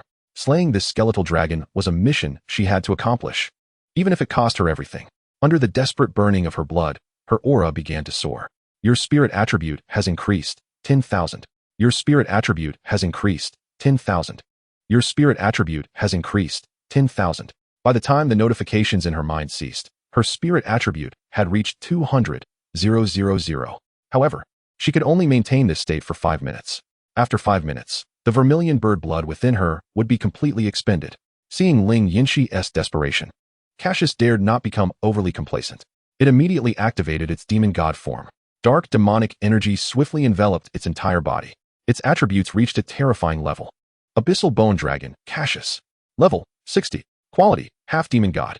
Attributes, Strength, 240000. Constitution, 240000. Spirit, 240000. Speed, 240000. Skills, Demon God Form, Demon God Domain. Total attributes, 240,000. Chapter 129, 350,000 Spirit Attributes. Total Attributes, 240,000. This was still without the enhancement of the Demon God domain, showcasing the sheer magnitude of Cassius's attributes. Should the amplification of the Demon God realm be factored in, the attributes of this demonic dragon would ascend even further. Ling Yinshi gazed at the abyssal bone dragon before her, and deep within her heart, a profound despair quietly took root. The disparity was insurmountable. Juke, do you still believe that sheer determination can make you my adversary? Cassius's enormous dragon head hung low, his colossal eyes fixated intently on Ling Yinshi, brimming with unabashed derision. Within the Demon God realm, he was an invincible entity. In the face of the bone dragon's mockery, Ling Yinshi refrained from retorting, silently channeling the power within her. Engaging in a protracted battle with this demonic dragon left her with no hope of victory. Only by concentrating all her strength into a singular strike could she harbor the faintest chance of success. In an instant, blood-red flames surged around her like a raging tide. She poured every ounce of her essence into this life-or-death strike, without reservation. The blood of the Juke blazed fiercely, the searing power even tinging her hair with a radiant crimson hue. Gradually, a long spear began to coalesce in her hands, the Chiyu Finshin. This was a demigod-level weapon destined to be contracted by all Juke practitioners, which Ling Yinshi inherited after the demise of the previous Juke. Because this weapon could only be powered by burning Juke blood, it was colloquially dubbed a suicidal weapon. A glint of determination flashed in Ling Yinshi's eyes as the fiery spear, imbued with the might to annihilate, lunged fiercely towards Cassius. Where the spear tip passed, the very fabric of space appeared ignited, leaving a distorted trail of flame. Observing this, Cassius narrowed his enormous dragon eyes slightly, a flicker of disdain crossing his gaze. In the Demon God realm, Ling Yinshi's attack posed no threat to him. Unperturbed, he swiped his dragon claw, a dense black, demonic energy coalescing into an indomitable shield that loomed before him. The moment the flaming spear made contact with the demonic energy shield, an explosive clash of energy erupted. Blood-red flames entwined with the inky blackness of the demonic energy, colliding and emitting piercing shrieks. Powerful energy waves radiated from the epicenter, spiraling outward in a frenzy, causing the entire Demon God realm to tremble. This tremor extended beyond the battlefield. At this moment, Jiang Liu had arrived before the Juke Inferno that Ling Yinshi had established. "Master, I cannot enter." Xiao Dai appeared silently from the side, her tone laced with helplessness. She could utilize the power of the void to infiltrate the barrier set up by Ling Yinshi outside, but had no means of traversing the internal Demon God realm. Just then, a violent tremor surged from within the barrier. Jiang Liu felt this wave, his brow furrowing slightly. Ling Yinshi was fighting with all her might. Meanwhile, the outer Juke Inferno was gradually dissipating. This indicated that the Juke blood within Ling Yinshi was nearing depletion. She could not hold on for much longer. "Little G, prepare to act." Jiang Liu decisively issued his command. He would wait for the outermost barrier set by Ling Yinshi to vanish completely, allowing him to enter alongside Little G. At that point, he would have the little creature unleash the star domain, leveraging the power of the stars to counterbalance and neutralize Cassius's Demon God realm, thereby rescuing Ling Yinshi. However, before this could transpire, a crucial and indispensable prerequisite existed. Little G's attributes must be comparable to Cassius's. This could only be achieved through a mental link. Little Xing, replicate Cassius's attributes. Under his direction, Little Xing's mist-like form began to gradually transform. Before long, a bone dragon nearly indistinguishable from Cassius slowly emerged in the sky. However, perhaps due to Cassius's tier as a half-step demon god, his extraordinary strength, the attributes of the replicated Cassius fell short of expectations, only reaching a mere 50 of what was desired. The mental attribute stood at a mere 40,000 points. But it would suffice. Activate the demon god body.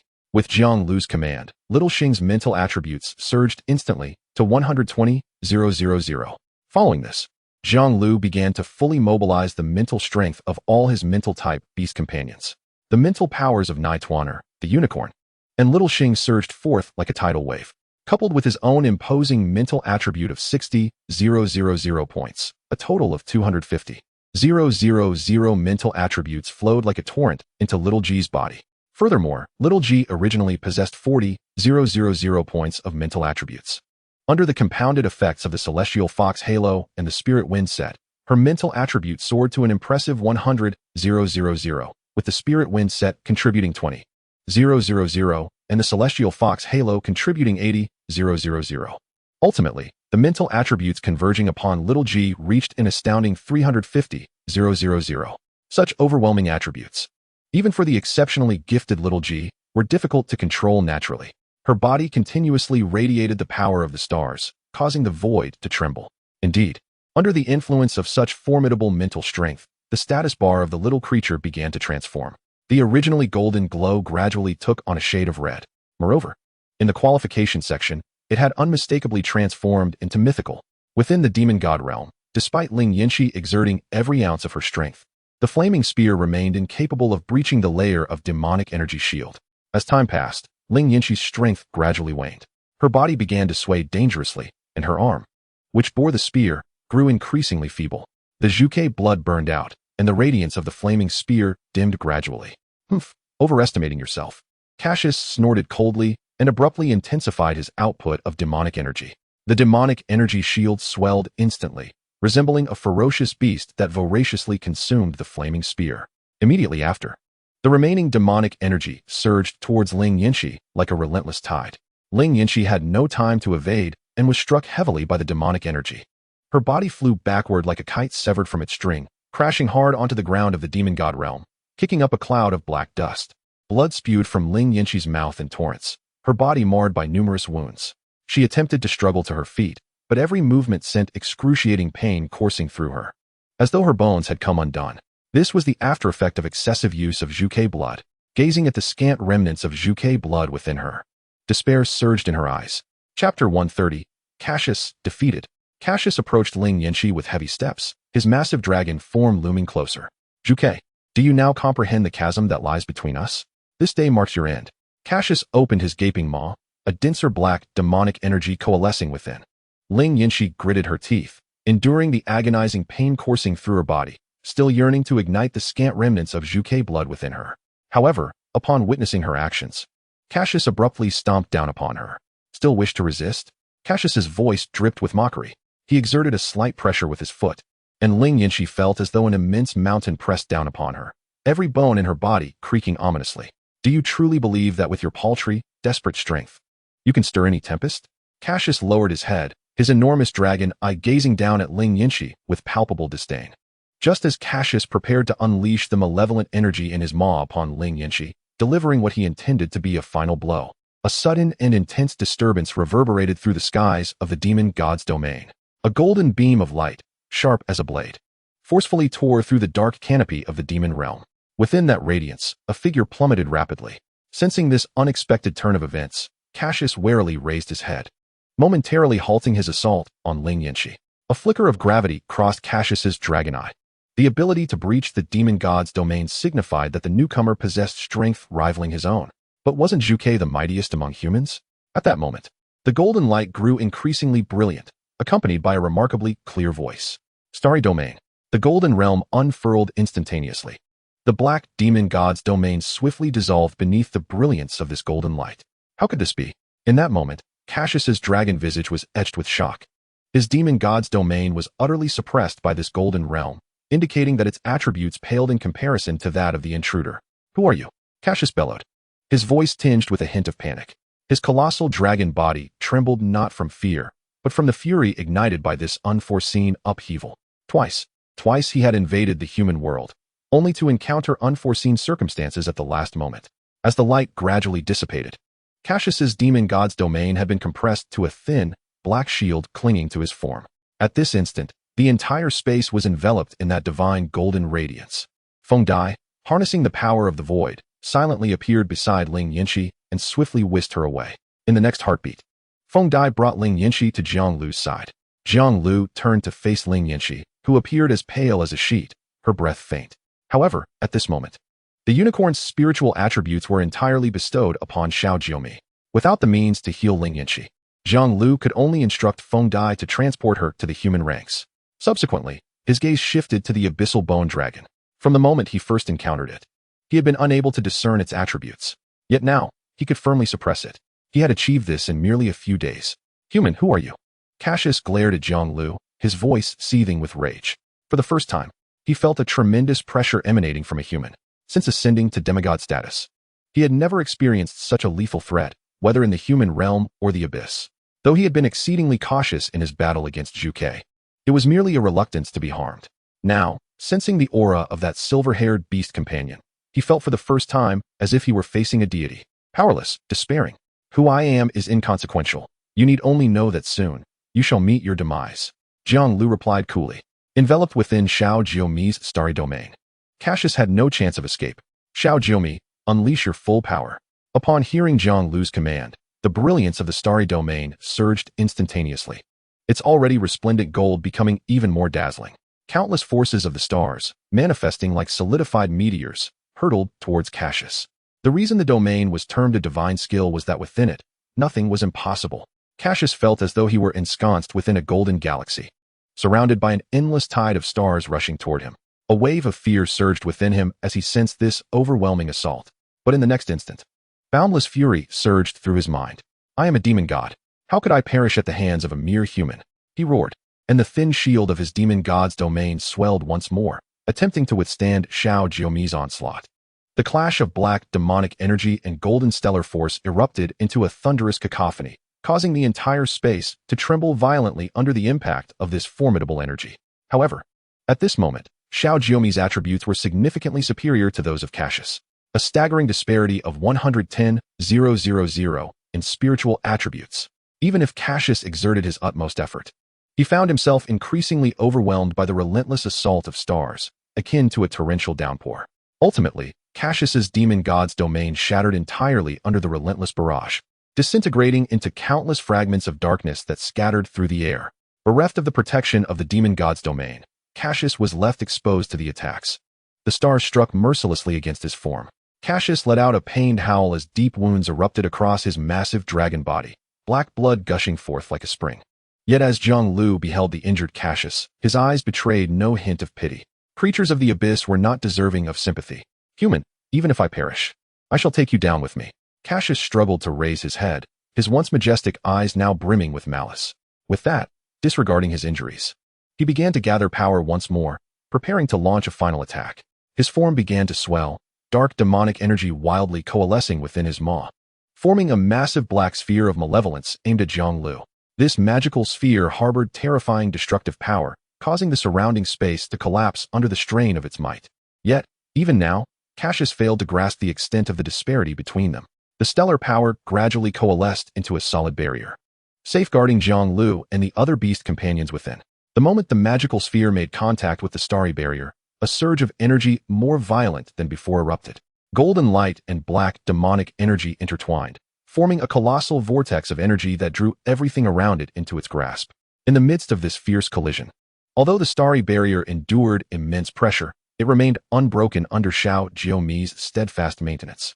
Meanwhile, Cassius, having expended a vast reserve of power to execute this final strike, had become dreadfully weakened. His body swayed precariously, and his once fearsome dragon eye had lost its former ferocity. It is over. Jiang Liu seized the moment to issue another command. Xiao Jiumi unleashed her attack once more, as countless forces of the stars converged into a massive golden spear, shooting forth like lightning towards Cassius. The spear pierced through Cassius's body, emerging from one end of his dragon form, trailing a cascade of black blood. Cassius emitted a faint cry of anguish, his colossal body slowly collapsing. The reign of a once mighty lord of the abyss had come to an end. Chapter 131. A fortuitous encounter with the extraordinary divine crystal. As the starry domain dissipated, Cassius's corpse was suddenly revealed upon the battlefield. The demonic forces present bore witness to this scene, their faces etched with terror. See, Cassius, my lord, has fallen? How could this be? How could a half-step demon god like Cassius perish at the hands of a human? Absolutely impossible. This must be an illusion, with the demon lords already dead. Now, even Lord Cassius has fallen. This is undoubtedly a human conspiracy. Bereft of their demonic leader, the creatures of the abyss ceased their assault. In stark contrast, the human side, witnessing this spectacle, experienced an instantaneous surge in morale, erupting into thunderous cheers. The abyssal dragon has perished. As long as we eradicate this horde of demons, victory will be ours. Charge forth. The formidable Jiang Liu has already vanquished even the most tenacious of foes, the demon dragon. We cannot afford to lag behind. We must not disappoint Jiang Liu. Everyone, muster your strength and ensure that these abyssal creatures are driven back into the depths. The demise of the abyssal dragon, Cassius, has invigorated the morale of humanity. At this moment, everyone is akin to being infused with fervor, launching a vigorous assault against the denizens of the abyss. Mu Xianling and the others, upon witnessing Jiang Liu's triumph over the dragon, were left wide-eyed and astounded. In their perception, while Jiang Liu was indeed powerful, it paled in comparison to the desperate struggle of the vermilion bird. It was the blood-burning, life-risking vermilion bird that rightfully held the title of the strongest in the southern war zone. Earlier, upon seeing Ling Yinshi severely injured and being rescued by the Void Phoenix butterfly, they had assumed humanity was doomed. However, to their astonishment, moments later, the corpse of Cassius materialized before them. "Sister, do you think I'm hallucinating?" Lin Shuang asked dreamily, moving closer to Lin Wan, her expression dazed. Lin Wan, hearing her words, twitched her lips. The reality before them was indeed hard to believe, yet Cassius's lifeless form lay unmistakably before their eyes, leaving no room for doubt. "You are not dreaming. Jiang Liu truly killed that dragon," Lin Wan exclaimed. "Does that mean I can no longer refer to him as my student? I feel he is capable of being my master." "I believe so." Meanwhile, Jiang Liu was immersed in a continuous stream of notifications reverberating in his mind. "Congratulations on slaying the Abyssal Bone Dragon. Your level has increased. Your level has risen to 57. All your beast companions have ascended to level 56. All loot has been collected into your personal space." A series of notifications echoed in his mind. Slaying this level 60 Abyssal Bone Dragon had directly elevated his level by 2. All of his beast companions had also gained a level. Truly, the strongest presence in this abyss bestows ample experience. Subsequently, Jiang Liu directed his gaze toward his personal space, eager to discover what this demigod-level dragon had dropped. The first items that caught his eye were 4 pieces of equipment. He swiftly bypassed the 3 legendary-grade items and focused on the one shimmering with a hint of red light. Abyssal Dragon Ring, Summoner. Beastmaster, Slot. Accessory, Quality, Half-Step Mythical, Attributes, all attributes 5, Special Effect. Summons the complete form of Abyssal Bone Dragon Caches for battle. Duration, 5 minutes. The moment Jiang Liu laid eyes on this equipment, he equipped it without hesitation. He was acutely aware of the attributes of the Abyssal Dragon in its regular state. Its average attributes soared to an astonishing 80,000 points.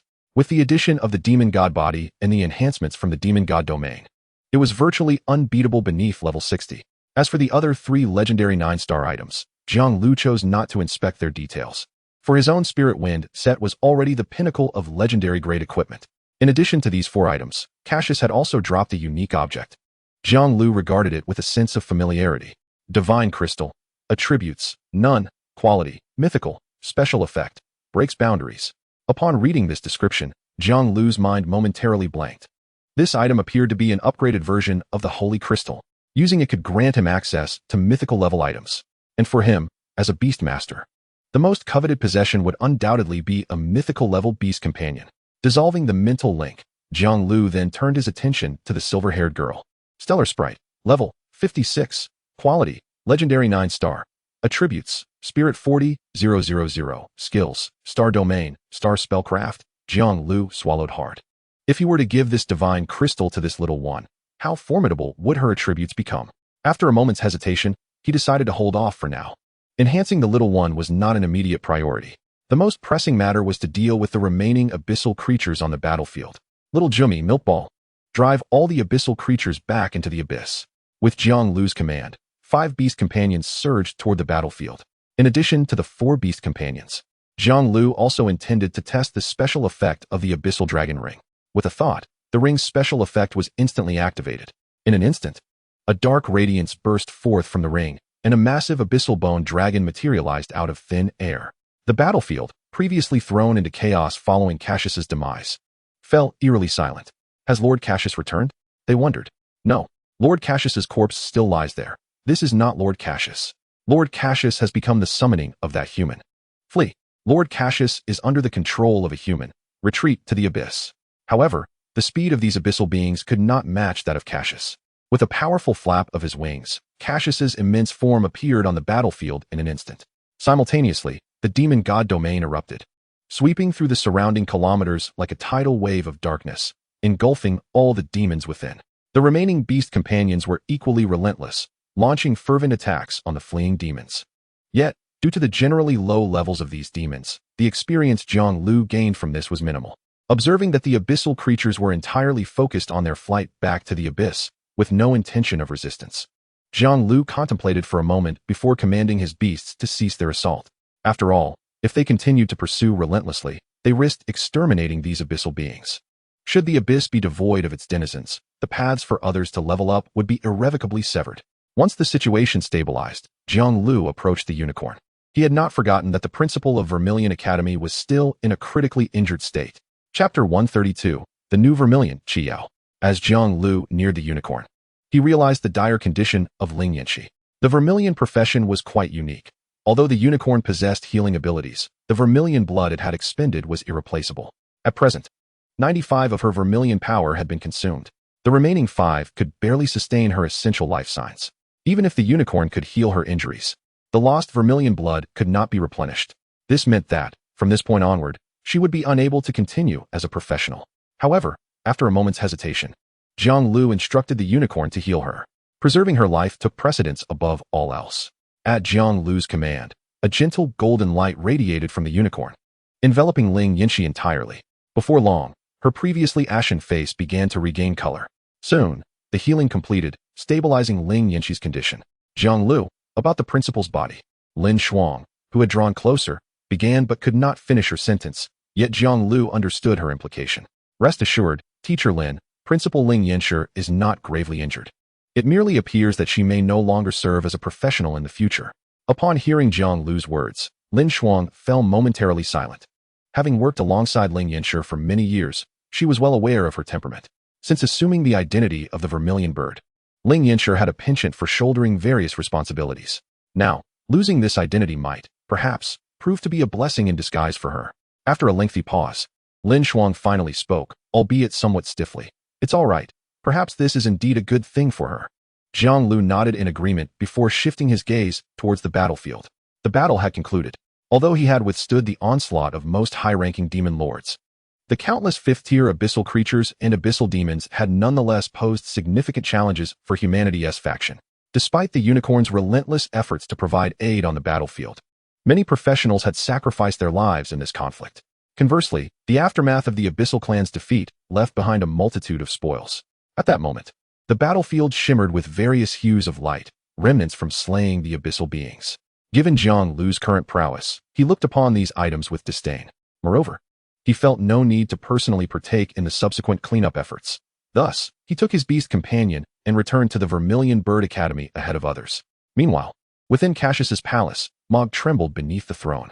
The fact that Lord Cassius had been slain by a mere human was utterly terrifying. The gelatinous creature Mog had fled back to Cassius's palace upon realizing the dire situation on the battlefield. Its contorted form quivered incessantly, and its slime-covered face was etched with fear. How could a human possess such terrifying power, overpowering even Lord Cassius? What shall we do? What can we do? Mog muttered despairingly.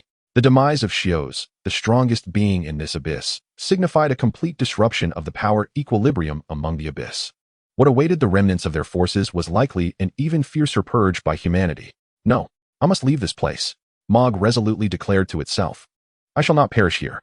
Suddenly ceasing its trembling, a flicker of determination shone in its pea-sized eyes. The endless abyss adjoining the southern battlefront was but a fragment of the vast expanse. Cassius was merely the lord of this borderland. My intellect, Mog's, is bound to find value among other abyssal lords. With this thought in mind, Mog began to rummage around the throne. Since it had decided to seek refuge with other abyssal lords, it must gather gifts worthy of allegiance. The vast wealth amassed by the abyssal dragon Cassius over the years would serve as the finest token of submission. After packing Cassius's treasury, Mog fled towards the western abyss, where a more powerful and sagacious abyssal lord awaited. Surely, that lord would appreciate its talents far more than this dragon. At the Vermilion Bird Academy, Ling Yanxi gradually came to terms with the reality of her future as an ordinary individual. Once a formidable vermilion bird, she felt unworthy of bearing its power after nearly depleting her strength. After much contemplation, she had chosen today to pass on the power of the Vermilion Bird, and Qiao would become the new Vermilion Bird. In the central square of the Vermilion Bird Academy, all faculty and students had gathered. Ling Yanxi, adorned in a magnificent crimson robe, gracefully ascended to the high platform at the center of the square. Qiao followed closely behind, her expression fraught with anxiety. Suddenly thrust into the position of leading the entire Vermilion Bird Academy, she felt utterly unprepared.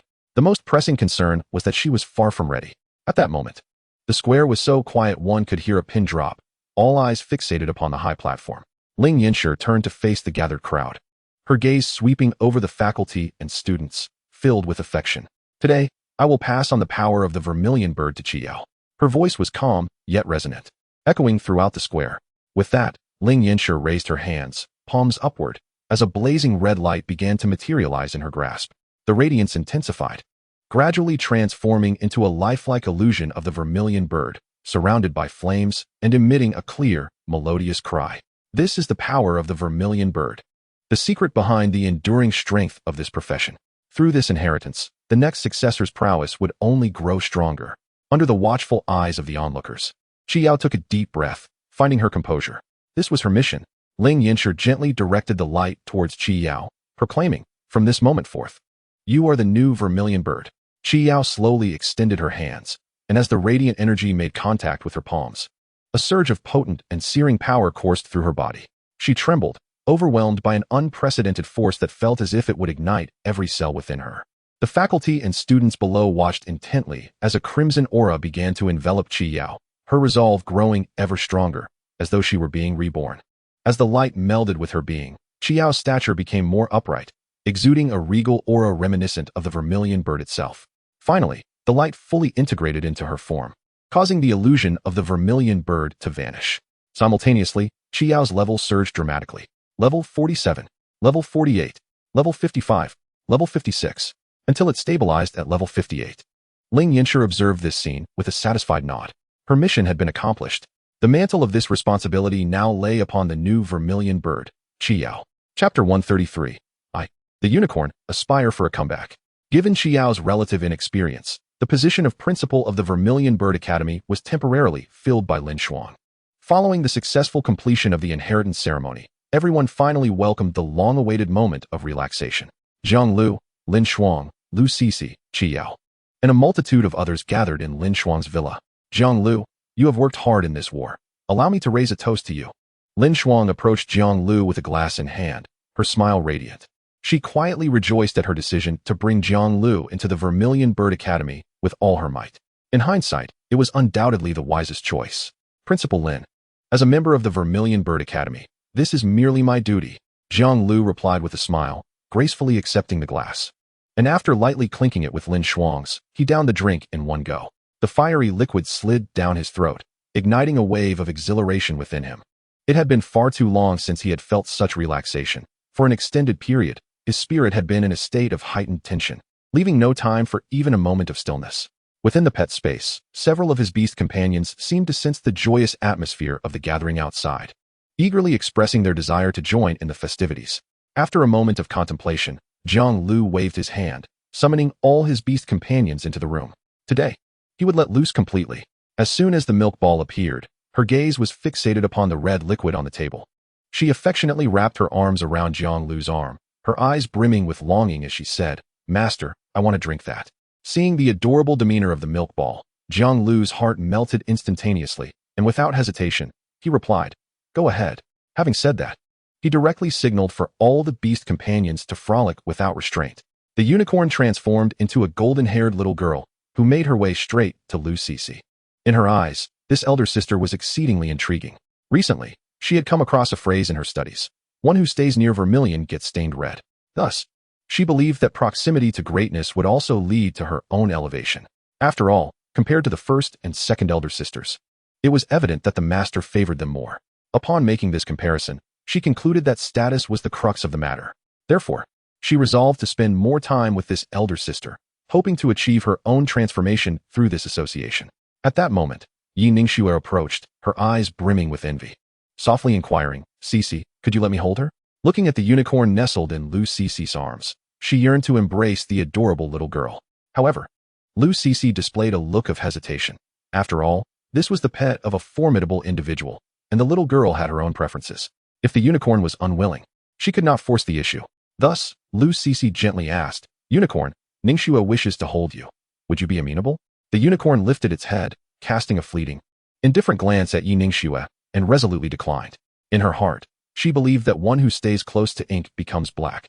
Proximity to the small leads to diminishment. Yi Ningxue clearly fell short of her standards, and she swiftly dismissed her. Upon witnessing this, Yi Ningxue's lips twitched, feeling the unicorn's peculiar gaze laden with animosity toward her. Meanwhile, Jiang Liu found himself ensnared by Nai Tuaner and Xiao Jiomi turning to his left. he saw Nightwaner holding a glass of red wine. "Master, I would like to drink with you," she said. To his right stood Xiao Jiomi, blushing as she offered grapes. "And master, please eat." Observing this chaotic scene, beads of cold sweat trickled down his forehead. What was he to do with these two beast companions? "How about you both wait for a moment? I'll be right back," he suggested. "No way." Before Jiang Liu could finish his sentence, both beast companions simultaneously rejected his proposal. Seeing this, a dark line appeared on Jiang Liu's forehead. Where was the dignity of a Beastmaster? Resolutely, he took the glass of red wine in his left hand and the grapes in his right. He would have them both. Fortunately, at that moment, Qi Yao approached. "Jiang Liu, did I disturb you by coming over so abruptly?" She looked at Jiang Liu, who was engaged in intimate interactions with his beast companions, her expression hesitant. "Not at all. How could you disturb me?" Jiang Liu exclaimed, as if he had spotted a savior. Hastily extricating himself from the encirclement of his two companions and swiftly walking to Qi Yao. Meanwhile, Nightwaner and Xiao Jiomi cast resentful glances at Qi Yao. Was this woman trying to seduce their master? They would surely find a place to bury her. Qi Yao felt a chill run down her spine under the weight of their accusatory stares, instinctively pulling Jiang Liu a few steps away. "Jiang Liu, do you remember the national competition that Principal Ling Yinchi mentioned to you before?" Jiang Liu nodded slightly. Participating in the national competition was something he had promised Lin Shuang to accomplish even before he contracted the white tiger. "In 10 days, the national competition will take place in the Western War Zone, and I will participate alongside you." Upon hearing that Qi Yao would join him, Jiang Liu was momentarily taken aback. With just the two of them, their strength seemed insufficient for the competition, which felt like bullying the weak. Perhaps sensing Jiang Liu's doubts, Qi Yao hurriedly clarified, though the competition requires participants to be students, those who have graduated within 5 years are eligible to compete. Moreover, the threshold for participation is the 4th rank. You can also observe that our Southern War Zone is relatively weak. There isn't even a single 6th rank professional here. Because of this, the pressure from the abyss we face is minimal. However, without your presence, our human race in the Southern War Zone would have been nearly annihilated. The pressure from the abyss faced by other war zones is on a completely different level. Additionally, the Western War Zone's White Tiger adheres to the philosophy of nurturing strength through battle, leaving them defenseless against the Abyssal Demon clan. Hence, the Abyssal Demons can brazenly invade the human world and launch attacks on various cities. Yet, under such circumstances, their combat prowess far exceeds ours, rivaling even the strongest Eastern War Zone. Thus, Qi Yao concluded, even if the two of us participate in this national competition, we may not secure the championship. Hearing her explanation, Jiang Liu finally grasped the situation.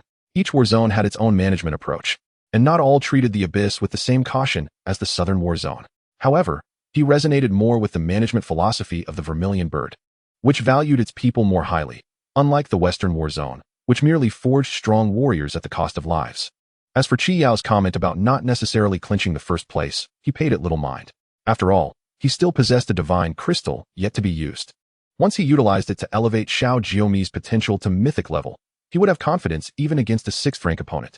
Chapter 134, Mythic Level, Genesis Spirit. Moreover, the identity of Xiao Guozi remained a key issue to unravel.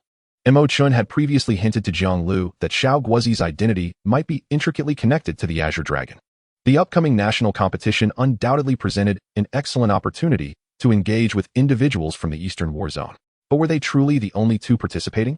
Jiang Liu looked at Qi Yao with a puzzled expression. Qi Yao replied, "Each school is allowed to send a total of 10 participants. I have yet to finalize the specific candidates. Do you have any suitable recommendations?" Jiang Liu instinctively thought of Lu Cixi, yet upon recalling her current prowess, he couldn't help but shake his head inwardly. Lu Cixi's strength was quite lacking. Participating in the national competition would be tantamount to delivering herself as a gift to others. Noticing Jiang Liu's silence, Qi Yao proceeded to explain the rules of the national competition. This competition involves over 1,000 universities nationwide. The entire event consists of both team and individual competitions, with the final rankings determined based on performances in both categories. As you may know, our Vermilion Bird Academy's ranking has fallen to 9th, and we are on the verge of slipping out of the top 10. Therefore, this competition is crucial for our academy. If our ranking falls further, it will severely impact our resource acquisition and the academy's reputation. Upon hearing this, Jiang Liu furrowed his brow. He was confident in securing first place in both the team and individual competitions, but to be honest, aside from Qi Yao, the others did not stand out. However, he believed that challenges would naturally resolve themselves. After discussing the various details of the national competition, Jiang Liu glanced at the inebriated Nightwaner, chuckling helplessly before lifting her up. This little fox girl seemed to have a low tolerance for alcohol. She had already lost her human form and reverted to an adorably soft little fox. Nonchalantly, he draped her over his shoulders and led Xiao Jiumi to a spacious area. He intended to use the divine crystal tonight to enhance the little one's potential. Subsequently, Jiang Liu glanced at his attributes. Jiang Liu. Occupation, Beast Tamer. Level, 57. Beasts, 6, 7. Equipment, Spirit Wind Set. Talent, daily evolution points of 1 million. Currently available, 40 million. Skills, Mental Link, Fusion. After this period of accumulation, he had already amassed 40 million evolution points. By merely offering the sacred crystal to little Jiumi for consumption, and then investing evolution points into it, the little creature could ascend to the mythic level. Contemplating this, a wave of excitement surged within Jiang Liu. Mythic level beasts are mythical creatures that exist in legends. He turned his gaze toward little Jiumi, Starry Sky Sprite. Level, 56. Quality, Legendary 9 stars. Attributes, Spirit 40,000. Skills, Stellar Domain, Star Incantation. At present, little Jiumi's attributes were indeed somewhat inferior compared to the Abyssal Bone Dragon. The previous successful defeat of the Abyssal Bone Dragon was largely attributed to the Mental Link skill. However, if little Jiumi were to be elevated to the mythic level, perhaps it could transcend a 5-level gap without relying on the Mental Link. Yet, the little creature's qualification reaching the mythic level would imply that the legendary 9-star skill, Mental Link, would no longer be effective for her. Nevertheless, every bit of this was worth it. Would you like to use the sacred crystal on your beast, little Jiumi? Upon seeing the prompt vividly manifest in his mind, Jiang Liu hesitated not for a moment and resolutely responded, yes. As soon as his thoughts shifted, a crimson radiance suddenly enveloped the surface of the sacred crystal. Immediately, a massive red cocoon began to form around little Jiumi's body. Sacred crystal usage successful. Your beast can undergo a special evolution. Seeing the term special evolution, Jiang Liu's expression jolted with exhilaration. Without hesitation, he once again focused his thoughts and decisively invested 10 million evolution points into little Geo Michigan. Yet, there was no immediate reaction. Was 10 million evolution points insufficient merely to elevate from legendary 9 stars to the mythic level? Jiang Liu swallowed hard, steeling himself as he directly invested the remaining 30 million. Your beast's qualifications have experienced a tremendous enhancement. Your beast, the legendary 9-star Starry Sky Sprite, has ascended to mythic 1-star Genesis Sprite. Due to the substantial enhancement of your beast's qualifications, you have received an attribute feedback, all attributes 1000. Meanwhile, Lin Shuang was strolling along a path with Ling Yinxi when, suddenly, a blinding and majestic red light shot into the sky, instantly tearing apart the clouds of the night. The radiance pierced the night like a sharp sword, illuminating the surroundings as brightly as day. This is Lin Yinxi's expression changed dramatically, instinctively glancing in the direction of the light, which was precisely where Jiang Liu had departed. Lin Shuang was equally astounded by the sudden illumination. She squinted her eyes, attempting to discern what had transpired through the intense light. This fluctuation of power. Could it be Lin Shuang entertained a bold conjecture in her mind, but refrained from voicing it? She had always known that Jiang Liu possessed means to enhance his beast's qualifications. However, if the legendary level were to advance further, Lin Yinxi and Lin Shuang exchanged glances. Let us go see. With Lin Shuang's assistance, the two immediately rushed toward the source of the light. Concurrently, other faculty and students within the academy noticed this extraordinary celestial phenomenon. The once tranquil campus erupted into a frenzy as everyone emerged from their dormitories, gazing upward at the red light that cleaved through the night sky, with discussions rising in a clamor. What on earth is happening? Could another crisis be upon us? I don't know, but that light looks terrifying. It feels like the entire academy is trembling. Surely, the abyss is not launching an attack again. Amidst the speculations and concerns of the crowd, Lin Shuang and Ling Yinxi were the first to arrive at the site of the illumination. There stood Jiang Liu on an open field, alongside a sprite radiating a gentle starlight, its aura far more formidable compared to the previous little Jiumi. At that moment, Jiang Liu was utterly enthralled by little Jiumi's newfound attributes. Genesis Sprite. Level, 56. Quality, Mythic 1-star. Attributes, Spirit 100,000. Skills, Genesis Domain. An astounding spirit attribute of 100,000. Chapter 135. The Destructive Demon God, Samuel. The legendary 9-star little Jiumi had officially ascended to the mythic level. Its spirit attribute had multiplied by a staggering 15 times, and its skills had become even more potent. The original stellar domain had evolved into the Genesis domain. Although Jiang Liu was not entirely clear on the precise changes this upgrade had bestowed upon the little creature, He could palpably feel that its aura had intensified manifold. Jiang Liu, this beast of yours. Lin Shuang gazed at the sprite hovering beside Jiang Liu, its form now transformed, her eyes filled with complexity. Judging solely by the aura emanating from this beast, its level had evidently surpassed that of the legendary tier. Meanwhile, Lin Shuang's own beast, a legendary 7-star ice phoenix, trembled in fear.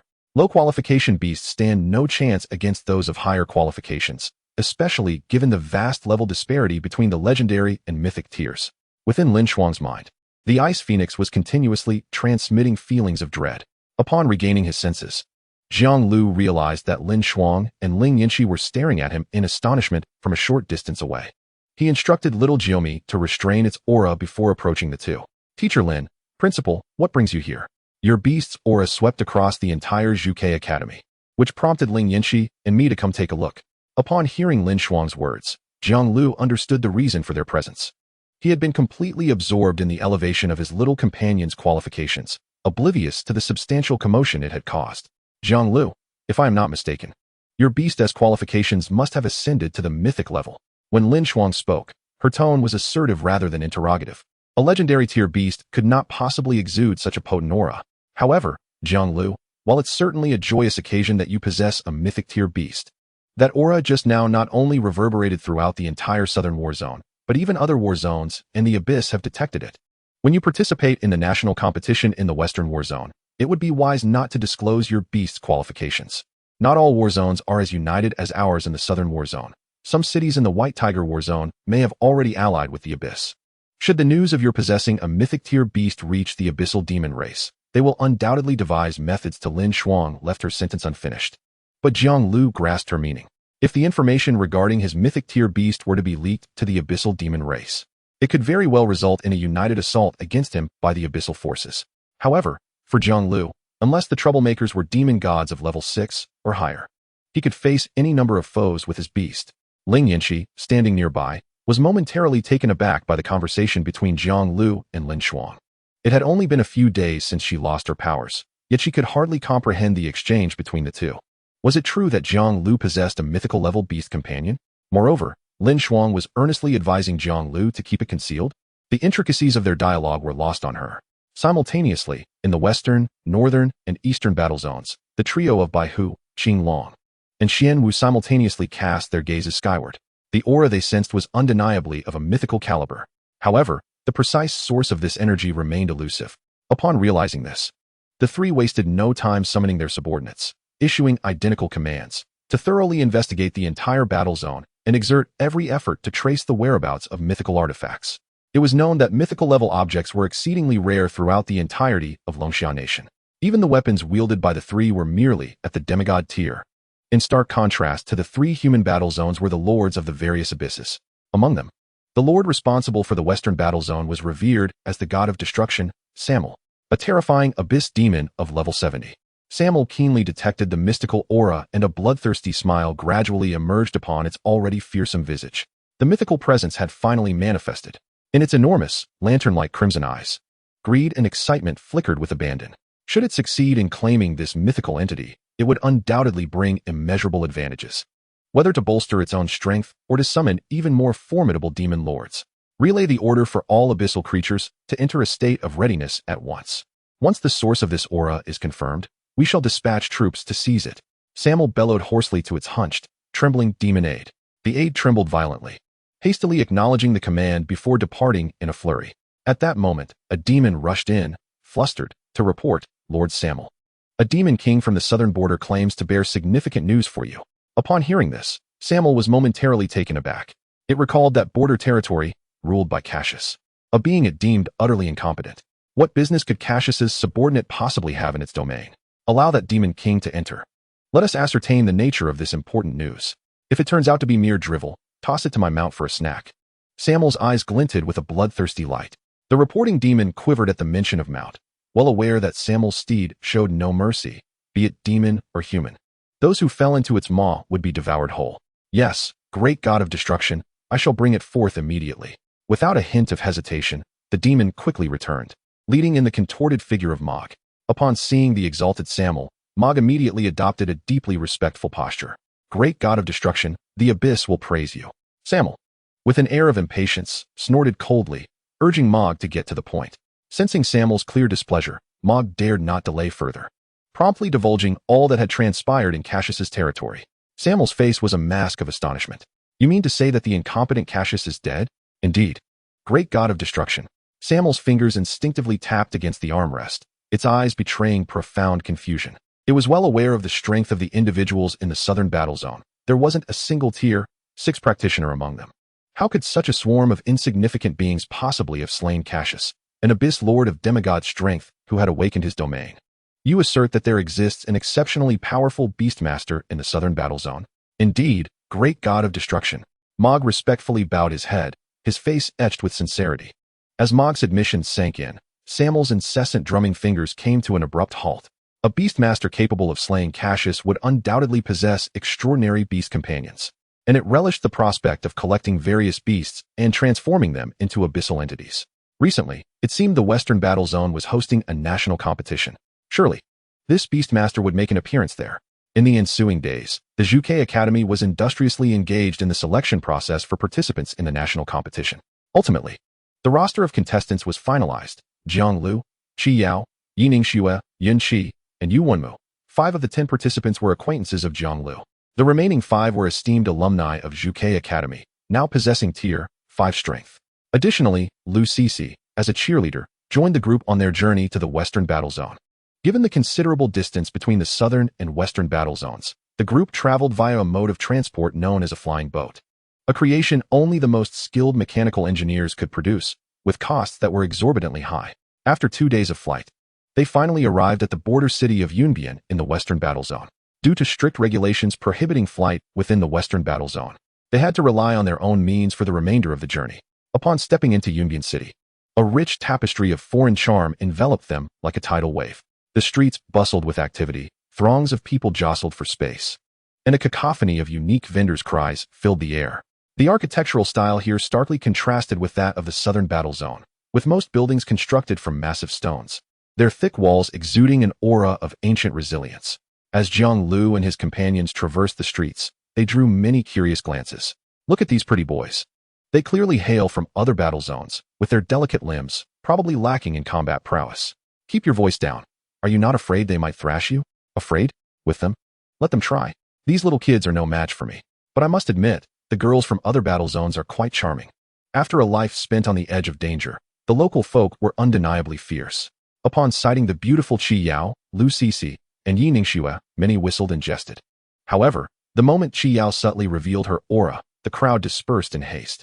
A Tier 5 practitioner was not someone they could afford to mock. Subsequently, under Qi Yao's guidance, the group made their way to the Lord's Mansion of Yunbian City. Having accompanied Ling Yinshi to the Western Battle Zone before, Qi Yao was somewhat familiar with the area. With the esteemed identity of the Vermilion Bird, the party was naturally granted unobstructed passage. Within the spacious hall, they were greeted by the Lord of Yunbian City, a robust middle-aged man with a resolute countenance. Seated at the head of the table, he rose with a smile upon seeing the guests enter, exclaiming, "Welcome, young friends from the Vermilion Bird Academy of the Southern War Zone. It is indeed a pleasure to witness such youthful vigor today." His jovial words echoed throughout the grand hall. After exchanging pleasantries, Qi Yao conveyed the purpose of their visit. "My lord of the Vermilion Bird, I understand that your presence here is to participate in the national competition. I sincerely wish to extend a modicum of assistance to you." The Lord of Yunbian City inclined his body slightly, his demeanor seemingly earnest. However, as he spoke, a momentary hesitation flickered across his visage. Jiang Liu and the others exchanged bewildered glances, a shared confusion evident in their eyes. Qi Yao furrowed her brows and stated forthrightly, "If you have something to say, please do not hesitate." The Lord of Yunbian City let out a resigned sigh, as if he had made a significant decision, and chose to speak candidly. "My esteemed Vermilion Bird, I must confess that Yunbian City is currently facing some formidable challenges, and I would like to request your assistance." He paused, then continued, "In fact, there is another crucial reason. The transit railway connecting Yunbian City to other cities has been nearly obliterated by the abyssal demons." Jiang Liu and the others exchanged glances once again, instantly grasping the underlying implications of the Lord's words. They were effectively trapped here. Upon hearing this news, Qi Yao felt a pang of regret, lamenting her earlier decision to have their vessel deliver them to this troubled city. It was worth noting that there were hundreds of cities connecting the Western and Southern war zones, yet they had inexplicably chosen this one fraught with complications. "Perhaps you might reconsider?" I have pressing matters to attend to, so I shall take my leave." With this parting remark, the Lord hastily departed. At that moment, Qiao hurried to Jiang Liu's side. "Jiang Liu, what should we do now?" Though Qiao, as the Vermilion Bird, held a prestigious status, everyone in the group was acutely aware of who the true leader was in this situation. Jiang Liu lowered his head in contemplation, and after a brief moment, he lifted it again. "In that case, we must first resolve the crisis here before proceeding to the heart of the Western War Zone. However, the behavior of this lord seems rather peculiar. Everyone must remain vigilant." Just now, when he acknowledged Qiao's identity as the Vermilion Bird, he feigned respect and courtesy. Yet, with Jiang Liu's formidable mental acuity, he discerned a subtle hint of anxiety lurking in the lord's gaze. What could compel a lord to feel such trepidation in the presence of the Vermilion Bird, an entity of equal renown to the White Tiger? Something is amiss. Meanwhile, after bidding farewell to the group, the Lord of Yunbian City retreated into the basement of the Lord's manor. He gently opened a concealed door and traversed a long corridor. Arriving at a pitch-black cavern, "My Lord Demon King, I have come to seek your audience. I beg you to release my daughter. I am willing to exchange the lives of all in the city." He fell to his knees, clasping his hands in supplication as he pleaded into the depths of the cave. After a lengthy silence, a low, eerie laughter emanated from within the darkness. "My lord, a wise choice." The following day, after much deliberation, Jiang Liu and the others resolved to assist Yunbian City in countering the threat posed by the abyssal demons. Given the vast expanse of the Western War Zone, relying solely on their own legs would render it nearly impossible to reach the central city in a reasonable time frame without the aid of transit railways. "Lord of Yunbian City, we have made our decision. We will help you address the situation here. However, compensation is required. There is no such thing as a free lunch. Naturally, I assure you that the reward will be satisfactory. I can offer you 10 pieces of legendary equipment," the seasoned Lord of Yunbian City stated. Fully aware of the intricacies of such negotiations, he immediately presented the enticing prospect of 10 pieces of legendary gear. Given the perpetual state of conflict in the Western War Zone, while equipment was not scarce, skilled individuals to wield it were in short supply. Upon hearing the mention of 10 pieces of legendary equipment, Jiang Liu and Qiao exchanged knowing glances. "We can manage that." While neither Jiang Liu nor Qiao lacked for equipment, such legendary items would significantly enhance the capabilities of their remaining teammates. "Lord, we accept your offer. Now, please enlighten us about the troubles facing Yunbian City." Following a consensus, Qiao inquired about the details of the situation. The Lord of Yunbian City sighed deeply before responding. "You are likely aware that the cities in the Western War Zone govern themselves, and the higher-ups hardly intervene. This management model has its advantages and disadvantages. The benefits are evident, as the city's affairs rely entirely on the capabilities of the Lord. However, the downside emerges when confronted with abyssal demons that the entire city cannot repel." Without elaborating further, the Lord's meaning was clear to the group. Should they encounter insurmountable demonic forces, the city would face annihilation. As a border city of the Western War Zone, Yunbian City rarely encounters even 4th-tier demons. Yet now, not far from our city, a horde of high-ranking demons has taken residence. I have dispatched professional adventurers to gather intelligence, and there are as many as 25th-tier abyssal demon kings. Moreover, the leader appears to be of the 6th tier, 25th-tier demon kings, and a 6th-tier abyssal demon. Such formidable forces are solely targeting this small city? This seemed illogical. However, the Lord of Yunbian City was inwardly in turmoil. He had lied.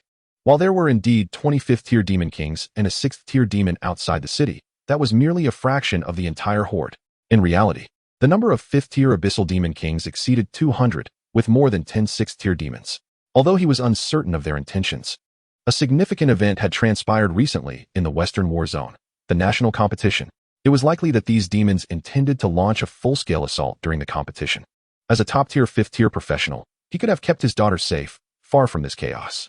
Yet now, she had fallen into the hands of those demons. Esteemed guests, this is our predicament. If you can eliminate the horde of demons and repair the transit railway, this mission can be deemed a resounding success. At that point, you will also be able to leave Yunbian City. Upon hearing this, Qiao nodded. 25th-tier demon kings and 1 6th-tier demon. Jiang Liu and I can certainly handle that. Seeing that Qiao and the others voiced no objections, the Lord of Yunbian City declared, "I will immediately summon all 5th-tier professionals in the city, and together we shall vanquish the horde of demons." However, with fervent passion, he swiftly relayed the information to the abyssal demons. Nothing was more important than his daughter.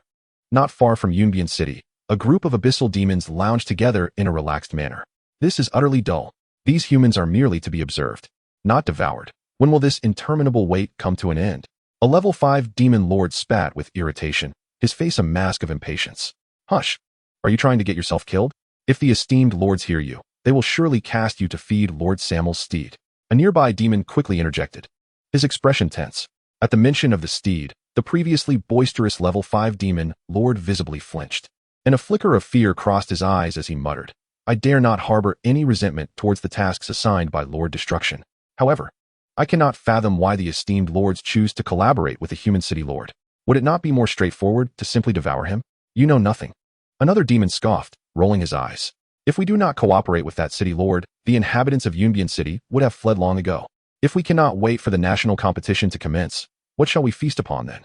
Yet, through collaboration with this human city lord, we can compel him to maintain the stability of the human populace within the city. When the time comes. Understood. As this exchange unfolded among the level 5 demon lords, a towering figure, radiating an aura of profound darkness, emerged slowly from the shadowy cave, a level 6 abyssal demon lord. The human has delivered news. He is bringing all the level 5 powerhouses from Yunbian City. The level 6 demon lord's voice resonated with an innate authority. You lot must act swiftly. Do not allow the humans within Yunbian City to sense any anomalies. Understood, my lord. Upon hearing this news, the eyes of the level 5 demon lords gleamed with bloodlust, their excitement palpable as they rubbed their hands together. After such a long wait, they would finally have a hearty feast. The level 6 demon lord sneered, that human is quite astute and obedient.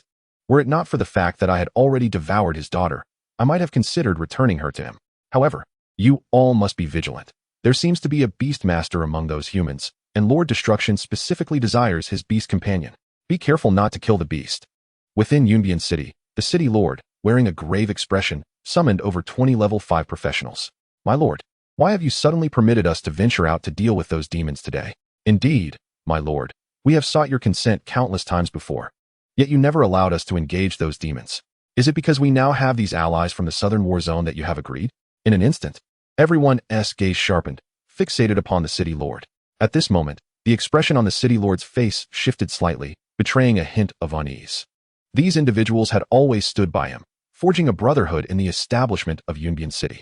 Yet now, the image of his daughter, imprisoned and tear-streaked, flashed through his mind. I am truly sorry, my brothers. He then turned to the group from the southern war zone, stating, simply, your luck is quite unfortunate. Chapter 138. The mythical level Little Jumi takes action. Soon, the group arrived at the gathering place of the demons. However, as they entered, Jiang Liu sensed something amiss.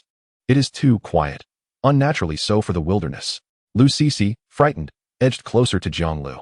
Big shot, I feel something is off. Even Lu Cece, who often seemed oblivious, recognized the strangeness of the situation, let alone the others. Qi Yao furrowed her brow slightly, lowering her voice to speak in Jiang Liu's ear. Jiang Liu, I have a feeling that this city lord is not trustworthy. Could he be colluding with the abyss? At this moment, the city lord of Yunbian surveyed the surroundings with a look of confusion. According to the plan, he intended to bring this group here so that the ambushed demons could annihilate them. Once this task was completed, he would be reunited with his daughter. My lord, you appear somewhat flustered. Jiang Liu stepped forward and patted the city lord of Yunbian on the shoulder. His movement startled the city lord, causing him to flinch. No. I am merely concerned that we may be ambushed by the abyssal demons. However, Jiang Liu had no intention of engaging in pleasantries with him. Faced with an individual harboring ill intentions, he saw no need for courtesy. Enchantment. With a mere thought, he activated the fusion skill, replicating all of Nai Tuan's abilities within his own body. With over 100,000 in spiritual attributes, the city lord had no resistance to Jiang Liu's control. This scene instantly incited discontent among the level 5 professionals of Yunbian City. What are you doing? Why are you attacking our city lord? Damn it. These southerners are utterly untrustworthy, betraying us in the midst of our mission. I suspect they have allied with the abyss, aiming to wipe us out in this wilderness. A cacophony of voices erupted, ready to turn against Jiang Liu and his companions. Yet, at this moment, Jiang Liu's focus remained solely on the city lord. Speak. What is the true purpose of bringing us here? The controlled city lord of Yunbian, like a puppet, promptly divulged his entire plan without hesitation. Once you are brought here, you will be ambushed and slain by the abyssal demons, and my daughter will be returned to me. Upon hearing this, both Qi Yao and Jiang Liu exchanged glances. Indeed, Qi Yao's suspicions were confirmed. This city lord was indeed entangled with the abyss. However, it was not a matter of allegiance. Rather, the abyssal demons were coercing him through his daughter. The professionals of Yunbian City erupted in chaos upon hearing this revelation. What? The City Lord has truly betrayed humanity. How is this possible? The City Lord has always shown us great kindness. How could he commit such an act? He would sacrifice all of us for the sake of his daughter. Jiang Liu paid no heed to the uproar from these fools, instead pressing for information about the abyssal demons. What are their objectives in gathering here? How many of them are there? The City Lord of Yunbian paused, seemingly contemplating, before gradually responding. Their intentions are unclear. Yet, I suspect they aim to launch a massive offensive during the national competition. As for the demons gathered here, there are a total of 10 level 6 demon lords and over 200 level 5 demon lords. Upon hearing the number of demons amassed, panic instantly spread across the faces of the Yunbian professionals. Damn it! 10 level 6 demon lords and over 200 level 5 demon lords. This old fool has no intention of letting us leave alive. We're doomed. With such a terrifying array of demons, we are all finished. Damn it, before I die, I will take him down with me. In contrast to the frenzied reactions of the level 5 professionals from Yunbian City, Yining Xue, Lu Sisi, and the others appeared far more composed. Although they were also astonished by the formidable presence of 10 level 6 demon lords and over 200 level 5 demon lords. They had already endured a previous incursion from the abyss, thus possessing some experience. Moreover, they had the most formidable ally from the southern war zone by their side. Just then, a low rumble of roars erupted from all directions as countless abyssal demons surged forth from their hidden positions, surrounding them completely. The 6th-tier abyssal demon king trudged forward with heavy footsteps, surveying the assembled crowd from an elevated position, unleashing a cacophony of harsh, derisive laughter. I had anticipated that you despicable humans would flee at the first whiff of danger, yet here you stand, exhibiting a remarkable audacity. Jiang Liu quickly scanned the battlefield, confirming the accuracy of the Lord of Yunbian City's report. The numbers were indeed quite comparable. As for whether they could contend with this group of abyssal demons, a thought crossed his mind, and Xiao Jiumei appeared upon the battlefield. Since her evolution, she had yet to engage in combat, and this would serve as an excellent opportunity to assess her prowess. However, upon witnessing Jiang Liu summon his familiar, the leading 6th-tier demon king revealed a sinister grin, commanding, "All demons, hold back. Do not harm the pet designated by Lord Destruction. Rest assured, my lord, we shall exercise utmost restraint. It is utterly impossible for us to inflict even a scratch on the pet of Lord Destruction. Our targets are solely these delectable humans. We shall not lay a finger on that familiar." After enduring confinement for so many days, they finally anticipated a feast. Jiang Liu could only shake his head in resignation, bemused that they truly regarded the little creature as a pet. He silently mourned for them for a moment. The diminutive being hovering in the sky displayed a glint of disdain in her eyes. Creation domain. To prevent the demons from escaping, she activated her domain.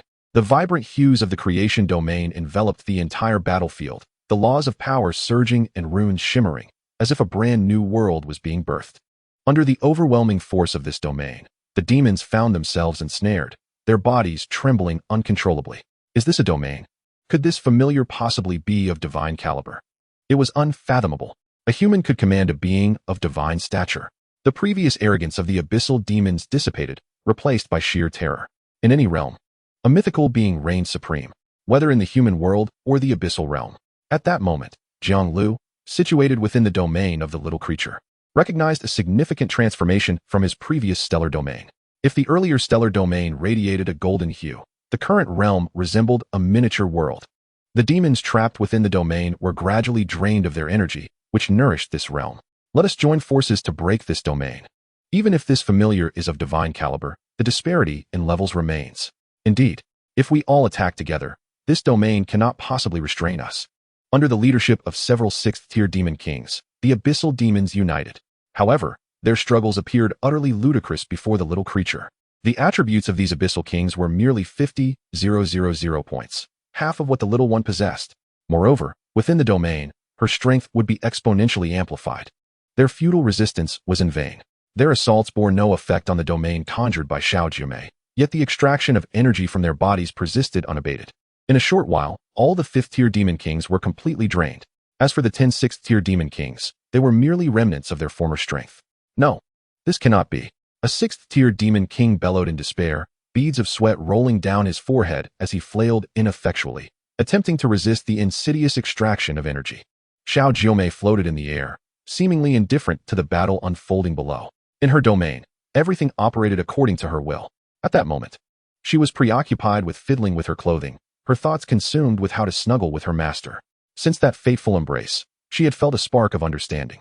Her master was rather dense. If she did not take the initiative, surely that fox would whisk him away, even if the fox could not outmaneuver her. Xiao Jiumei's gaze swept over Lu Sisi, Yi Ningxue, and Qi Yao. Danger. It remained perilous. With a gentle wave of her hand, the remaining 6th-tier demon kings were swiftly vanquished. Meanwhile, Jiang Liu was engrossed in the stream of notifications echoing in his mind. Congratulations. You have slain a 5th-tier abyssal demon king, gaining experience. Congratulations, you have slain a 6th-tier abyssal demon king, gaining experience. Your level has risen from 57 to 59. The levels of all your familiars have increased from 56 to 59. Upon reaching mythical level, Xiao Jiumei found that her own level ascension became increasingly effortless. Just one battle had propelled her to level 59, a mere level away from 60. Yet, ascending beyond the 6th tier transcended human realms, marking the transition towards divinity. Thus, to breach the 6th tier, one must first conquer a dungeon, the Trial of the Gods. However, the entrance to the Trial of the Gods in the southern battle zone had been destroyed by Cassius during the abyssal invasion a century prior. This was chiefly why the southern battle zone lacked 6th tier practitioners. Although his level had reached 59, Jiang Liu still awaited his 7th familiar. As he returned to his senses, he noticed a fragrant breeze wafting around his nose. Master, a hug. The silver-haired girl, exuding a playful demeanor, was undoubtedly his familiar. Yet something felt amiss. In stark contrast to Jiang Liu's bewilderment, chaos reigned within the familiar space. The fox girl, her brows furrowed in indignation, seemed ready to unleash her fury, launching a kick toward the white tiger's rear, as though seeking to vent her pent-up frustration. That wretched pixie. She's run off again. The white tiger stumbled from the unexpected blow, nearly losing its balance, its expression one of utter dismay as it hastily defended itself. Second sister. This has nothing to do with me. I swear I said nothing this time. Please, spare me. You are the only boy here. Shouldn't you bear more of the responsibility? Are you expecting me to kick the unicorn? The white tiger, upon hearing this, instinctively glanced at the golden-haired lowly, who wore a similarly aggrieved expression. It then silently shifted its gaze back. The second sister was right. Boys ought to shoulder more responsibilities. Wait, second sister. What about little Star? The white tiger quickly protested. The fox girl shot at a glare, retorting with exasperation. She's a cloud. You can't kick her. So you're the best option. The white tiger could only sigh in resignation. In the heart of the western battle zone, the Lord's Manor of White Tiger City stood solemn and imposing. Within the courtyard, a brawny man, resembling a small mountain, savored the tranquility of the afternoon. Suddenly, a mysterious and powerful surge of energy crashed in like a tidal wave, shattering the serene atmosphere. The robust man abruptly opened his eyes, a flicker of alarm flashing within them. With a powerful push against the ground, he soared into the sky like a cannonball, hovering midair. His gaze was as sharp as that of a hawk, directed unerringly towards the southwest. There, he sensed a wave of power on a mythic scale. The man's brow furrowed deeply, a clear expression of perplexity adorning his face. Another mythic-level fluctuation has emerged? What could it possibly be? And within my jurisdiction? As the current white tiger, he was acutely aware of what such mythic-level artifacts represented. If they fell into the hands of the abyssal demonic tribe, the consequences would be dire. Summon the troops. The white tiger bellowed, his voice resonating like a thunderclap, causing the entire Lord's mansion to tremble slightly. Almost immediately, a tall officer briskly entered, displaying a demeanor of efficiency and respect. Standing at attention with feet together, he addressed the white tiger with unwavering reverence. White tiger, how may I serve you? The white tiger narrowed his eyes slightly, a scrutinizing glimmer in his gaze as he inquired, how progresses our preparations? The officer straightened his posture, his voice resolute. White tiger, as per your instructions, all Tier 5 practitioners are being discreetly relocated to White Tiger City. Everything is proceeding smoothly, and this mobilization will undoubtedly be completed before the national competition begins. Upon hearing this, the white tiger nodded imperceptibly. Then, his expression shifted to one of seriousness. A hint of gravity imbued in his gaze. There is now another task. You are to lead a team to the southwest of our combat zone immediately. I have sensed the fluctuation of a mythic-level artifact, and it must not fall into the hands of the abyssal demonic tribe. The officer's expression turned solemn. Understood, he replied, turning swiftly to depart. Chapter 140. Of course, it is to counterattack the abyss. Outside the battlefield of Yunbian City, onlookers were rendered speechless, frozen in place as they witnessed Jiang Liu annihilate the abyssal demonic tribe with astonishing speed. One man's strength had felled over 200 Tier 5 abyssal demon kings, along with more than 10 Tier 6 abyssal demon kings. Was this still human? Moreover, this was on a mythic level. It was undoubtedly mythic. In contrast to the practitioners of Yunbian City, the members of Zhuke Academy appeared less astonished. They had grown accustomed to such displays of power since Jiang Liu's arrival at the academy, having witnessed similar feats countless times. Over time, they had developed a resolute heart. "Boss, you're incredible," Liu Cixi enthusiastically cheered, embodying the spirit of a cheerleader. However, she initially intended to seize the moment and embrace Jiang Liu. Yet, upon locking eyes with the silver-haired girl in his arms, she reconsidered. Better to admire the adorable unicorn. This silver-haired girl seemed rather unapproachable. Once this brief interlude passed, the crowd shifted their attention to the Lord of Yunbian City. Impossible. How could so many demons have perished at the hands of one individual? The Lord clutched his head tightly, teetering on the brink of madness, his eyes filled with terror as his pupils dilated. As if everything before him was a nightmare from which he could not awaken. Yet, beyond the fear, an overwhelming despair enveloped him.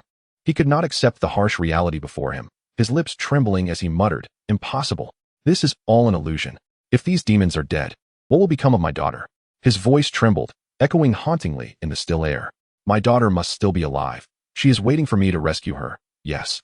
That is right. She is waiting for me to save her." As he mumbled to himself, the man struggled to rise. However, before he could fully straighten, a surge of wrath engulfed him. The practitioners of Yunbian City could no longer contain their pent-up anger. "You scoundrel! You nearly led us to our doom today." One practitioner roared, his eyes wide with fury, veins bulging on his forehead. "How could you betray us to the abyss? I was blind to recommend you as the Lord of Yunbian City." Another lamented, his face twisted in regret and hatred. "Bah! Your daughter being captured by the abyssal demons is truly deserved." Someone spat disdainfully, their words dripping with contempt. Witnessing this scene, Jiang Liu's brow furrowed slightly. The ugliness of humanity was laid bare before him, sending a shiver down his spine. He spoke coldly. "Enough. Grant him a swift end." His voice, though not loud, bore an irresistible command. The Lord himself was aware. His daughter had fallen into the hands of the abyssal demonic tribe, and her survival was implausible. Yet, he continued to deceive himself, clinging to the hope that the abyss would spare her. Jiang Liu could only conclude that he was a devoted father, albeit a woefully inadequate lord. His actions were beyond redemption. "Understood, boss. We shall act immediately." The Tier 5 practitioners of Yunbian City responded in unison. Having observed Jiang Liu's formidable prowess, they understood that angering him would yield far worse consequences than facing the demons they had just defeated. After swiftly resolving the fate of the Lord of Yunbian City, the group approached Jiang Liu with an air of sycophancy. Boss, would you consider taking the position of Lord of Yunbian City?" Jiang Liu raised an eyebrow at their query, scanning their faces. To become a lord and protect such individuals? He had no desire to become a fool. What he truly wished for was to depart this dreadful place swiftly. Given the abyssal demon's movements and the actions of the commanding officer in this war zone, it was evident that the upcoming national competition would be fraught with peril. Logically, the commander of the Western War Zone should have anticipated that the abyssal demons would stir trouble during this time. Yet, they had made no preparations whatsoever. Their actions resembled a complete abandonment of these cities. Contemplating this, Jiang Liu addressed the expectant crowd. "I have no interest in the position of Lord of Yunbian City. Your utmost priority is to expedite the repairs of the shuttle train tracks." The crowd's faces fell at his words, yet they dared not express their disappointment openly. One bolder practitioner cautiously asked, "Boss, why the urgency in repairing the shuttle train tracks?" Jiang Liu shot him a glance. As fellow humans, he felt no hesitation in offering a warning. "I advise you all to leave this place swiftly. Once the national competition commences, every city along the border will undoubtedly face an onslaught from the demons. If you believe you possess the strength to withstand the abyssal demons, then disregard my words. As for the reason behind repairing the shuttle train tracks, just do as instructed. No need for further discussion." Sensing Jiang Liu's displeasure, the group hastily nodded in agreement. They quickly organized the city's craftsmen and practitioners to commence urgent repairs on the shuttle train tracks, fearful that any delay might invoke the ire of this powerful figure. However, this group of individuals could never fathom why someone hailing from the southern battle zone would possess such formidable strength. Meanwhile, within the Lord's mansion of White Tiger City, a woman clad in a flowing azure robe, exuding an extraordinary aura, entered alongside an elderly man whose weathered visage belied the sharpness of his gaze. "White Tiger, pray tell, what urgent matter necessitated our covert visit to your western battle zone?" The expression on the blue-clad woman's face was one of palpable impatience. As the commander of the Eastern Battle Zone and the mightiest in the entirety of the Dragon Kingdom, the Azure Dragon, her presence here, summoned merely by a word, was already a significant concession to White Tiger. There was no need for excessive flattery. Beside her stood the elderly man, the commander of the Northern Battle Zone, Xuanwu. At that moment, A gentle smile graced his lips as he remarked, I too am perplexed, White Tiger. Why have you summoned this old man? White Tiger, unperturbed by the Azure Dragon-esque demeanor, allowed a mysterious smile to curl at the corners of his mouth. The reason for your presence here is, of course, to launch a counteroffensive against the Abyss. Chapter 141, The Trial of the Gods. Thanks to the collective effort of all the citizens of Yunbian City, the tracks for the transit train were completely restored within just half a day. However, when Jiang Liu proposed the idea of leaving Yunbian City, not a single one of the fifth-tier professionals heeded his suggestion. It was not that they were unwilling to abandon their homeland. Rather, they coveted the position of the city lord, now left vacant. Yet, none of this concerned Jiang Liu. At this moment, he had already departed Yunbian City with the members of Zhuke Academy. On the transit train, Xiao gazed into Jiang Liu's eyes and softly uttered, These cities have been forsaken. Haven't they? Her voice was gentle, yet laced with a hint of unmistakable melancholy. Jiang Liu momentarily paused, his gaze involuntarily drifting towards the rapidly passing scenery outside the window, as if evading the question or contemplating something profound. After a brief silence, he quietly responded, Didn't you already deduce the answer? At the utterance of Jiang Liu's words, the atmosphere thickened with an oppressive weight, as if an invisible boulder had settled upon the hearts of those present. Qi Yao bowed her head in silence, her hair cascading down to obscure her slightly dejected expression. Indeed, she had long suspected the truth. She had surmised why the commander of the Western Battle Zone had not deployed forces to defend against the invasion of the Abyssal Demons. The Abyssal Demons sought to invade the human realm, yet how could humanity not wish to repel them? Should the Abyssal Demons launch an assault on the major cities of humanity, it would signify a diminishment of the defensive might of the Abyssal Lord, the destructive demon god. Seizing this opportunity to counterattack the Abyssal realm could genuinely lead humanity to victory. However, the consequence of this would entail the abandonment of all the weaker cities within the battle zone. Was it worth sacrificing so many lives for a chance to launch a counteroffensive against the Abyss? Qiao did not know, but she understood that if it were her, she could never make such a decision. White Tiger City. After the conclusion of the meeting, the Azure Dragon stepped out of the deliberation hall in a daze. She was shaken by White Tiger's audacious plan. He intended to sacrifice all the cities in the Western Battle Zone to secure an opportunity to slay the destructive demon god. Such ruthlessness. There would be no retreat. Yet, should this decision fail, the Western Battle Zone would plunge into irretrievable ruin. Conversely, if it succeeded, the Western Battle Zone might become the first bastion against the Abyssal invasion. With this thought, she hurriedly turned to leave. Preparations must be made. Regardless of whether White Tiger's plan succeeded or failed, the entire situation of the Dragon Xia Kingdom would inevitably undergo a monumental shift. After a 2-day arduous journey, Jiang Liu and his companions finally arrived at the heart of the Western Battle Zone, White Tiger City. Upon arrival, Jiang Liu's foremost task was to approach the Lord's mansion to request permission for the trial of the God's instance. For him, breaking through the level 60 bottleneck was of utmost urgency. Once successful, his talents might undergo yet another transformation. At that moment, all his beast companions would ascend to the mythical level. Thanks to Zhu Qiue's unique status, Jiang Liu's application process proceeded remarkably smoothly. Now, he stood at the entrance to the trial of the God's instance within White Tiger City. Beside him were several other 59-level elites, also participating in the trial. Upon seeing Jiang Liu's youthful visage, they could not help but exclaim in astonishment. At such a young age, you've already reached level 59? I barely attained level 59 after nearly 50 years of effort. This young man, noting that he seemed unfamiliar, they surmised he was not from the Western Battle Zone. Jiang Liu, however, paid them no mind and stepped directly into the instance. With a mythical level Zaijumiai by his side, sweeping through instances below level 6 was a trivial matter. As he passed through the shimmering white veil, he entered a world entirely unlike his own. Congratulations. You have entered the trial of the God's instance. To qualify for promotion to level 6, you must slay 100 5th-tier demon kings within the allotted time. Killing countdown, 2400 hours, 00. Killing countdown, 2359, 59. Upon seeing this notification, Jiang Liu fell into contemplation. Qualification for promotion to level 6? This phrasing was indeed peculiar. From level 1 to level 5, one could smoothly level up as long as they accumulated sufficient experience, yet to reach level 6 required passing the trial of the God's instance, with the condition of slaying 100 5th-tier demon kings. This requirement posed no significant challenge for him, but for other 5th-tier professionals, it was akin to scaling a mountain. Now he understood why there were so many 5th-tier professionals in White Tiger City, yet not a single 6th-tier one in sight. Rather than a trial instance, this was more akin to a selection process for 5th-tier professionals. Only the strongest among them would have the opportunity to step into level 6. Coming back to his senses, Jiang Liu summoned all his beast companions and commanded solemnly, "Hunt down 100 abyssal demon kings." With Jiang Liu's command, White Tiger, Xiaodai, and Xiaoxing shot off like arrows in 3 different directions.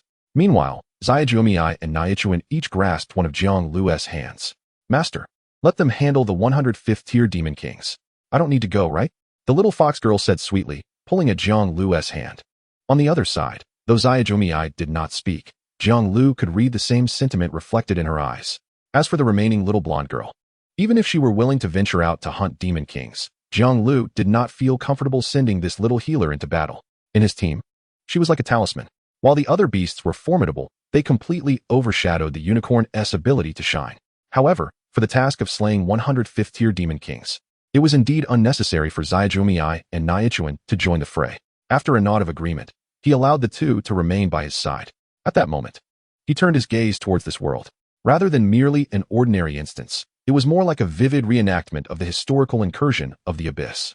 According to historical records, the origins of the professionals coincided precisely with the emergence of the abyssal realm. When the first abyss creature fell beneath the blade of humanity, it was as if a mysterious switch had been activated, plunging the entire world into a tumultuous transformation. The once mundane realm was suddenly transmuted into a vast playground infused with fantastical hues. To their astonishment, people began to awaken to a myriad of extraordinary professions. And as they continued to vanquish the abyss creatures, their strength gradually ascended, and their levels soared. As the invasion from the abyss world intensified, the ecological balance of the human realm faced tremendous upheaval. Beasts that once roamed the forests began to undergo bizarre evolutions under the influence of the abyssal forces. Their sizes grew more colossal, and their powers became increasingly formidable. It could be said that the incursion of the abyss world was akin to an invisible hand forcibly yanking the human realm from its predetermined trajectory, leading it down an entirely novel path. In Chapter 142, titled Myth 1 Star, Nine-Tailed Celestial Fox, it was not long before, through the diligent efforts of 3 beast companions, the target of defeating 105th tier demon kings was achieved. Congratulations, adventurer, you have qualified for advancement. Please proceed to the world tree for level enhancement. Upon hearing the notification, he swiftly summoned the white tiger, little butterfly, and little star, and, accompanied by the little fox and little chirp, he hurried towards the location of the world tree as directed. At the heart of this world stood a colossal world tree that seemed to stretch infinitely skyward.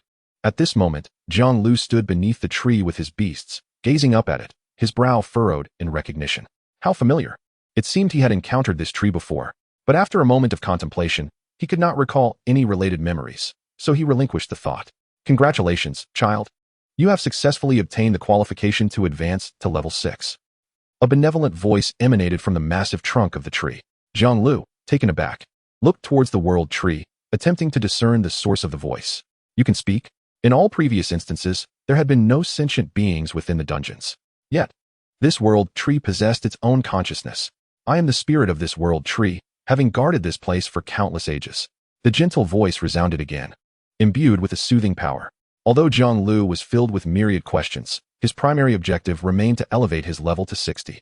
Spirit of the tree, how may I proceed with my level enhancement? Simply place your hand upon my trunk and release the power within you.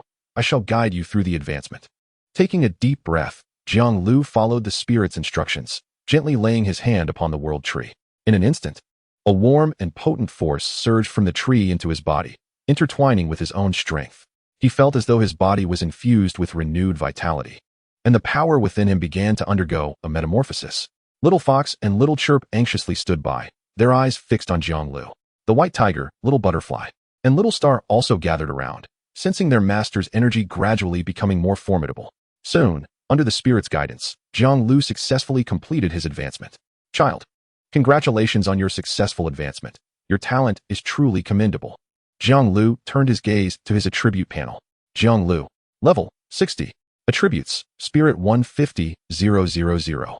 Talent, upgrading. Beasts, 6/8. Equipment, Dragon Ring, Spirit Wind Set. Skills, Fusion, Mental Link. Indeed, his level had risen to 60. Once he came to his senses, he turned his attention back to the tree spirit. Spirit of the tree, is our world truly under invasion by the abyss? The massive tree remained silent for a moment before speaking slowly. Child, you are now a 6th-tier adventurer, qualified to know the truth of this world. This world was once a complete entity, but due to an ancient war, it was torn asunder into two parts. One part is the human realm you now inhabit, while the other is the Abyss world. The demon lords of the Abyss world seek to consume the human realm, aiming to reforge the fragmented world. Your emergence as humans, along with the birth of adventurers, are variables produced by the world in its quest for self-repair. A single world? At this revelation, Jiang Liu stood frozen in place. Child, strive onward. Do not allow the legacy of humanity to be severed.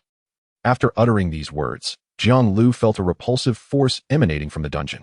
He did not resist, allowing this power to send him forth. Outside, the fifth-tier adventurers waiting to form a party observed the brief interval between Jiang Liu's entry and exit with hushed whispers. Did he get eliminated by the Demon King so quickly? Perhaps he never even located the Demon King and merely wandered around inside before coming out. Indeed, youth often lacks sufficient temperance. In response to these speculations, Jiang Liu merely subtly exuded the aura of a sixth-tier adventurer. Upon sensing the formidable energy belonging to a sixth-tier adventurer, the previously murmuring fifth-tier adventurers widened their eyes in astonishment and respect. Is this truly the aura of a sixth-tier adventurer? He has succeeded. Remarkable. To achieve sixth-tier status at such a young age, his future is boundless.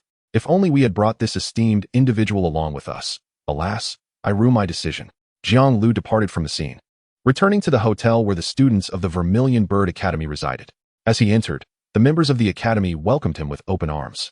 While Jiang Liu was engaged in the trial of the gods, they had already received directives from the city lord's mansion. Jiang Liu. The entire Baihu city is now under martial law. The city lord's mansion has decreed that during the national competition tomorrow, all adventurers of fourth tier and above must mobilize. The national competition has been cancelled and transformed into a counter-offensive against the Abyss, with the objective of annihilating the Demon Lord stronghold. Hearing this news, Jiang Liu nodded slowly. As he had anticipated, the thoughts of the Western Theater commander were indeed to launch a counter-offensive against the Abyss. However, he did not expect that not only all forces from the Western Theater would be required to participate, but also every student from other regions who had come to the Western Theater for the national competition would be summoned to battle without exception. After reassuring everyone, Jiang Liu summoned Nituan Air. He had just received a notification in his mind. His talent had completed its evolution. Talent, daily evolution points of 10 million. Currently available, 30 million, recalculated. 30 million evolution points. With a thought, Jiang Liu allocated 20 million evolution points to Nituan Air. As a brilliant red light enveloped the surroundings, your beast companion's potential has received a tremendous enhancement. Your beast companion, the legendary 9-star six-tailed celestial fox, has been upgraded to the mythical 1-star 9-tailed celestial fox. Due to the substantial enhancement in your beast companion's potential, you have received attribute feedback, all attributes 1000. Concurrently, the mythic aura of Nituan Air rapidly spread throughout the city, inciting widespread astonishment. Jiang Liu hastily examined the information of his second mythical level beast companion, 9-tailed celestial fox. Level, 59.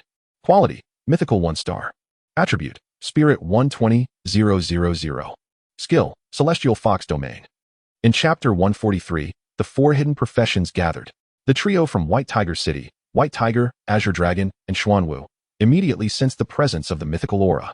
This energy lingered in White Tiger City. The three exchanged glances and, almost in unison, rushed towards the source of the aura. Meanwhile, Qi Yao and the others were momentarily frozen in place, captivated by the crimson glow emanating from Nituaner. Crimson? Purple corresponds to epic. Gold corresponds to legend. But crimson signifies the mythical. Jiang Liu's beast companion has evolved to the mythical level. Qi Yao and her companions stood in stunned silence, the phrase mythical level echoing incessantly in their minds. They could scarcely fathom that in just a brief separation from Jiang Liu, his beast companion had undergone such a monumental transformation. Yi Ningxue gazed at Nituaner, momentarily lost in thought. As a companion who had journeyed with Jiang Liu from Lanyang City, she was acutely aware that Jiang Liu's most formidable beast companion was not this little fox, but rather that silver-haired maiden. Now that this little fox had reached the mythical level, it implied that the other beast companion must also have attained the same level. 2 mythical level beast companions. Such power surpassed what they had witnessed during the abyssal invasion of the southern battle zone, by several folds at least. This also meant that the distance between her and Jiang Liu had widened significantly. At the same time, Lu Cixi, upon witnessing the mythical level beast, leaped up in delight. Big shot. Your beast has reached the mythical level 2. You're amazing. Lu Cixi had always had her thoughts centered on Jiang Liu. Seeing him grow stronger filled her heart with genuine joy. Among the other members of Zhuke Academy, such as Yun Qi and Yuan Mu, Envy filled their eyes upon sighting the mythical level beast. As beast tamers, how could they not yearn for a powerful beast companion? Until now, the highest level of beast they had contracted was merely epic 9-star. Now, seeing Jiang Liu contract a mythical level beast, their envy was palpable. The adventurers on the street, noticing the flash of red light, began to gather around. However, at that moment, a powerful aura descended. The city lord has arrived, everyone disperse. A booming voice echoed suddenly in the air. The crowd, which had been eager to gather, hastily retreated at the sound of the command. In White Tiger City, there was only one individual referred to as the city lord, the most formidable warrior of the Western Battle Zone, the current White Tiger. This White Tiger was notorious for his volatile temper. To incur his displeasure could lead to dire consequences.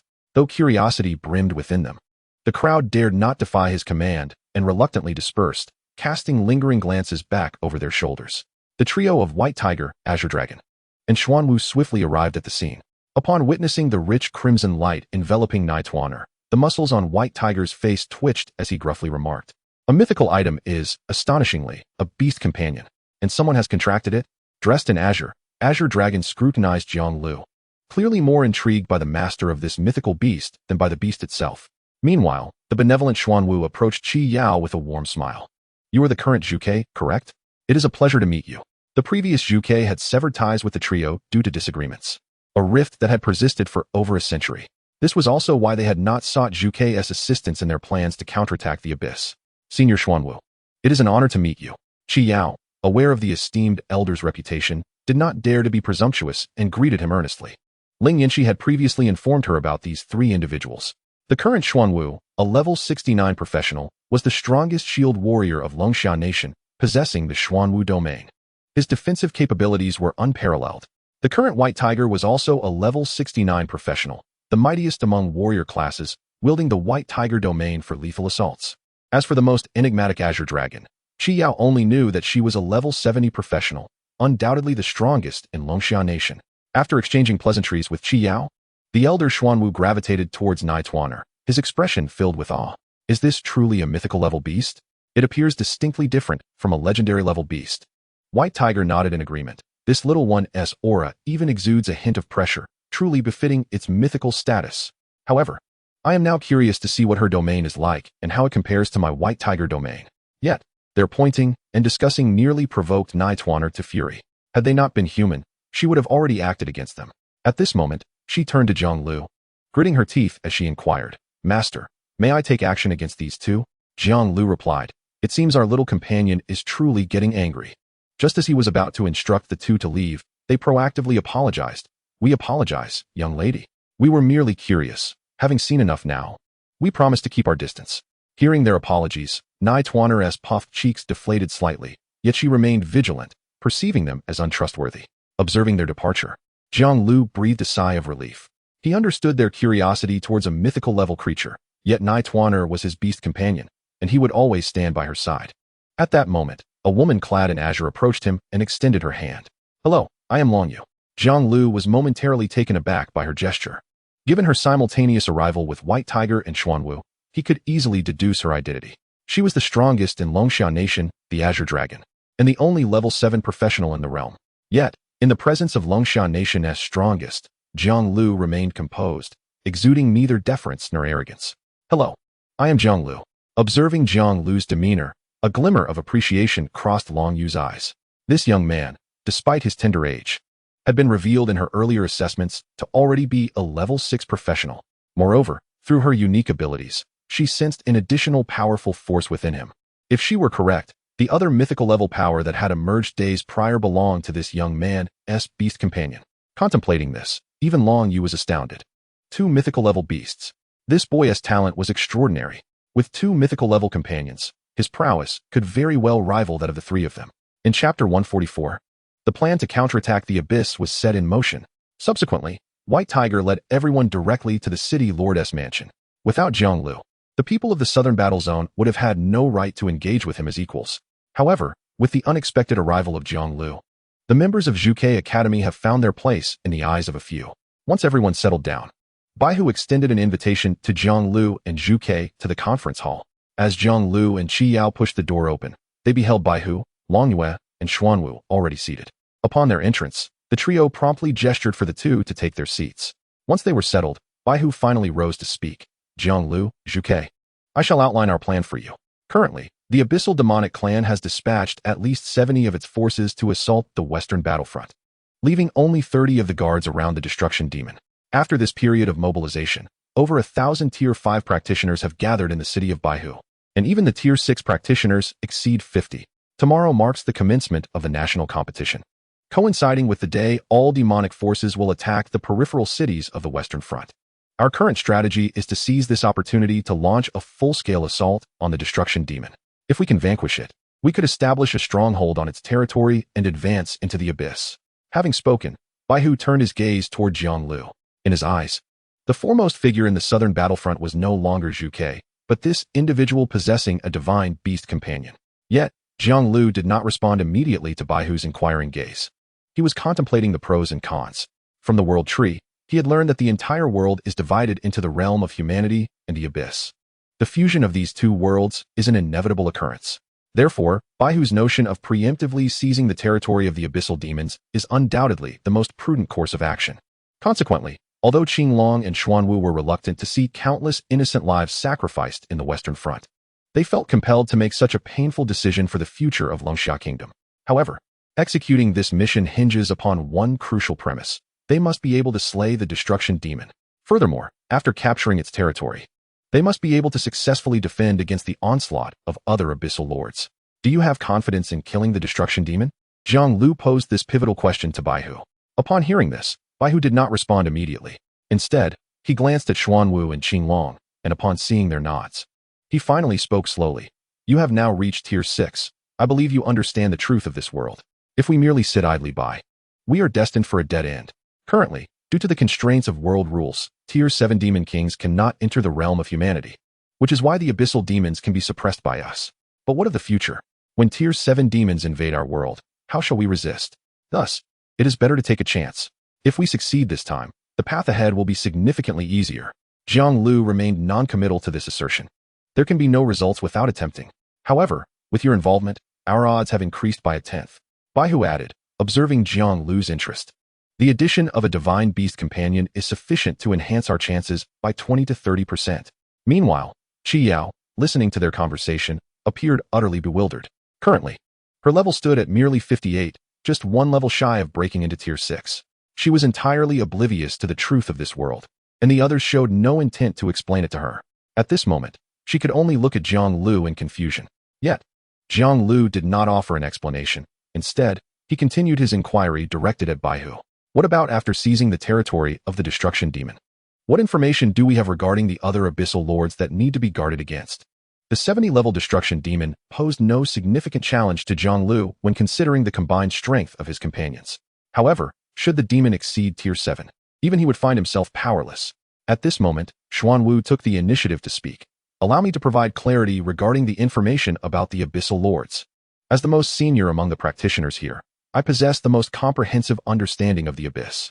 As Xuanwu began to elaborate, Jiang Liu and the others gained insights into the abyss. Within the abyss, there are 4 abyssal lords. Cassius, the abyssal dragon responsible for the southern battlefront, a 60-level half-demon. The Destruction Demon, Samuel, who invades the western front, a 70-level demon. The Catastrophe Demon, Kronos, overseeing the northern front, a 75-level demon. And the strongest, Satan, ruling the eastern front, an 80-level demon. Among these abyssal lords, the Destruction Demon is considered the weakest. At this juncture, Longyue chimed in. Our current plan is to seize the territory of the Destruction Demon, then observe the movements of the other 3 demons. If the Catastrophe Demon and Satan choose to intervene, we shall retreat to the realm of humanity. However, if they remain passive, we can advance towards Cassius' territory. Upon hearing the name of the abyssal dragon Cassius, Jiang Liu silently raised his hand. Cassius is no more. Baihu, Qinglong, Xuanwu. The initial reaction of the 3 was one of disbelief, for they were well aware of the situation in the southern battlefront. Having lost the divine trial instance, the entire region's strength was utterly insufficient. The southern battlefront could not even muster a single Tier 6 practitioner. How could they possibly contend with a 60-level half-demon? Moreover, while the abyssal dragon was indeed half-demon level, its strength was on par with a 60-level demon. There exists a vast conceptual divide between Tier 5 and Tier 6. However, at this moment, Qi Yao also quietly raised her hand. I can attest to his truth. My master, the former Zhu Ke, exhausted the blood of Zhu Ke in that battle, which is why the position was passed on to me. Upon hearing that Zhu Ke had depleted the blood of Zhu Ke, the three could surmise the brutality of that conflict. They nodded in understanding. Everything began to make sense. They all believed that Zhu Ke had fought valiantly to overthrow the Abyssal Dragon. This misunderstanding ultimately led them to misjudge Jiang Liu's capabilities. Chapter 145, The Domain of Beast Mastery. Following this, the group deliberated on the details and finalized their plan for the counteroffensive against the Abyss. All Tier 5 practitioners would hold off the lower-tier demons surrounding the Palace of the Destruction Demon, while Jiang Liu, Longyue, Baihu, and Xuanwu would confront the Destruction Demon itself. However, before this could transpire, Jiang Liu needed to further enhance his own strength. After discussions with Baihu, the latter readily consented to allow Jiang Liu access to the treasury of the city of Baihu for selection, under the guidance of the guards. Jiang Liu arrived at the treasury, located at the very heart of the city of Baihu. Upon confirming Jiang Liu's identity, he was granted entry. As the heavy stone door creaked open, an ancient and enigmatic aura wafted forth. Stepping into the treasury, Jiang Liu was immediately awestruck by the sight before him. The flickering candlelight illuminated the towering piles of rare treasures, reflecting a kaleidoscope of brilliance. The walls surrounding the chamber were adorned with magnificent crystals, which not only bathed the space in a gentle luminescence, but also seemed to pulsate with formidable energy fluctuations.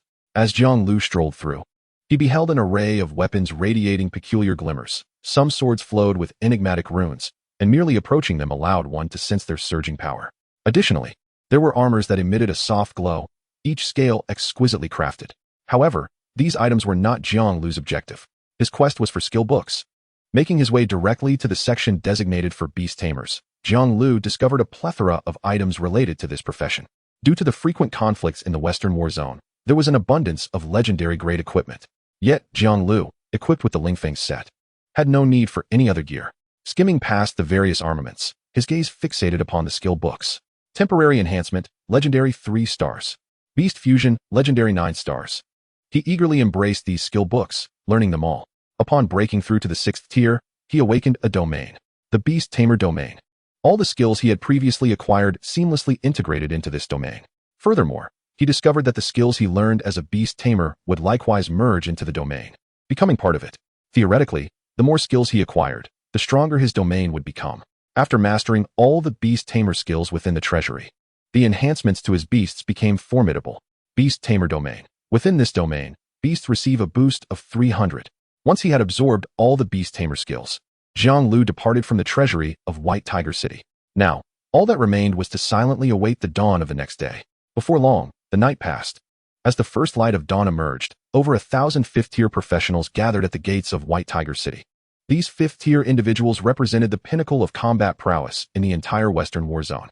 Standing upon the city walls, the White Tiger proclaimed with fervor, "Warriors, today marks the moment we cleanse our shame and expel the demon clan from our homeland.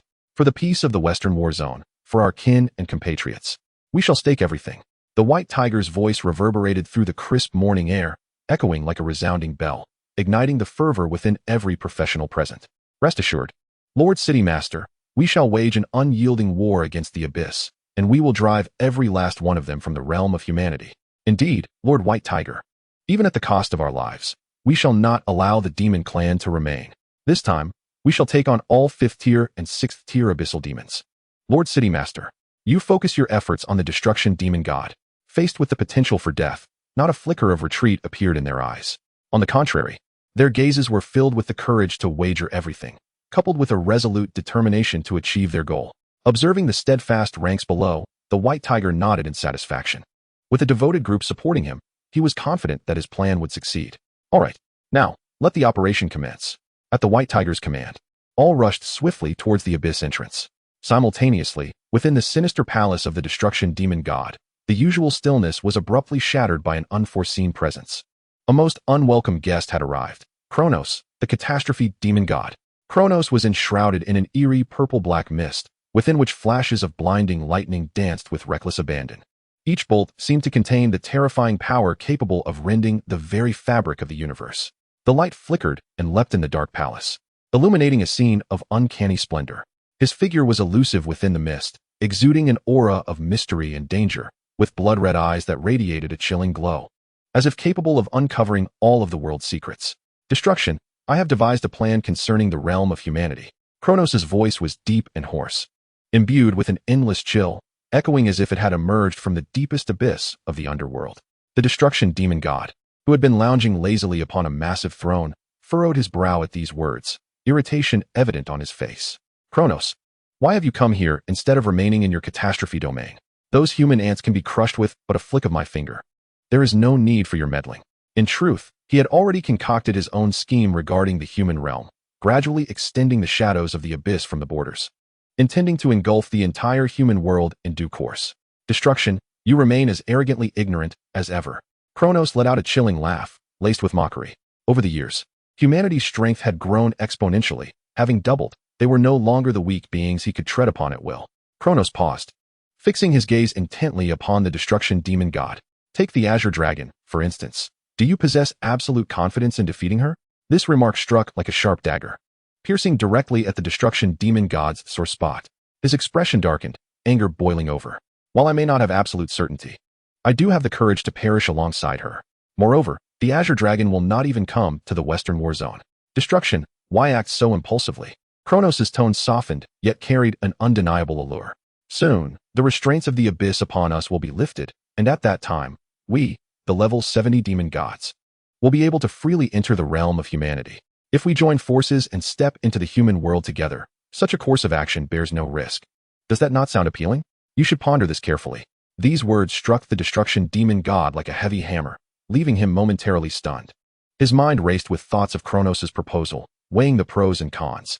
Indeed, if I could easily seize the human realm, why should I risk my life in battle? After a lengthy hesitation, the destruction demon god slowly raised his head, a glimmer of resolve flashing in his eyes as he nodded decisively. Very well. I shall ally with you. Chapter 146. The Demon Clan Retreats. Jiang Liu and the others, having hastened their pace, soon arrived at the entrance to the abyssal world of the Western War Zone. The faces of all the fifth-tier professionals were resolute. They did not know if they would return from this venture. However, they had no regrets. Charge! With the White Tiger's command, everyone leaped into the abyss entrance. At the depths of the abyss, the demons stationed there had never witnessed such a scene, a throng of humans diving into the abyss. This had never transpired in centuries. In an instant, the demons below were thrown into chaos, sharp screams intertwining with the sound of frantic footsteps. The demonic soldiers gaped as they beheld the humans descending from above, their weapons trembling in their grasp. Yet, it was not long before the demon commander regained his composure, bellowing orders to the soldiers to ready their weapons and prepare for battle. However, facing over 1,000 fifth-tier professionals, this was an overwhelmingly formidable force. The station demons had no capacity for resistance and were swiftly overwhelmed, shattered under the onslaught. After securing the entrance to the abyss, a portion of the group was left to defend, while the rest hurried toward the palace of the Lord of Destruction. The demon race within the abyss could hardly fathom that a cadre of humans had stormed in. Typically, it was they who invaded the human realm. This time, however, it was the abyss that fell prey to human incursion. Before they could even react, they were besieged and slaughtered by the advancing humans. Moreover, due to the Lord of Destruction dispatching nearly 70% of the demon forces to invade the human world, the defenses of the abyss lay woefully bare. Thus, under the collective effort of the group, they swiftly approached the palace of the Lord of Destruction. Inside the palace, a demon burst in, flustered and nearly losing its footing. Its body was smeared with blood, one of its wings was broken, and it appeared utterly disheveled. "My lord, we are in grave trouble," the demon cried, its voice laden with fear and despair. The Lord of Destruction, who was conferring with Kronos on strategies to counter the humans, abruptly turned, his eyes ablaze with fury as he glared at the demon. "What is the matter? What has transpired? A horde of humans has breached the abyss. We cannot withstand them. They have broken through our defensive line and are racing toward the palace." The demon, crawling and trembling, fell to the ground. Upon hearing this, the Lord of Destruction's countenance darkened, and he slammed his enormous scythe onto the ground, producing a resounding thud. "How is this possible? How dare they? A mere swarm of ants has audaciously encroached upon the territory of the mighty. This is a death sentence." With his scythe raised, the Lord of Destruction prepared to charge out and annihilate every human in sight. However, the god of catastrophe, witnessing this, immediately intervened. "Destruction, do not act foolishly. The humans daring to penetrate the abyss and head straight for your palace signifies their confidence in being able to slay you here. If you charge out now, you will be playing right into their hands." Upon hearing this, The Lord of Destruction furrowed his brow and halted his advance. He was arrogant, but not foolish. The audacity of humans to launch a frontal assault on the abyss indeed suggested they possessed a method to confront him. Catastrophe, what do you propose? Speak swiftly. With the god of catastrophe present, the Lord of Destruction was disinclined to use his own wits and directly inquired. First, summon back all the demons you have dispatched. It seems that many fifth-tier practitioners have arrived from the human world. If we are caught off guard, all the demons within your domain may be obliterated by this band of humans. Furthermore, it would be prudent for you to present yourself before them first while I conceal myself.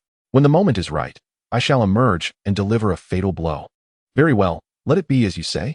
The Lord of Destruction gritted his teeth and immediately channeled his magical power to send a recall order to the demons dispatched to the human world. In the human realm, at the western front of the war zone, Yunyuan City was currently under siege by a multitude of demons. How could this be?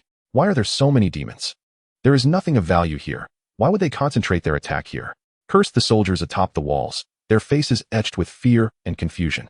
The commander, brow furrowed and beads of sweat trickling from his forehead, knew this was no coincidence, but undoubtedly a scheme of the demons.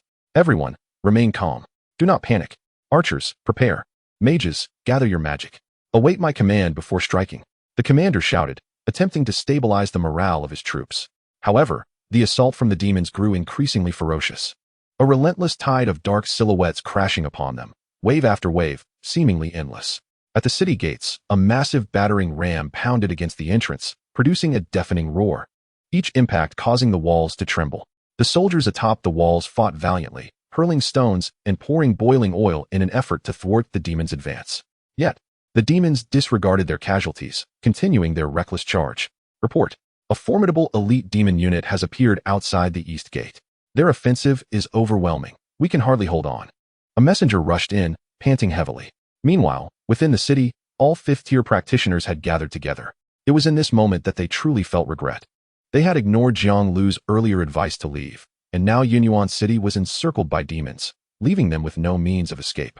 It is our arrogance that has led us to underestimate the demons' ambition. There is no use lamenting now. Our immediate priority is to devise a strategy to defend Yunyuan City. Just as they were deliberating, the cries of battle intensified atop the walls. It was then that the frontline commander relayed news. Fifth-tier practitioners, the demons are retreating. The fifth-tier practitioners exchanged bewildered glances, their eyes filled with confusion. The demons are retreating? Does this mean Yunyuan City is saved? Meanwhile, on another front, Jiang Liu and his companions were almost upon the palace of the Lord of Destruction. Along the way, they encountered relentless opposition from the demons. Yet the fervor of their advance rendered the demons' efforts futile. Even the nauseating stench of decay and the oppressive dark magic permeated the air. Longyue moved like a flash of blue lightning, weaving effortlessly through the throngs of demons. Her sword glimmered with a chilling light, each swing unleashing a torrent of bloodshed as demons fell before her. Yet, all understood this was not a true display of her strength. She was not a warrior by class, wielding the sword as a guise, but who transformed into a colossal white tiger, its roars reverberating painfully in the ears of surrounding demons, while its sharp claws and fangs turned it into a relentless killing machine on the battlefield. Xuanwu raised an immense defensive shield, sheltering all within its bounds. Everything seemed to be progressing favorably. As they drew closer to the palace's core, Jiang Liu's focus intensified. With a thought, he summoned all his beast companions. Xiao Jiumi, Naituan Air, remain vigilant. Should the Lord of Destruction emerge from the palace, ensnare him within your domain at the first opportunity. Understood. The two beast companions immediately turned their attention to the surroundings, ready for any eventuality. Faced with a level 70 demon lord, even these two young creatures were confronted with a formidable challenge. As they approached the palace, the dark magic in the air thickened, coalescing into a suffocating black fog that made breathing increasingly difficult. The palace's silhouette emerged from the darkness, towering and ominous, reminiscent of a slumbering behemoth exuding a chilling aura. Suddenly, the grand doors of the palace began to tremble, a powerful sense of oppression washing over them. Jiang Liu's heart raced, and he shouted, "Be cautious. The demon lord is about to emerge." No sooner had he spoken than the colossal figure of the Lord of Destruction stepped forth from the palace, wielding a gigantic scythe. The black flames enveloping him roaring fiercely. Each step he took caused the ground to tremble beneath him, echoing with a deep, resounding thud. "You insignificant humans have truly dared to trespass into my domain. You shall all perish here." The Lord of Destruction bellowed, his voice akin to rolling thunder, resonating through the surroundings. He wielded the scythe, unleashing a dark blade of energy that cleaved through the air towards the crowd. As the blade passed, it seemed to rend the very fabric of space, producing a cacophonous sound. Xiao Jiumi and Nai Tuan Air reacted swiftly, instantly activating their domains. However, despite both being of mythic caliber, the Destruction Demon God was equally formidable, and a 10-level disparity lay between them. Thus, the domains unleashed by the two beast companions were thwarted by the Destruction Demon God's own realm of annihilation. The two forces met in a standoff. Observing this, Long Yu immediately flickered into motion, darting towards the Destruction Demon God like a wraith. Her longsword sliced through the air, creating fleeting afterimages. As azure sword energy collided with black flames, emitting dazzling light and resounding clamor. The white tiger, not to be outdone, roared fiercely and lunged at the Destruction Demon God. Its sharp claws aimed at the demon's arm. The Destruction Demon God swung its scythe to parry, the force of the impact sending the white tiger staggering back several steps. Yet the white tiger showed no sign of retreat, charging forward with renewed fury. Meanwhile, Xian Wu exerted all his strength to uphold the defensive shield, ensuring the safety of the group within. The Destruction Demon God's attacks were exceptionally fierce, each strike imbued with immense power, causing the shield to tremble violently. Ripples forming across its surface. Sweat beaded on Xian Wu's brow, fully aware that if the shield were to shatter, the group would plunge into perilous danger. Yet, gritting his teeth, he persevered. Although Qing Long, Bai Hu, and Xian Wu were the strongest in the Long Xia Kingdom, their unique professions meant that without igniting their bloodlines, their power remained significantly inferior to that of the demon god. A horde of ants has dared to come to my abyss to meet their demise. Today, you shall all perish here. The Dragon of Destruction. With this thunderous proclamation from the Destruction Demon God, the palace was suddenly shrouded in a denser layer of black clouds, within which immense forms writhed ominously. A deafening roar echoed from the depths of the clouds as a colossal dragon, engulfed in black flames, burst forth. Its scales glimmered like black blades, flashing cold light in the darkness, while its massive wings stirred up gales capable of toppling all in their path. The Dragon of Destruction opened its cavernous maw, unleashing a pillar of black flames towards the assembled group. Wherever the flames struck, the ground was instantly scorched, rocks melting into black magma. Upon witnessing this, Xian Wu immediately maximized the power of the defensive shield, his hands trembling slightly from the exertion. Beads of sweat cascading down his forehead. The shield crackled under the onslaught of the black flames, the ripples on its surface intensifying, threatening to shatter at any moment. Jiang Liu swiftly examined the attributes of the dragon. Dragon of Destruction. Level 70. Quality Mythic. Attributes: Strength 200, 000, Constitution 200, 000, Spirit 100, 000, Speed 200, 000. Skill: Dragon Domain. Another 70-level demon god. Upon witnessing this scene, the expressions of the group grew somber. However, they had anticipated such an eventuality from the outset. This cannot continue. The white tiger pondered resolutely, a glimmer of determination flashing in its eyes. It let out a skyward roar, its aura surging magnificently. And with a thunderous bellow, the white tiger boldly ignited its bloodline. In an instant, its body expanded several-fold, golden flames erupting from its white fur. Each strand seemingly imbued with world-shattering power, its presence escalating to terrifying heights. Transformed by the bloodline's fire, the white tiger charged toward the Dragon of Destruction like a white comet. Its speed reached an apex, generating a powerful sonic boom. As it neared the Dragon of Destruction, the white tiger unleashed the bloodline-enhanced white tiger sky-rending claw, a strike magnified several times over, golden claws tearing through the air with boundless might. Aimed directly at the dragon's neck. The Dragon of Destruction sensed an unprecedented threat, twisting its massive form in an attempt to evade the lethal blow. However, the white tiger's assault was relentless, its golden claws striking with crushing force against the dragon, shattering scales and sending black blood splattering forth as the Dragon of Destruction emitted a pained roar. Chapter 148, Cataclysmic Demon God. Simultaneously, the wind blade sword in Long Yu's grasp danced like a sinuous serpent, wielded with a breathtaking speed as concentrated azure sword energy. Piercing through the air with a piercing shriek, shot toward the Destruction Demon God like a torrential downpour of pear blossoms. Each blade of energy left ephemeral traces in the air, weaving an impenetrable web of death. Xian Wu stood firm like a towering mountain on one side of the battlefield. His palms moved rapidly, incantations flowing from his lips, as the protective shield around him flickered with earthy light, growing ever more radiant with each fortification. In this brief moment, his keen gaze remained fixed on the movements of the Destruction Demon God, perpetually searching for an opportunity to strike. Upon spotting a flaw, he stomped his foot, causing sharp rock pillars to erupt from beneath the demon god's feet, thrusting upwards with the force of a landslide. Under the combined assault of the three, the destruction demon god began to falter. He swung the massive scythe, conjuring shadows of darkness to fend off the torrential barrage of attacks. Black flames raged around him like a surging tide, seeking to engulf all in their wake. Yet, an unmistakable urgency flickered in his gaze. For he perceived that the dragon of destruction was gradually being pushed into a corner by the relentless onslaught of the white tiger. The battle between the white tiger and the dragon of destruction had reached a fever pitch, the entire battlefield trembling under their immense power. The white tiger, ablaze with golden flames, struck with unyielding resolve, every pounce and every bite infused with the determination to go down fighting.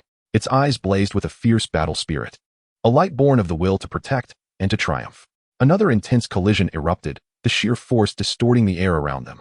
The body of the dragon of destruction swayed violently, like a lone boat in a tempest, on the verge of capsizing. Its form was marred with intersecting wounds, black blood oozing from its injuries, dripping onto the ground with a sizzling sound.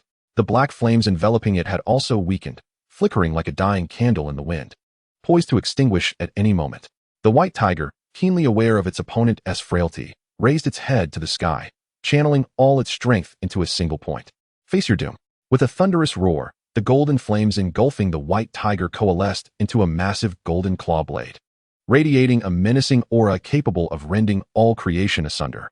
The white tiger pushed off with its hind legs, launching itself like a golden meteor, propelled by an indomitable spirit towards the head of the dragon of destruction. However, just as the white tiger was on the verge of striking, a bolt of purplish-black lightning shot forth from the depths of the abyss, descending with blinding speed. With a resounding crash, the lightning struck the white tiger with unerring precision. The white tiger's body shuddered violently, the golden flames enveloping it dimming momentarily. It plummeted to the ground like a cannonball, creating a cloud of dust upon impact. Witnessing this, the onlookers collectively gasped in shock and swiftly turned their gazes. To their astonishment, the calamity deity Kronos had silently appeared in the sky above the battlefield. Cloaked in swirling purplish-black mist, lightning flickered within, crackling like a sinister symphony of death. The source of calamity in his grasp radiated an eerie glow, one that seemed capable of devouring the very souls of those who beheld it. Calamity deity. Level 75. Quality deity. Attributes: Strength 200,000, Constitution 300,000, Spirit 300,000, Speed 300,000. Skill: Domain of Calamity. The emergence of this terrifying figure rendered the faces of the crowd as pale as paper. This unforeseen variable had drastically altered the tides of battle. Damn it, why is the calamity deity here? If it weren't for this accursed deity, our operation would have surely succeeded. Fear not, Azure Dragon, White Tiger, and Black Tortoise shall undoubtedly contend with these three deities. At this moment, with the White Tiger grievously injured, it meant that Jiang Liu, Long Yu, and Black Tortoise would each have to face a deity alone. Contemplating this, a glimmer of determination flashed in Black Tortoise's eyes. He understood that the battle had reached a critical juncture. This conflict could not conclude in such a manner.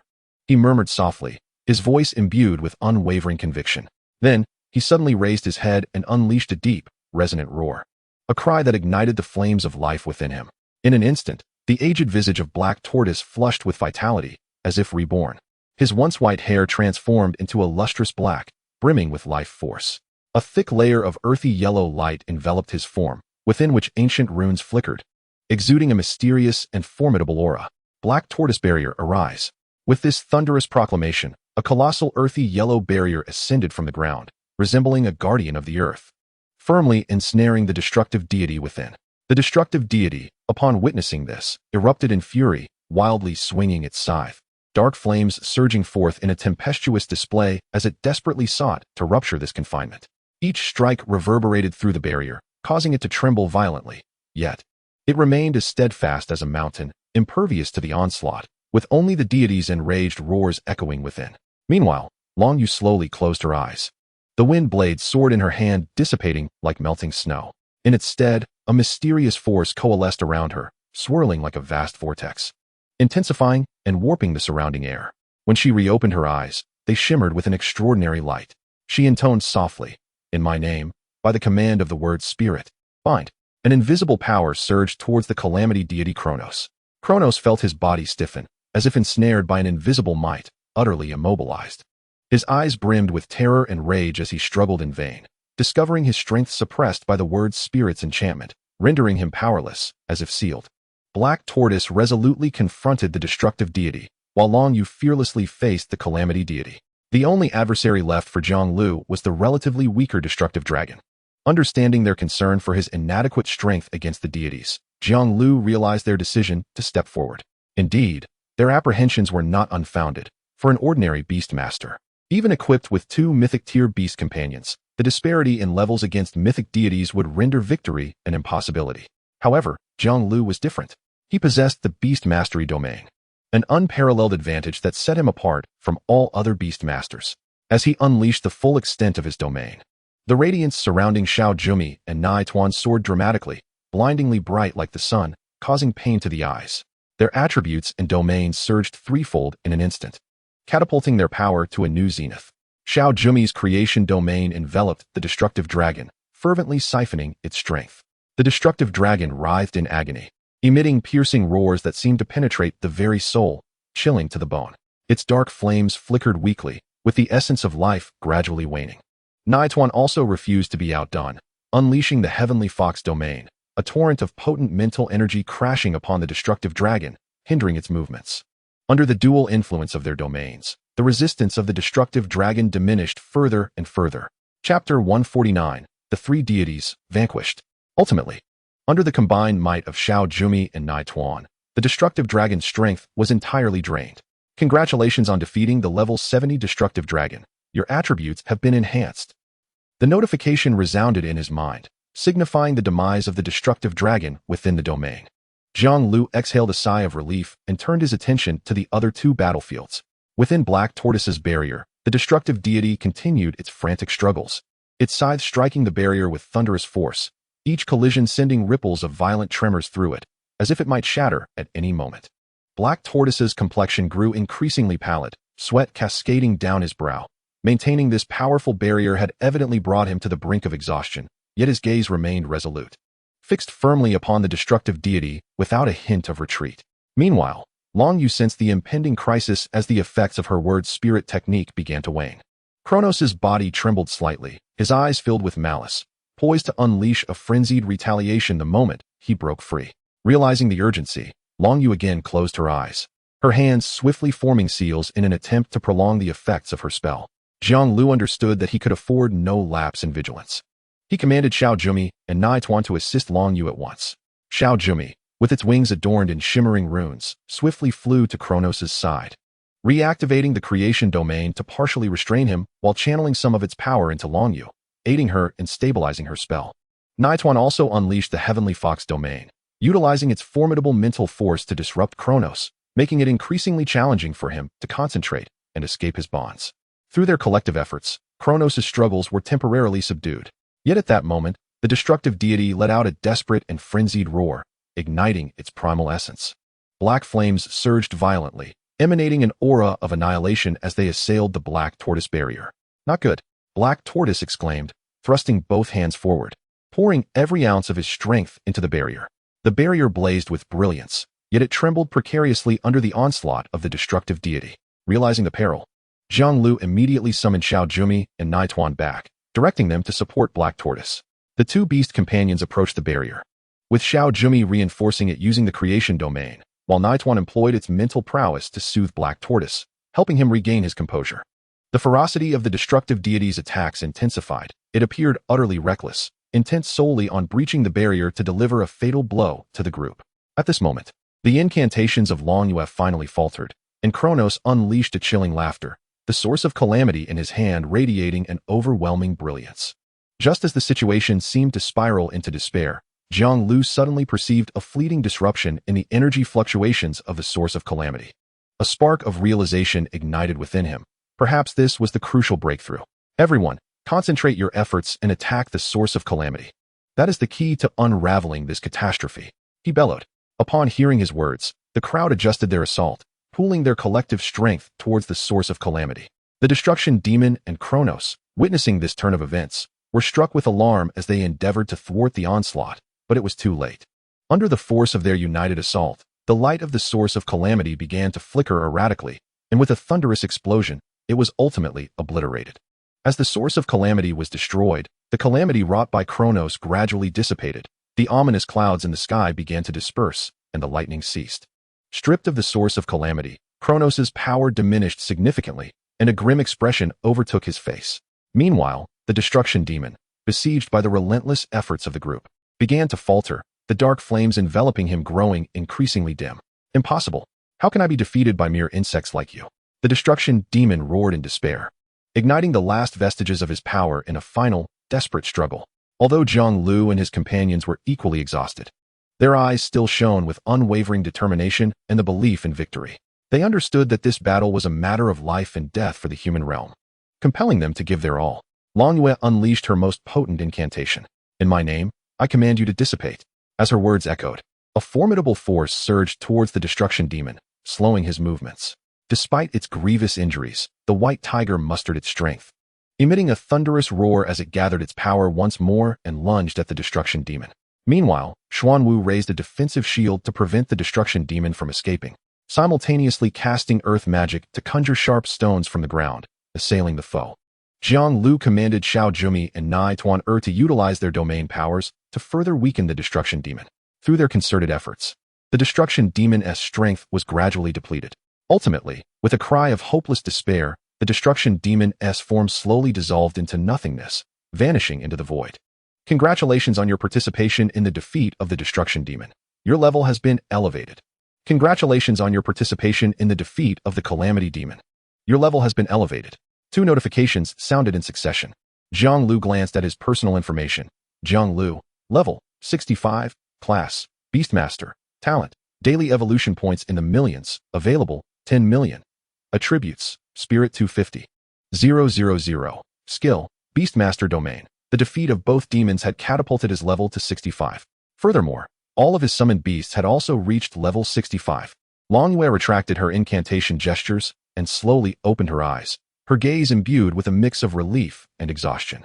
Finally, it is over, she murmured softly, her voice tinged with an uncontainable sense of gratification. The white tiger panted heavily, its once mighty form marred by wounds, yet its eyes sparkled with the pride of a victor. It ambled over to Jiang Liu, nudging his shoulder with its head, as if recounting the trials and tribulations of the battle. Xuanwu exhaled deeply, gradually lowering the defensive shield, his body trembling from the immense exertion. This battle was hard won, he reflected. However, having vanquished the destruction demon and the calamity demon, our path ahead shall be much smoother.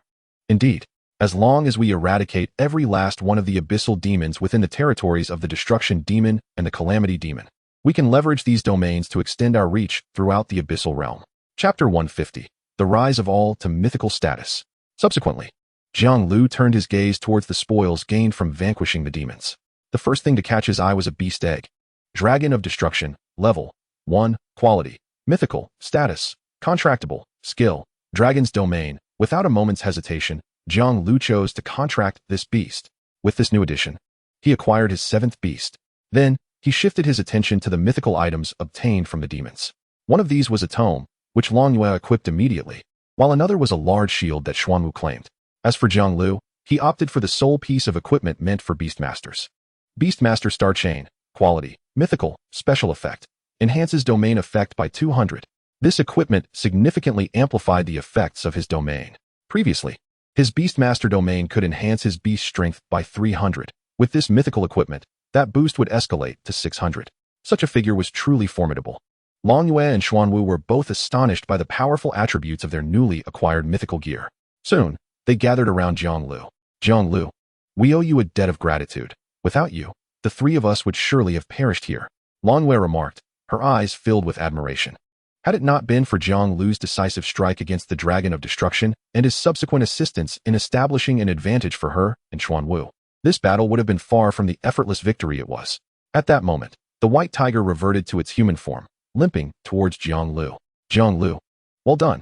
Now, as long as we clear out these abyssal demons, our operation will be a resounding success. With the defeat of the 2 demon lords, the remaining tasks became significantly simpler. Under the full might of Jiang Liu, Qinglong, White Tiger, and Xuanwu, every last abyssal demon within the territory of the destruction demon was eradicated. Consequently, Jiang Liu's level surged rapidly during this period. Congratulations on slaying the abyssal demons. Your level has increased. Congratulations on slaying the abyssal demons. Your beast levels have increased. Meanwhile, in the lair of the demon lord Satan, a thick aura of darkness permeated the chamber. Enormous black stone pillars were inscribed with twisted runes, emanating an eerie glow. Satan sat upon a throne crafted from black stones. His towering figure surrounded by swirling black flames, his blood-red eyes reflecting boundless cruelty and savagery. A foul-smelling demon general rushed into the chamber in a state of panic and knelt before Satan, trembling as he spoke. Your Majesty, grave news. The destruction demon and the calamity demon, they have been slain by humans. With a thunderous crash, Satan abruptly stood, slamming his black staff onto the ground, causing the entire chamber to quake violently. What did you say? His voice boomed like rolling thunder, laced with uncontainable fury and disbelief.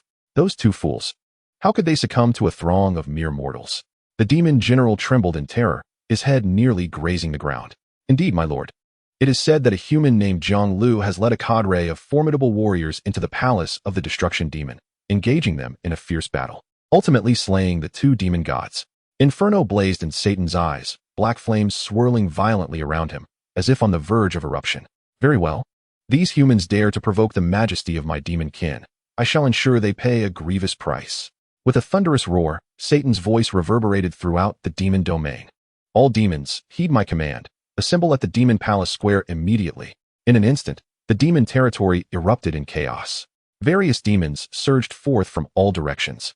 The colossal demon bears trudging heavily, wielding enormous spiked clubs, while the agile demon wolves glinted with bloodthirsty light, saliva dripping from their jaws.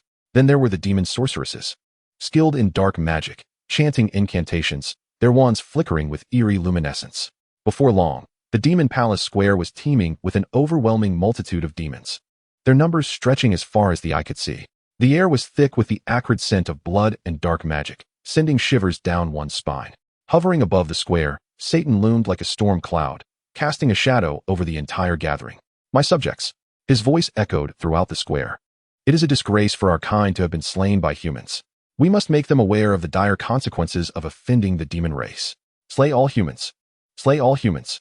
The demons roared madly, their voices deafening, brandishing their weapons, eyes alight with hatred and a thirst for slaughter. Forward. At Satan's command, the demon army surged forth like a tide of darkness. Wherever they passed, the earth was tainted by dark magic, flowers and trees withering instantly, transforming into a desolate black wasteland. A month swiftly elapsed. At this moment, Jiang Liu had amassed an astounding 300 million evolution points. His level, along with those of his beast companions, had risen to level 70 within this month. He first allocated 20 million evolution points to each of his beast companions who had yet to reach the mythical tier, aiding them in ascending to that level. Your beast companion unicorn has successfully evolved. Your beast companion white tiger has successfully evolved. Your beast companion void butterfly has successfully evolved. Your beast companion little star has successfully evolved. As the system notifications chimed in succession, the unicorn radiated a holy, resplendent light, its horns shimmering more brilliantly than ever. Mysterious runes flickering within the glow, as if recounting ancient blessings. The white tiger unleashed a thunderous roar, its white fur becoming denser and sleeker, each strand gleaming with metallic luster, muscles rippling with explosive power. The void butterfly delicately flapped its wings, its once solid wings now gossamer and translucent, intricate spatial patterns emerging as if to tear through the void. Little star, enveloped in a mysterious gray mist, grew larger in size. Looking at his evolved companions, Jiang Liu was filled with satisfaction and joy. He understood that each evolution signified a substantial enhancement in their power, increasing their odds in the impending battle. Now, 220 million evolution points remained. Jiang Liu murmured to himself, his gaze settling upon the dragon of destruction. Chapter 151, The Special Use of the Beastmaster Field. Evolution points, available, 220 million. Currently, all beast companions had reached the mythical tier. Little GM, mythical 1 star. Nai 2NR, mythical 1 star. Unicorn, mythical 1 star. White tiger, mythical 1 star. Void butterfly, mythical 1 star. Little star, mythical 1 star. Dragon of destruction, mythical 1 star. With a thought, Jiang Liu allocated 160 million evolution points entirely to little GM. In an instant, a peculiar halo emerged around the little creature's body, shimmering like a flowing galaxy, radiant and enigmatic. Upon completion of the evolution, little GM's aura underwent a complete transformation, leaping from mythical 1 star to an astonishing mythical 9 star. At this moment, the little one's attributes reached an incredibly terrifying realm. The evolution points required for each level of mythical tier stood at 20 million. These 20 million evolution points conferred an unfathomable enhancement upon the beast companions. Little GM's attributes had now soared to 300,000. Such spiritual attributes rivaled even those of level 80 demon gods. Jiang Liu then invested 10 million evolution points within the Beastmaster field. The Beastmaster field experienced a qualitative leap. Previously, it provided a boost of 300 to the beast's strength. Now, it elevated their prowess by 400. Thus, Jiang Liu decided to allocate the remaining 50 million evolution points entirely to the Beastmaster field, amplifying its enhancement to a staggering 900. Moreover, the Beastmaster field acquired a unique function, allowing all attributes of the beast companions to be concentrated within the Beastmaster. This revelation sent Jiang Liu's heart racing. He understood the significance of this. In critical moments, he could channel the combined strength of all his companions into himself, instantly attaining cataclysmic combat power. Jiang Liu cradled the unicorn, with little GM and Nai2 NR holding onto his arms. The other beast companions sensed this powerful surge of energy gathering around him. Their eyes filled with curiosity and awe. The white tiger emitted a low growl, seemingly congratulating little GM while simultaneously preparing for the impending battle. The void butterfly danced gracefully, its wings adorned with spatial patterns. Little Star emitted a gentle chirp as the gray mist around it surged, resonating with the Beastmaster field. Just then, Long Yu and Xian Wu hastily arrived, having sensed the overwhelming power, their hearts brimming with intrigue. Jiang Liu, what has transpired? This power. Long Yu's question lingered unfinished, as the sight before them left them speechless with astonishment. Xian Wu widened his eyes, gazing at Jiang Liu and his evolved beast companions radiating immense energy, exclaiming, "This is simply unbelievable. They are all at the mythical tier." When questioned by his companions about whether all his beasts had indeed reached the mythical tier, Jiang Liu affirmed. The confirmation filled their eyes with sheer shock. Before their astonishment could dissipate, a thunderous rumble echoed from afar, causing the very ground to tremble. Jiang Liu's heart tightened. He realized that the demon god Satan's army was drawing near. Prepare for battle. Jiang Liu's voice was resolute and powerful as he gently set down the unicorn. Scanning his companions and beast companions, little GM and Nai2 NR swiftly ascended into the air, their bodies aglow, poised to strike at a moment's notice. The white tiger let out a prolonged roar, transforming into an immense white beast, its fur bristling with an aura of formidable intimidation. Ethereal void butterflies danced around the crowd, their wings adorned with shimmering spatial patterns, as if weaving an invisible net. Xiaoxing floated beside Jiang Liu, with swirling gray mist echoing the power of the Beastmaster domain. Long Yu swiftly opened the tome in her hands, runes flickering as she chanted incantations, gathering a mysterious force around her. The black tortoise firmly gripped the great shield, its earthy-hued radiance intensifying, enveloping everyone within its protective sphere. Before long, the demonic army surged forth like a black tide, a multitude of fiendish figures blotting out the sky, the air thick with the stench of blood and dark magic. The demon god Satan hovered at the forefront of the army, his form towering like a mountain. Surrounded by black flames, his blood-red eyes radiating boundless cruelty and savagery. "You pitiful humans, today marks your doom." Satan's voice boomed like rolling thunder across the battlefield. With a wave of his black scepter, the demonic forces launched their assault. Demon bears swung their massive spiked clubs, charging towards the crowd, each step sending tremors through the ground. Demon wolves darted across the battlefield with lightning speed, saliva dripping from their mouths, revealing their sharp fangs. Meanwhile, demon sorcerers stood in the rear, incanting spells, unleashing beams of black magic towards the group. Jiang Liu promptly commanded his beasts to confront the oncoming threat. Xiao Jiumei was the first to strike, her colossal Genesis domain enveloping all demons within, voraciously siphoning their power. Nai Tuaner, not to be outdone, unleashed the formidable mental force of her celestial fox domain, assaulting the demon wolves. The mental wave disoriented the wolves, causing them to turn upon one another. The white tiger roared as it pounced on the demon bears, its sharp claws and fangs toppling them one by one. The ethereal void butterflies soared above the demon sorcerers, flapping their wings as the fabric of space began to warp, fissures appearing and consuming the sorcerers whole. Xiaoxing perfectly mirrored Xiao Jiumei. Now at the mythic level, the little one was capable of perfect replication. At this moment, she was the spitting image of Xiao Jiumei, two mythic 9-star Xiao Jiumeis. On the battlefield, they were akin to bulldozers. Meanwhile, Long Yu unleashed her powerful word spirit art. "In my name, I bind thee." As her words fell, an invisible force surged towards the demons, ensnaring many of them, rendering them immobile. The black tortoise exerted every ounce of strength to uphold the defensive shield against the relentless demon onslaught while searching for an opportunity to counterattack. He stomped his foot, and sharp rock pillars erupted from the ground, piercing through the demons. Yet, the sheer number of demons was overwhelming. Wave after wave of attacks gradually wearing down the resolve of the defenders. Seeing this, Satan erupted into a triumphant cackle. "Do you truly believe you can withstand my demonic forces?" Such naivety. He swung his black scepter, and a dark sword energy cleaved through the air towards the group, as if tearing the very fabric of space itself. Jiang Liu and the others hastily evaded. Yet a few of their beasts sustained minor injuries. As the battle raged on, the situation began to turn dire for the defenders. The ferocity of the demonic attacks intensified, depleting both their stamina and magical energy. Chapter 152, The Demonic Annihilation. Demon God Satan. Level 80. Quality, Demon God. Attributes, Strength 500000, Constitution 500000, Spirit 500000, Speed 500000. Skills. These attributes are terrifyingly strong. Even though Xiao Jiumei is at the 9-star mythic level, she pales in comparison. However, Jiang Liu had unlocked a special application of the Beastmaster domain.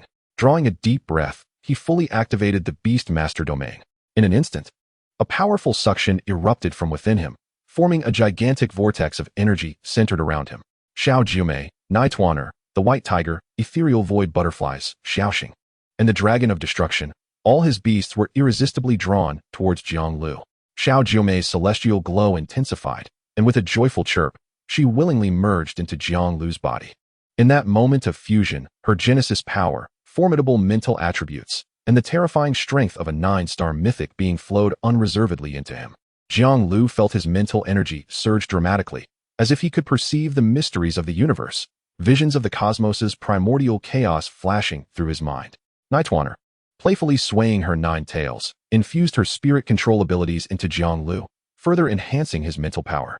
Now, Jiang Liu could not only sense the thoughts of every demon on the battlefield, but could also, to some extent, disrupt their movements. The White Tiger roared skyward, transforming into a beam of white light that surged into Jiang Liu. The tiger's strength and speed elevated Jiang Liu's physical prowess to an unprecedented level. He felt his muscles brimming with boundless power, each breath creating ripples in the surrounding air. A slight bend in his legs revealed an explosive potential, as if he could leap across mountains and rivers with ease. The ethereal void butterflies circled around Jiang Liu before flapping their wings, adorned with spatial patterns. And merging into him, the infusion of spatial power sharpened Jiang Liu's perception of space. He could distinctly sense every fluctuation around him, even tearing through space for short-distance teleportation.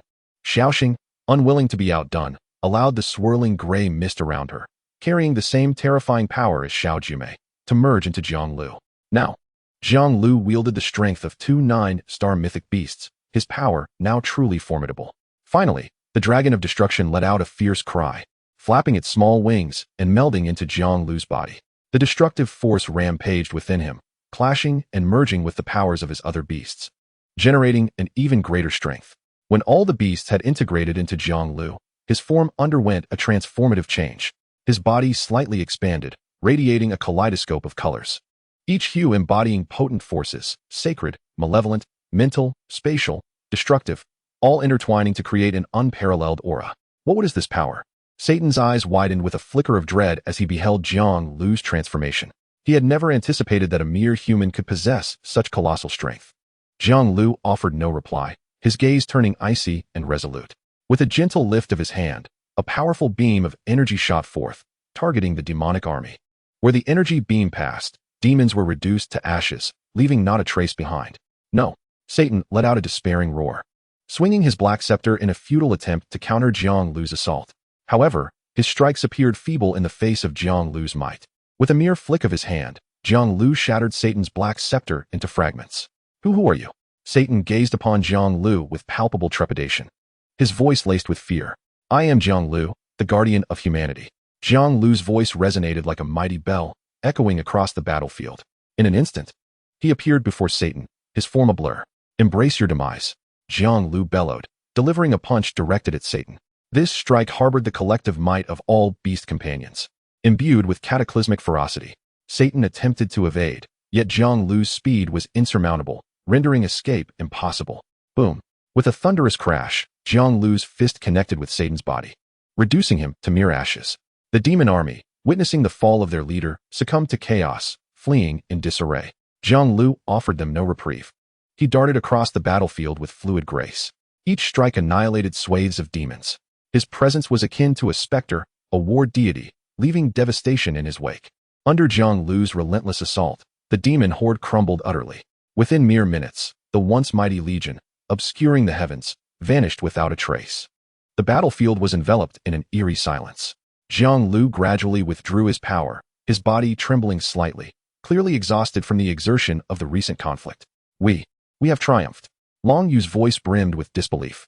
Indeed, we have rescued the realm of humanity. Xuanwu also bore a long-forgotten smile. With the 4 abyssal lords vanquished, the remaining demons possessed no capacity for resistance. Under the relentless advance of the human forces, all abyssal demons were ruthlessly exterminated. As the last of the abyssal demons fell beneath the human onslaught, the battlefield, once steeped in darkness and the stench of blood, gradually succumbed to an eerie stillness. The air was thick with the acrid scent of blood and charred remains, the ground littered with severed limbs and shattered weapons of the demon army, which had once commanded such formidable presence, now lay in ruins. The human army erupted in a cacophony of jubilant cheers, brandishing their weapons in celebration of this hard-won victory. The soldiers' faces radiated joy and pride, reveling in their participation in this monumental battle. The commanders stood elevated, surveying the devastated battlefield, their hearts awash with myriad emotions. This war had exacted an immense toll, yet every sacrifice was justified, for they had safeguarded humanity's home and preserved countless lives. At last, the abyssal realm intertwined with the world of humanity. Yet, in this world, the shadows of the demons had been utterly obliterated.